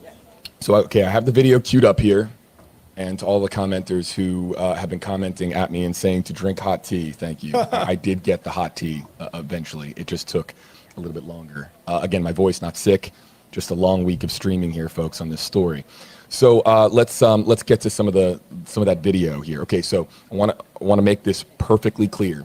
We are looking here in the center of your screen right now at live video, but there was video earlier. Of the mom. Yes, and we're gonna a van. Now, what I have now is the raw recording in our system here at WFLA. So we'll kind of scrub through it, and scrubbing through it, like jumping from point to point here as you would in any video online. What we'll try to do is we'll try to find those points here. So I'm going to bring up this video. We're going now from live to non-live, from live to moments ago, and let's see what we have here. Here's some of the clips. Okay, so this is the scene here, Walt, earlier. And it looks like this is an FBI agent there in the foreground appears, and right? What might be a reporter there taking video. Okay, this was right when the scene was starting to unfold here, folks. You're looking here, raw video. There, yeah. Let's see here now. Scrubbing ahead here. Okay, somebody. That looks like an onlooker. Speaks volumes to how the public is really gravitating towards this story. I don't know if that person was allowed to be there or not. Some more FBI personnel here in gear here at the home. All right, we're scrubbing forward. More photographers. A Northport police officer, more than likely. That seems to be the same FBI agent. It seems like we've spotted at least two there. I'm looking for the video of the mother. Another FBI agent. And we'll see if we can scroll ahead here. Scrolling ahead. Okay, here. So what do we have here? FBI. So there's perimeter FBI agents, and this guy perhaps is developing the crime scene inside the Laundrie's house. And I want to just preface, as we wait for this video here to go through all the highlights of the video of this morning, and I was rushing in here to get here live with our audience here. We're scrubbing through this, and I'm seeing this for the first time. Me too. Walt is seeing this for the first time. Welcome to 2021 as far as the way that we present news to you. So this is all being, this is raw video from moments ago here outside of the Laundrie house. So what you're seeing is what we're seeing here for the first time. So looking here again at that same FBI agent, continuing to scrub through here. Okay, back here now outside of the house.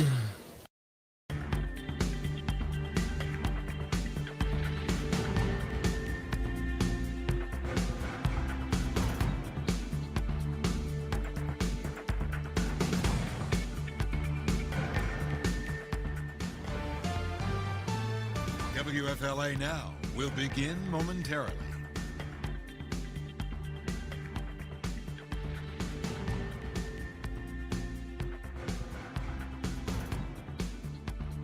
Guys, we are just hanging out here.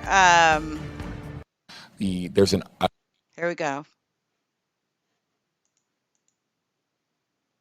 Now, this 911 call has been released, and although we know that Gabby almost went to jail in Moab, Utah, the 911 call says that Brian slapped her.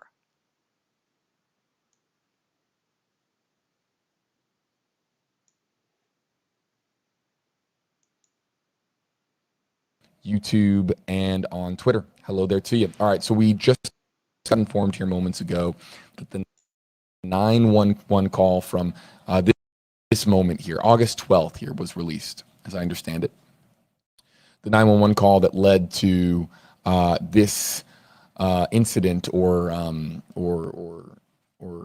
call here between officers and Brian Laundrie and Gabby Petito. By now, you've likely seen a lot of this video. We've been playing a lot of it back here on WFLA Now. It gives us and it provides us with a look at Brian Laundrie here, and it's one of the more recent videos that we can show you, and it does have value because it's one of the most recent videos that we have that shows what Brian looks like. Brian Laundrie is somebody who has changed his appearance, particularly his facial hair in particular. Someone who has gone from scruffy to full beard to groomed beard to completely clean shaven from what we have seen. So being able to show you what he looked like most recently in this video here does allow us to get an idea as to what the public and what law enforcement is looking for out there. But we did get the 911 call. We're going to play this back here for you, and then we're going to have a discussion here with you on WFLA Now about it afterwards here, a brief one, because we have to get back to combing through some documents here and working the phones here. But let's play back the audio now. This is the 911 call from a witness calling 911 when they saw something wasn't right between Brian Laundrie and between Gabby Petito on the road in Utah. Grand County Sheriff's Office. Were you able to get a description of the intoxication? Hi, can you hear me, sir? Yeah, I can hear you. Hi, I'm calling. I'm right on the corner of Main Street by Moonflower, and we're driving by, and I'd like to report a domestic dispute. Florida with a white van, Florida license plate, white van, gentleman, Where's about it at? 5'6" beard. They just drove off. They're going down Main Street. They made a right onto Main Street from Moonflower. Or what were they doing? Cooperative, but what'd you say? What were they doing? We drove by and the gentleman was slapping the girl. He was slapping her? Yes, and then we stopped. They ran up and down the sidewalk. He proceeded to hit her, hopped in the car, and they drove off. Okay, you said it's a white van? White van. I can give you the license plate if you give me 1 sec. I took a picture of it. What kind of white van? Like a big one? It was a smaller van with the license plate of, it was white, Florida license plate QFT G03. It was, the make was a Ford, model was Transit, black ladder on the passenger side. Black ladder, passenger side. White Ford Transit. White Ford Transit. Okay, what's your name? And where did they, so they headed south on Main Street from Moonflower Market? Correct, they made the right turn. Oh, so they went north? North, yeah, sorry, I'm not from around here. Okay, you're right there by the post office? Right across the street. Yep. Okay, and when they turned onto Main Street, they went right or left? Right. Right, so they went north. North on Main. All right, I will let somebody know. Thank you. Yeah, no worries. Bye. Thanks. So that's the 911 call that was released. We're engaging a new digital audience, people that are just now signing on. We're going to listen to it one more time.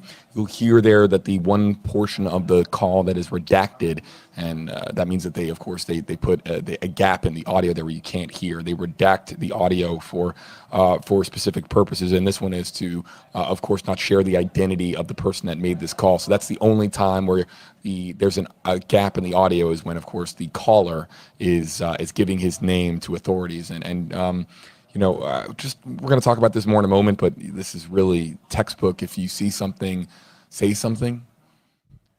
It's a really important reminder that you can make a difference when you see something that isn't right in scenarios like this, and this caller doing the right thing. Let's play it back one more time, and then we'll have a discussion here with you live. Grant County Sheriff's Office. Were you able to get a description of the intoxication? Hi, can you hear me, sir? Yeah, I can hear you. Hi, I'm calling. I'm right on the corner of Main Street by Moonflower, and we're driving by, and I'd like to report a domestic dispute. Florida with a white van, Florida license plate, white van, gentleman, Where's about it at? 5'6" beard. They just drove off. They're going down Main Street. They made a right onto Main Street from Moonflower. Or what were they doing? Cooperative, but what do you say? What were they doing? We drove by and the gentleman was slapping the girl. He was slapping her? Yes, and then we stopped. They ran up and down the sidewalk. He proceeded to hit her, hopped in the car, and they drove off. Okay, you said it's a white van? White van. I can give you the license plate if you give me 1 sec. I took a picture of it. What kind of white van? Like a big one? It was a smaller van with the license plate of, it was white, Florida license plate QFT G03. It was, the make was a Ford, model was Transit, black ladder on the passenger side. Black ladder, passenger side. White Ford Transit. White Ford Transit. Okay, what's your name? And where did so they headed south on Main Street from Moonflower Market? Correct, they made the right turn. Oh, so they went north. North, yeah, sorry, I'm not from around here. Okay, you're right there by the post office? Right across the street, yep. Okay, and when they turned onto Main Street, they went right or left? Right. Right, so they went north. North on Main. All right, I will let somebody know. Thank you. Yeah, no worries. Bye. If you see something, say something. Let's say it again. If you see something, say something. Wow. It's a reminder here, and I've had a lot of messages sent my way to my email account, to my WFLA JB Facebook and Instagram pages, to me on Twitter, that one of the storylines and one of the themes that is going to emerge out of this is how we do better and how we go forward now as far as handling cases that involve domestic violence and domestic disputes. Well, here's one thing I want to say to everybody who's listening right now in regards to handling cases of domestic violence and domestic disputes. That man did the right thing by picking up his phone and calling 911.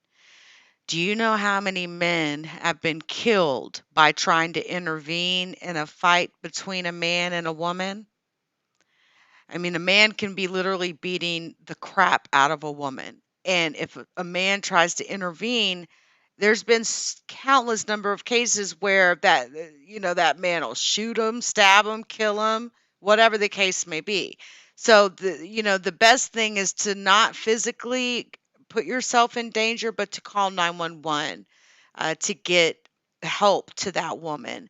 Now, one thing I cannot stand is when a person or a victim of domestic violence runs into a place of business or runs to a house or something begging for someone's help, and then someone closes the door on them and acts like they don't see them.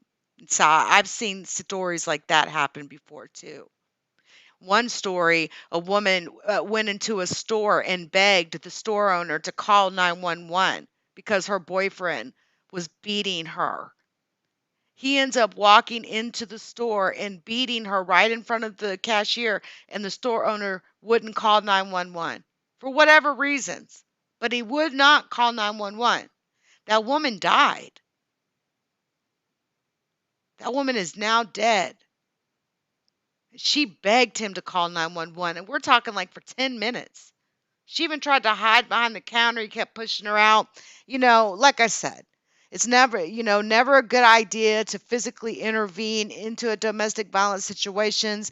I think those are some of the most top type situations that get people killed, that will get you killed. And I'm going to leave it at that. Let's listen to some more of this. And what we can learn from a tragic story like this. Now, let's backtrack for a second and remind our audience here that Brian Laundrie is a missing person, that he is not a suspect. He's not a wanted man in the sense that he is wanted for a crime. Police are actively searching for him because he pertains to a missing persons investigation, but he's not charged with a crime. And Gabby's cause of death is still yet to be officially revealed or officially known, as they, of course, do a thorough medical examination in Northwest Wyoming, where the remains of a woman, remains of a person pertaining or matching Gabby's description, that body, of course, being found in Northwest Wyoming. So we have to promise, and we do, when we promise to you to make sure we go through, A, B, C, and D before getting all the way down to Z here. But let's just remind folks that with domestic incidents, that it's really important that if you see something, say something. And to raise awareness to that cause right now is extremely important. And we'll continue to talk about that here in the days ahead. This caller saw an incident occurring here in Utah and called, and because it was bad enough where they felt like the right thing to do was to call and contact police, and they did, of course, the right thing. And you can see and you can hear in the phone call that he says that that he saw a man slapping a woman. And this is what, of course, as we understand it with this 911 call, leads to the video that we've been playing over and over and over here, showing officers arriving and with Brian and talking to Brian and Gabby individually and sorting through whether or not it was safe for them to be together at that particular time. So a reminder here, and that if you see something, say something. And we'll talk more about, I think that we'll have more conversations about domestic disputes and domestic violence and domestic just education in that realm as these days and as the story continues to progress, and as we learn more about exactly what happened to Gabby Petito here. We're here with you live on WFLA Now. Let's kind of go over the latest of what's going on in the search for Brian Laundrie. At this time, he is still a missing persons. I can report here that as we understand it, and I used to live in Mobile, Alabama. Actually, I used to live in Mobile, and then WeMo, as they call it, West Mobile, Alabama. A lot of love for many, many friends and many, many colleagues that I still have there in southern Alabama, on the Alabama Gulf Coast. And there was a report that came out a short time ago about Tillman's Corner, Alabama. I'll show you this here, too. I'll show you something, you guys. So we're going to be talking about this here in a moment. Let's bring this up. Touchscreen. There you have it. There were some reports coming through out of Tillman's Corner, Alabama, that a body was found, and that was curious to people online simply because there had been potential sightings of Brian Laundrie in southern Alabama. Possible sightings. I want to say that sometimes when there's a missing person, there's identifiers that are unique, and if somebody is walking around the street with with an obvious physical characteristic that is rare, that leads you to believe that it is in fact them. If somebody has, let's say, a hobble in their step, or if there's something with them, if they have an enormous tattoo, there are sometimes physical characteristics that we can identify in a missing person that makes it easier to spot them. But right now we're looking for a white male with a shaved head, with possible facial hair, and Brian Laundrie doesn't have any obvious rare physical characteristics that would make him stand out in a crowd. So there might be a lot of erroneous potential reports out there of sightings, because there's again, we just saw him clean in 3 shots. We've seen him clean shaven with a groomed look, and also with more of a more relaxed facial hair look as well. So there's a lot of different people out there, of course, the public looking for Brian Laundrie right now, and there he is, clean shaven, and it's very easy for there to be cases of mistaken identity when the entire world wants this guy to be found. So back to Tillman's Corner, I can report that the body that was found in Tillman's Corner was not that of Brian Laundrie, and that Brian Laundrie is still missing at this time. So as for the potential sightings in Mobile, we've had calls of potential sightings in a lot of different places. And we have to, again, caution our viewers that while somebody might have a fuzzy screenshot on a phone that leads them to believe that that's Brian and this is where he was and here's the timestamp, it could be somebody that looks alarmingly alike to Brian, very similar to Brian. So let's keep that in perspective here, as well as we continue to talk about the search for Brian Laundrie here. Additionally, what I was about to show you, okay, and we have Josh Benson here. Let's see if we can bring that up on the touchscreen. ENG, let's do it. This is Josh Benson, 8 on your side, anchor for WFLA News Channel 8. We're getting ready for team coverage in our 4 o'clock newscast, which comes your way in about 7 minutes' time for your NBC viewership here in the Tampa Bay area of Florida. WFLA, your NBC station here in Tampa Bay. So that's coming your way 4 o'clock. Grab your remote controls, tune in to our television product, and tune into WFLA News Channel 8. But you can see there, I'm bringing up this shot early to show you there have been torrential downpours there today in Northport, even some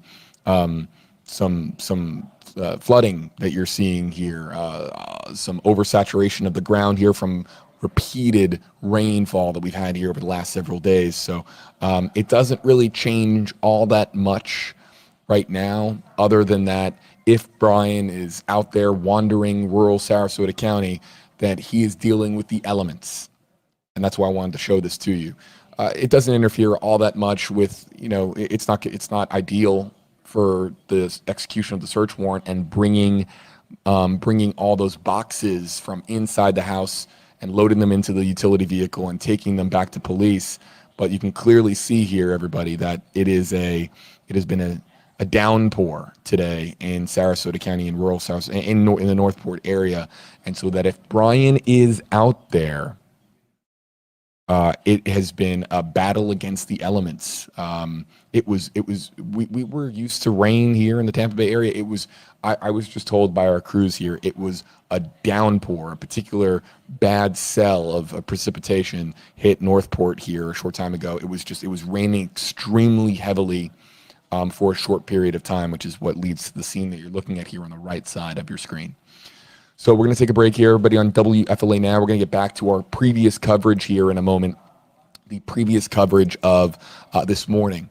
For our YouTube audience or Twitter audience, we're going to be playing back some of that footage from earlier when they were first arriving there on the scene and executing the search warrant. We have the latest for you on WFLA.com and the WFLA app, and Josh Benson is standing by, as well as our entire WFLA News Channel 8 team here. You can watch our newscasts on WFLA.com and the WFLA app. The 4 o'clock team coverage newscast is coming your way in 5 minutes' time. So head over to WFLA.com, the WFLA app. You can click on the link on the homepage there, and it'll take you over to our newscast television product, where you can see Josh, where you can see all of our Wonderful team here at WFLA. Masa Saidi, 8 on your side investigator, 8 on your side senior investigator, Walt Buteau.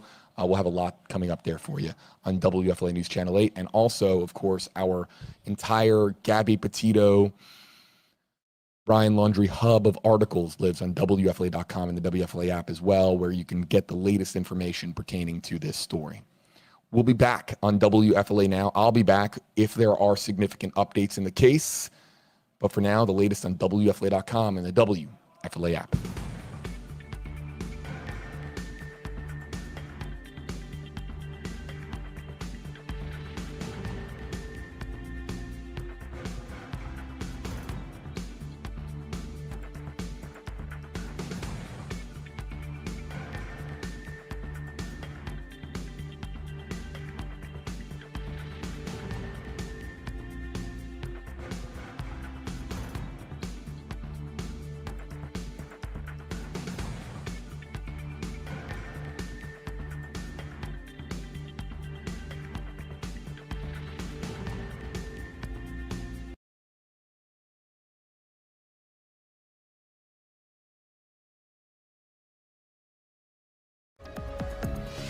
Live here at the scene of Brian Laundrie's home in Northport, Florida. As you can see here, crime scene tape is up around the Laundrie household. Details still coming in here at this hour, folks. Updates as they become available, plus the very latest from our team here at WFLA News Channel 8. Starts now on WFLA Now. Hey there, everybody. JB Buno here with you live once again. Great to have 8 on your side, senior investigator Walt Buteau joining us there on the right side of your screen. Walt, let's start with you. What do we know here? This is now less than 24 hours after the tragic news came out of Northwest Wyoming that a body matching the description of Gabby Petito was found by search crews there in Northwest Wyoming, in the area of Grand Teton National Park. Here we are now the very next day. There was no active search in Myakkahatchee. That was not in the plans, not in the cards for this morning. And now we have crime scene tape up here around the Laundrie household. What are we being told here at this hour? We know exactly what you said, that, the search is on for Brian Laundrie.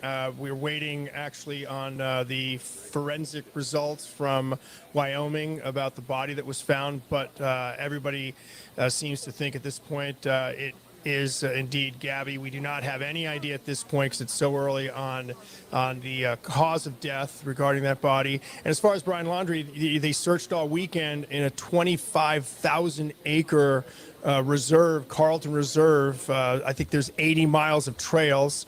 And the police department, FBI searched there. We also know now that we're told that the FBI is at that scene that you see on the video right there. The FBI is at Brian Laundrie's house. What are they looking for? That's unknown. But it is interesting. It happened this morning, and it happened within a day of the body being found. So you kind of could at least wonder if what was found in Wyoming somehow led them here, or maybe what was found on electronic devices somehow led them here to look for something connected to this. What is still a missing person case. I don't think anybody's called it a crime yet, right? No, it's still a missing persons case. Let's read the latest on what we have here regarding the search warrant. I have this here. The FBI executing a court-authorized search warrant today at the Laundrie residence in Northport, Florida, relevant to the Gabby Petito investigation. No further details can be provided since this is an active and ongoing investigation. This coming from FBI Tampa, tagged FBI Denver. So what's going on? This is live here, folks, in the center of your screen. Walt Buteau, JB Buno here with you. We're not going anywhere. We're going to stay here with you live. We do expect there to be some updates here in the hours ahead as we learn more here. All the immense pressure, of course, on law enforcement from just the public, and the weight of all of the public pressure coming down here on wanting there to be results, especially after the news that we heard yesterday, Walt, as far as Gabby Petito and what's believed to be her remains found there in Northwest Wyoming. So here we are here, a court-authorized search warrant here, and let's make this clear here as well. Because a lot of folks still are wrapping their brains around this. We don't know where Brian is. Brian is still a missing person. And so while they might have something maybe, and Walt brings up a good point here, might be electronically here that leads them to now finally have a court-authorized search warrant today, Brian himself is still missing. And it's going to be very curious to see when we find out what the details of this warrant are, if we are going to find out details of exactly what the warrant is, because warrants can range. They can, of course, they come in.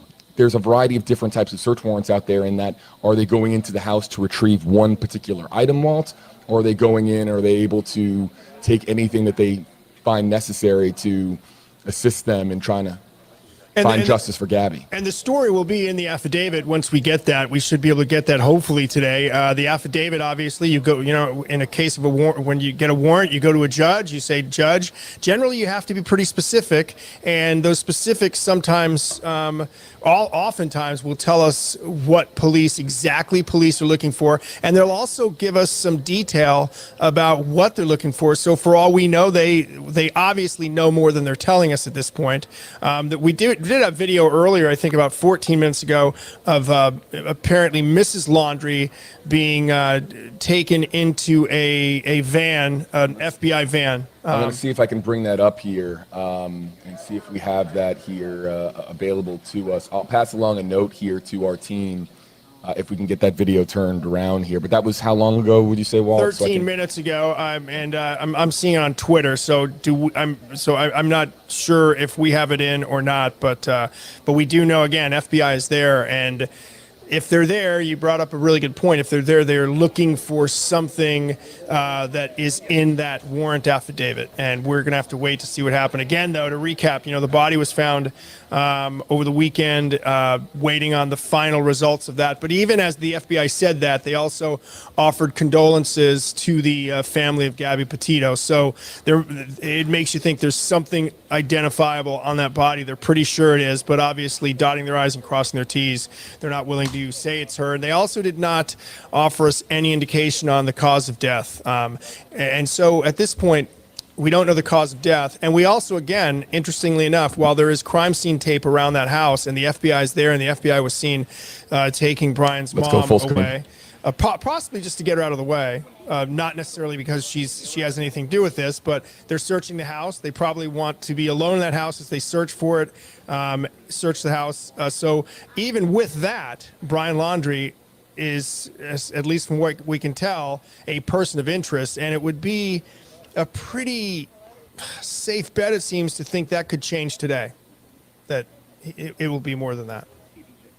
And there are a lot of commenters here. For all of our commenters here joining us here on WFLA Now, great to have you with us here, and always wish that the circumstances were better, especially this week here with the subject matter that we're talking about here, continuing to talk about Gabby Petito, and now, of course, the focus really shifting to Brian Laundrie. And we were live last night with you on WFLA Now for that heartbreaking press conference. And I remember we preached to people to allow there to be a moment for Gabby last night after we had, of course, that press conference. And you saw the FBI spokesperson there who, Walt, was visibly upset, shaken by the news that he had to deliver and by what they had discovered there in Northwest Wyoming.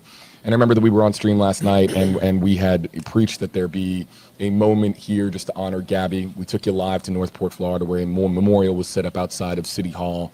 But now this morning, waking up, checking Twitter, checking Facebook, checking Instagram, checking my email and everything else, all the people that have been messaging me, and people now say, okay, we want justice for Gabby. We want there to be justice in this case. And if you think that I'm hearing it, imagine what the FBI is hearing, imagine what Northport Police is hearing, and imagine what they have been hearing over the last several days here. The calls, Walt, for justice here in this case are unbelievably loud here and emphatic and emotional, and people here want there to be resolution sooner rather than later. People, I took messages from people. They don't want this to be one of those cases that lingers on for days and then weeks and then months. And then before you know it, the year is 2025 and we still don't know what happened to Brian Laundrie. People want there to be justice as soon as possible and to track down Brian now. And the year is 2021, Walt. We talked earlier this week. You would think we have technological means here more than ever before to find somebody that is out there, somebody who has vanished, and of course he is a missing persons here. So you would hope that where we are technologically, we can get results faster now than we would in perhaps the 70s, 80s, You know, and 90s. but think about it though. A couple points there. First of all, the outpouring of sorrow for this girl. I think part of that is, again, it's 2021, and she had opened up her life as on social media about what she was doing. They both had been this couple that had thousands of followers, and then of course now they have thousands more. And I think people maybe in some way they'd been minor celebrities on social media, and then of course it blew up into a infamy as opposed to fame. But still, that I think draws us toward Gabby and even Brian to some degree. But then back to the modern technology, as much technology as we have, Brian, if he doesn't have his phone, he chose a place that his parents said he knows very well, the Carlton Reserve, 25,000 acres, 80 miles of trails. This is a guy that has some experience, I must think, at camping and living outside. I know they had a van, but they were camping in very isolated areas. So he probably has some skills to hide pretty well. And that particular area, we know from our reporters who have been out there, the electronics don't work that well out there.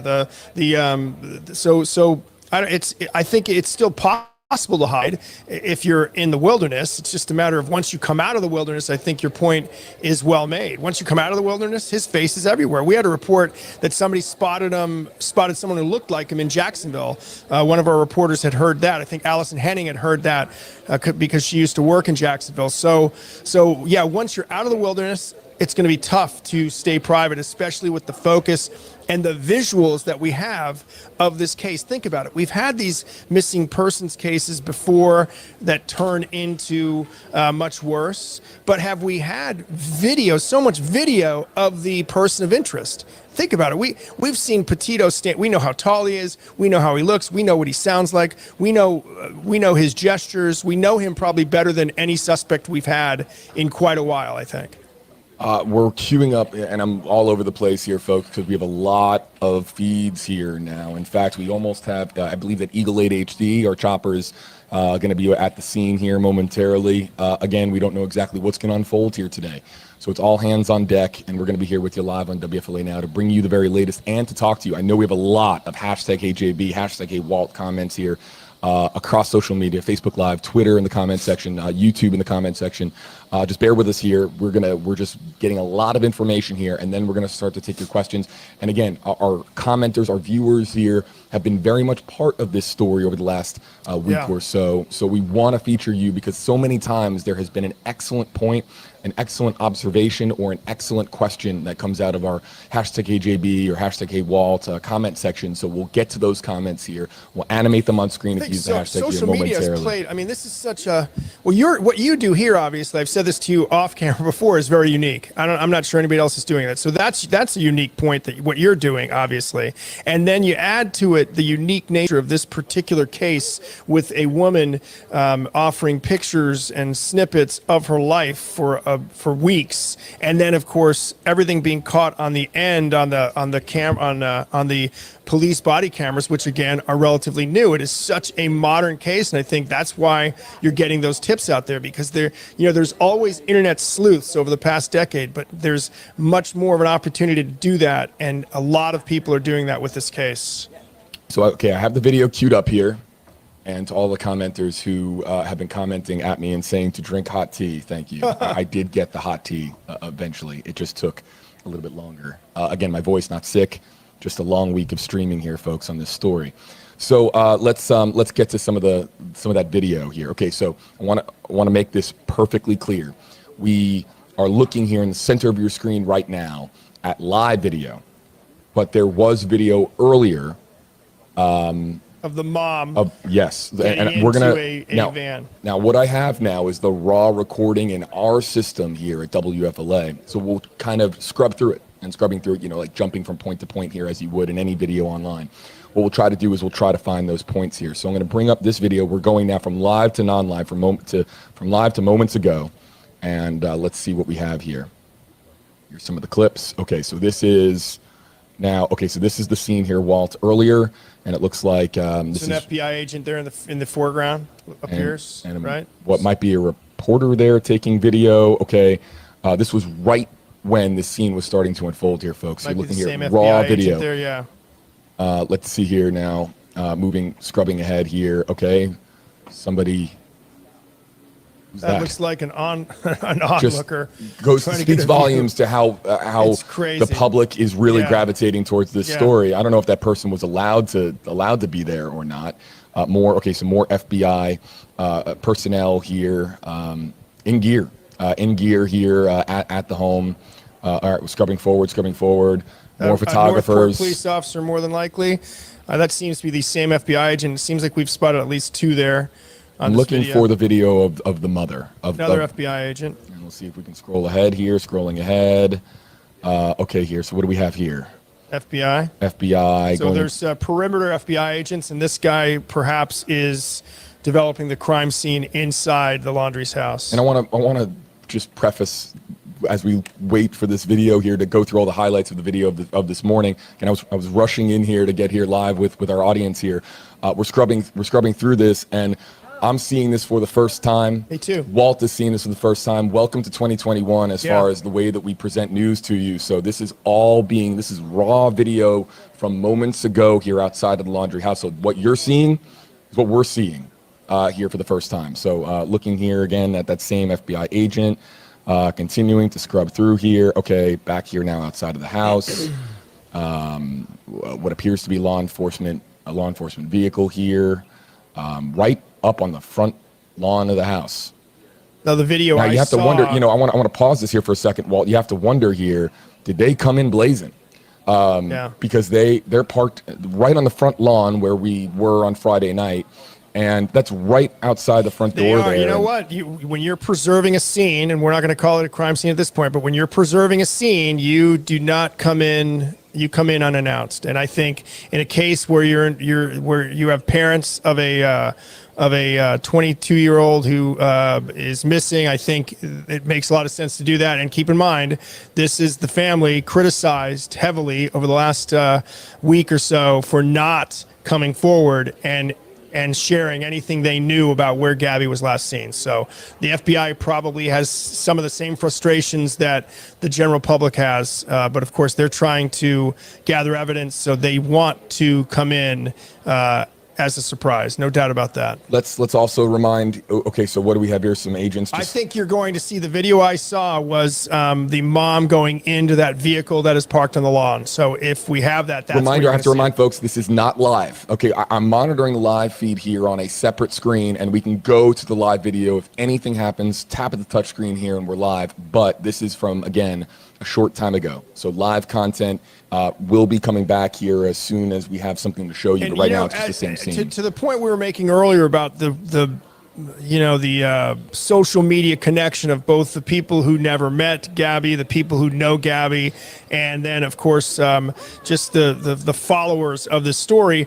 I mean, one of the key tips came from another blogger, again a relatively modern job, Shannon Baker out of Spring Hill, saying that she's a travel blogger, and on a trip she remembers recognizing the 2012 white Ford van that we've seen that is now in Northport police custody, and she shared that video with both the parents of Gabby Petito and said actually in one of our stories that she had a tearful talk with Miss Petito's mom about what it meant and how she wished that Gabby could come home alive. But she also, that video from the Spring Hill woman played a role in, we believe, helping investigators go to the exact location of the Grand Teton National Park. And we talk about the vast nature of the reserve in Venice, Florida, but 25,000 acres, Carlton Reserve. But think about the Grand Teton National Park. If the woman from Spring Hill doesn't have that video, which had the van in a particular location, we haven't found that. I don't think they've found that body yet. And I was talking about, we have a hashtag HJB comment coming up here. We see a lot of them. Hashtag HeyWalt, hashtag HJB. But let me make this clear. We were talking about this on stream last night. while there's a lot of misinformation, landmines of falsified information out there, as far as the rabbit hole that is places like TikTok and Reddit, there are some really good people out there trying to do good by this story, and I want to commend those people, because there are good people out there that are helping carry this story forward. And in a day and age where there's countless, I remember talking about how the people were going through Yellowstone webcam video trying to find evidence, like people at home tapping Just the space taking the bar time to on their do that. computer, going frame by frame, looking for the van. And I mean, people that are really helping, as far as now the FBI and I think law enforcement would say we appreciate the tips, but they get so much misinformation on their call line that it can be sometimes a distraction for them. But I just want to commend for a moment the people that are trying to do some good out there, and people that, like you've been talking about, Walt, people that have been doing good with the van video, of course, that came out in the last 36 hours. And I think we get a lot of tips here that we have to go through, and some of them end up as stories. But I can tell you, you have to look at all of them. I'm sure law enforcement is the same way, and they know that all they need is that one tip that will get them the information they need. And I think we're back live here. I think that in this case, obviously, now, as you brought up, will somebody be able to spot Mr. Laundrie so that we can, so that police can talk to him and ask him what happened, or will the forensic analysis of the body tell us something before they're able to speak to Laundrie? That's what we need to find out next. New developments here, folks. I believe that we have Eagle 8 HD at the scene here momentarily. I want to address one question that is coming through a lot in our comment section, and I promise, folks, we just have a lot going on right now as far as the developments here in this story and what we're trying to catch up on as far as what has transpired since what we believe to be an unannounced visit here, as Walt was talking about. Again, showing up here at the Laundrie household this morning, the tape put up here. But let's talk about the tape here, because Kristen Russell here, #HeyJB, #HeyWalt. If the house is called a crime scene, doesn't that mean there is a crime? This is a great question, and it's so obvious, but it's funny. I was going to say something about that. That's not, we call it crime scene tape, but it could be do not cross. It probably says warning tape. Or do not cross. The tape goes up. Yeah, they just want to preserve as much as they can so nobody walks on it. That's more than likely why they took the mom away. You want no interference. If you're gonna analyze that house the way they probably will, you want no interference whatsoever, and you don't want anybody stepping on that lawn. You don't want anybody walking near the lawn. You don't want anyone walking near the house. So great question, but we do not know this is a crime yet. We still don't know the cause of death, and the cause of death will tell us a lot, obviously. That's probably the next most important piece of this puzzle that we'll hear. And do we hear that? Do we hear that from Brian? Or do we hear that from the forensic analysis out of Wyoming or Denver, probably at this point? Yeah, and this might, for our commenters here, I've had enough comments like this one ask about the crime scene tape. I'm just going to ask our crews out there, we're waiting for something to happen here. So I'm asking our crews here with a quick note, just to let us know, what does what does the tape say? And it's ridiculous because the tape doesn't change. It's not like they have a warning. If they don't have the right tape, it's just yellow tape. I know that that's silly, but you're preserving an area, and you're preserving an area. We don't know why yet, but if the FBI is there, the FBI is part of the crew that found the body. The FBI is communicating with their agents, are communicating. It would seem to me the logic is that the FBI out of Denver, that's working the Wyoming part of this, communicated with the FBI out of Tampa, and more than likely that is how you got your search warrant, and that's why they're there. But they're not telling us yet, and the FBI generally won't tell us anything. Yeah, and I know that the tape is a very small and probably meaningless thing, but considering the amount of comments that we've asked about whether or not this is officially a crime Bottom line scene. Is crime scene tape, warning tape goes up on things that are not crimes all the time. All right, let's show you this. Eagle 8 HD live over the scene now, just arriving here in Sarasota County. So this is now a live picture here of Brian Laundrie's home here. You're going to see some intermittent signal breakups here because we're here in Tampa.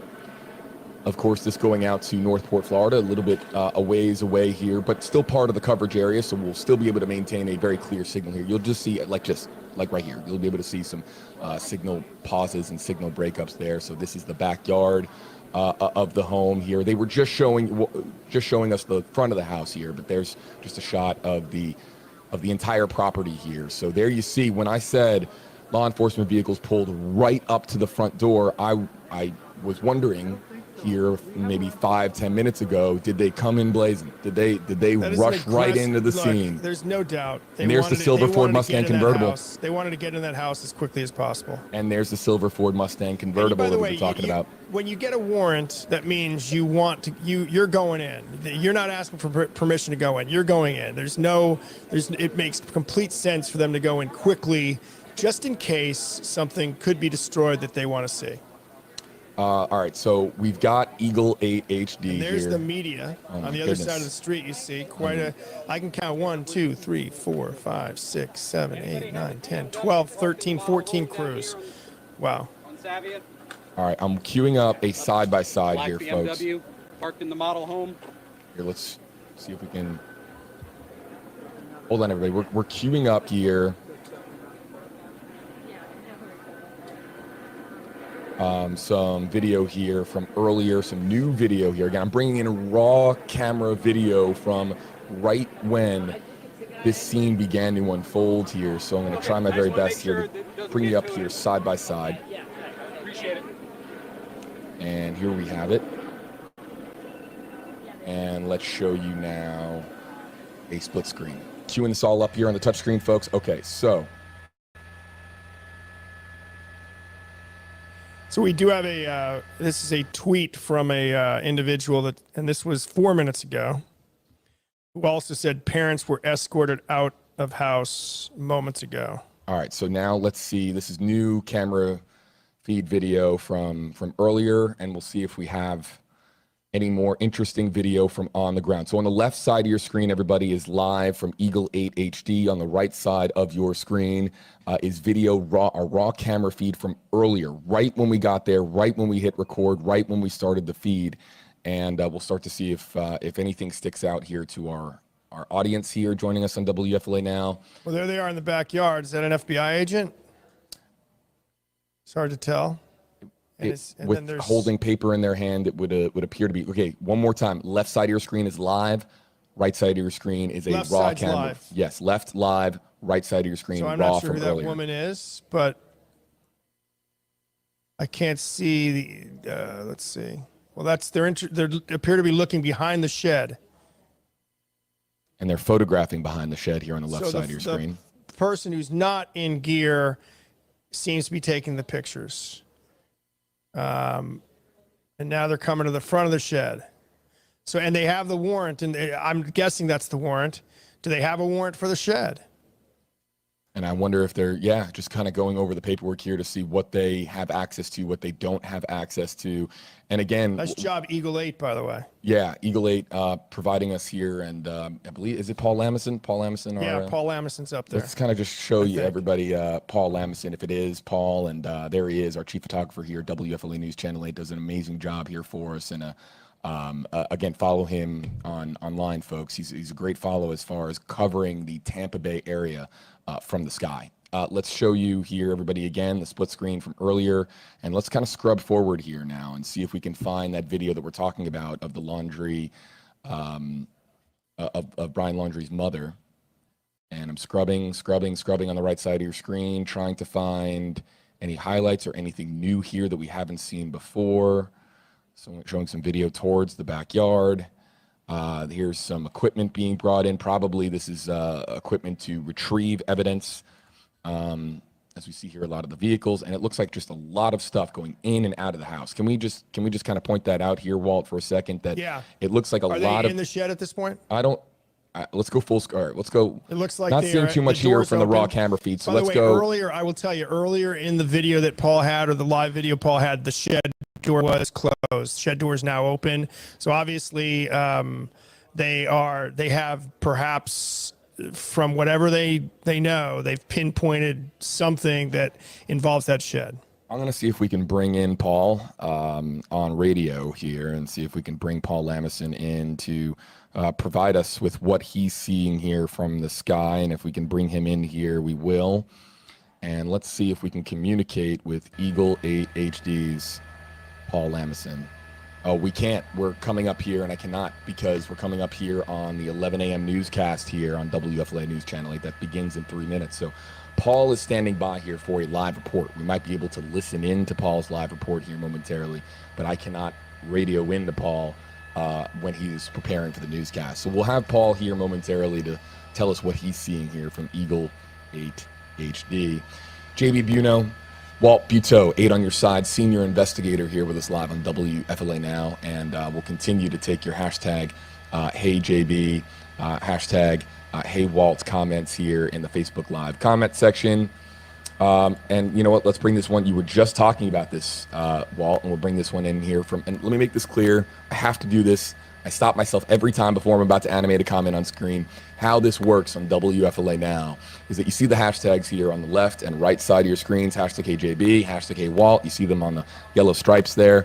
You can use that hashtag, either of those two hashtags, to get our attention here, and then we can actually animate your comment on screen, animate like Wendy's comment here on screen, but it shows, of course, your name and your profile picture. If you don't want that information, if you don't want to be part of our live stream here, then just don't use the hashtags, and we'll let your comment idly scroll on by, and you can continue to comment back and forth with your commenters You would not need a separate, generally you. And let me just, for our audience that's just kind of listening here for a second, and there are people that listen in the car to us, so let me just read this. Wendy Giz, hashtag HJB, do they need a separate warrant for the shed? No, but and I would assume if you're going to search the entire house, I haven't seen warrants that specifically ask for.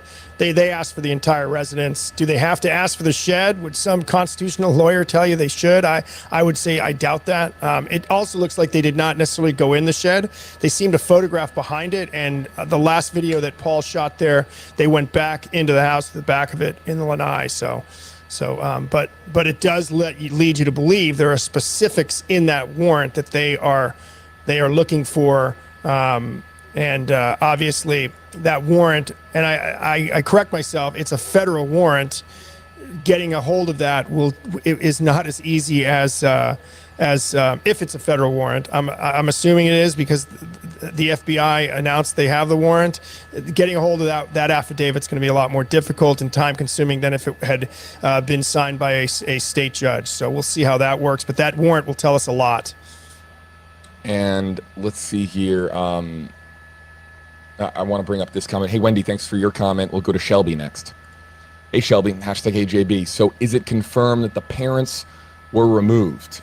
And so it's confirmed by eyewitnesses. One reporter, at least one reporter saw the mom go, and then I have eyewitnesses who have contacted me that tell us the mom and dad were taken away. And by the way, that is standard operating procedure. That's exactly what I was going to bring up here, as far as not interfering with the execution of the search warrant. It's not like they're suspects or anything like that. It's not like they were getting in the way of the FBI, but you want the house clean. You don't want anybody else in there. You don't want anything disturbed. And so, yes, you take everybody out of the house except law enforcement, and even law enforcement will limit how many officers will go in there. Let's listen. I think Paul is coming in on radio. Let's just listen in.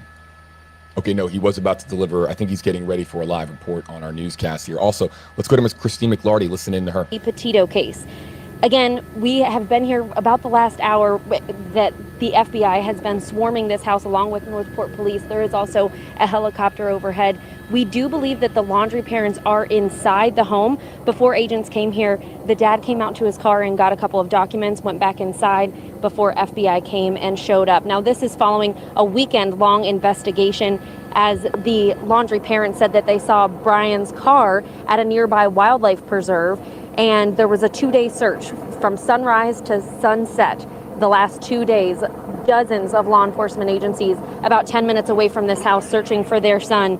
And again, we're back here live where there's multiple FBI agents inside this home speaking with Brian's parents. Stay with 8 on their side for the latest. Reporting in Northport, Christine McLarty, back to you.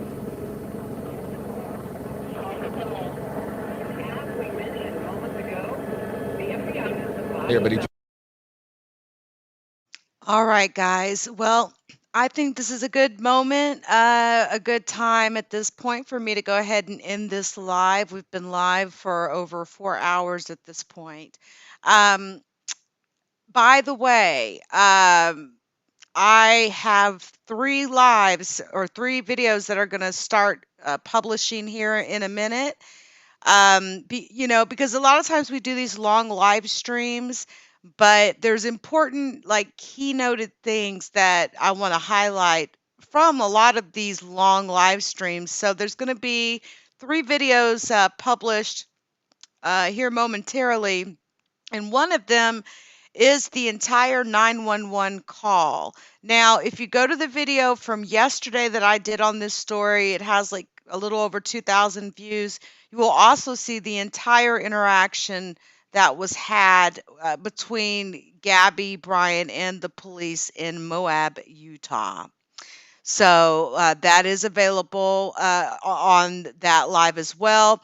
I do have a community board, guys, both on myleaky.com and the Crimes and Investigations channel. And just so that you know, if you ever need to find me, just do a search for Leak You on Google or on YouTube. And if you come to my YouTube channel, this is my page. These are my channels, and the Crimes and Investigations channel that I'm referring to is right here. And the only thing on this channel is crimes and investigation content. So I encourage each of you to subscribe to that, especially if you're a true crime blogger, because that's what we do over here. We sleuth over here. So anyway, I want to thank each and every one of you for coming through today and sleuthing with me regarding this case with Gabby Petito. Again, we will find out more as the day goes on and as the days go on. At this time, Brian is still missing, although many of us aren't really saying missing. We're more so saying he's on the run. That's just kind of what it feels like, I think, to many of us. But thanks to everyone who came through. Shout out to all of you guys. And again, be looking for those videos that we'll publish. There's only going to be so many notifications in a single day. So much love, you guys. And I will catch you soon again. Until next time, everyone.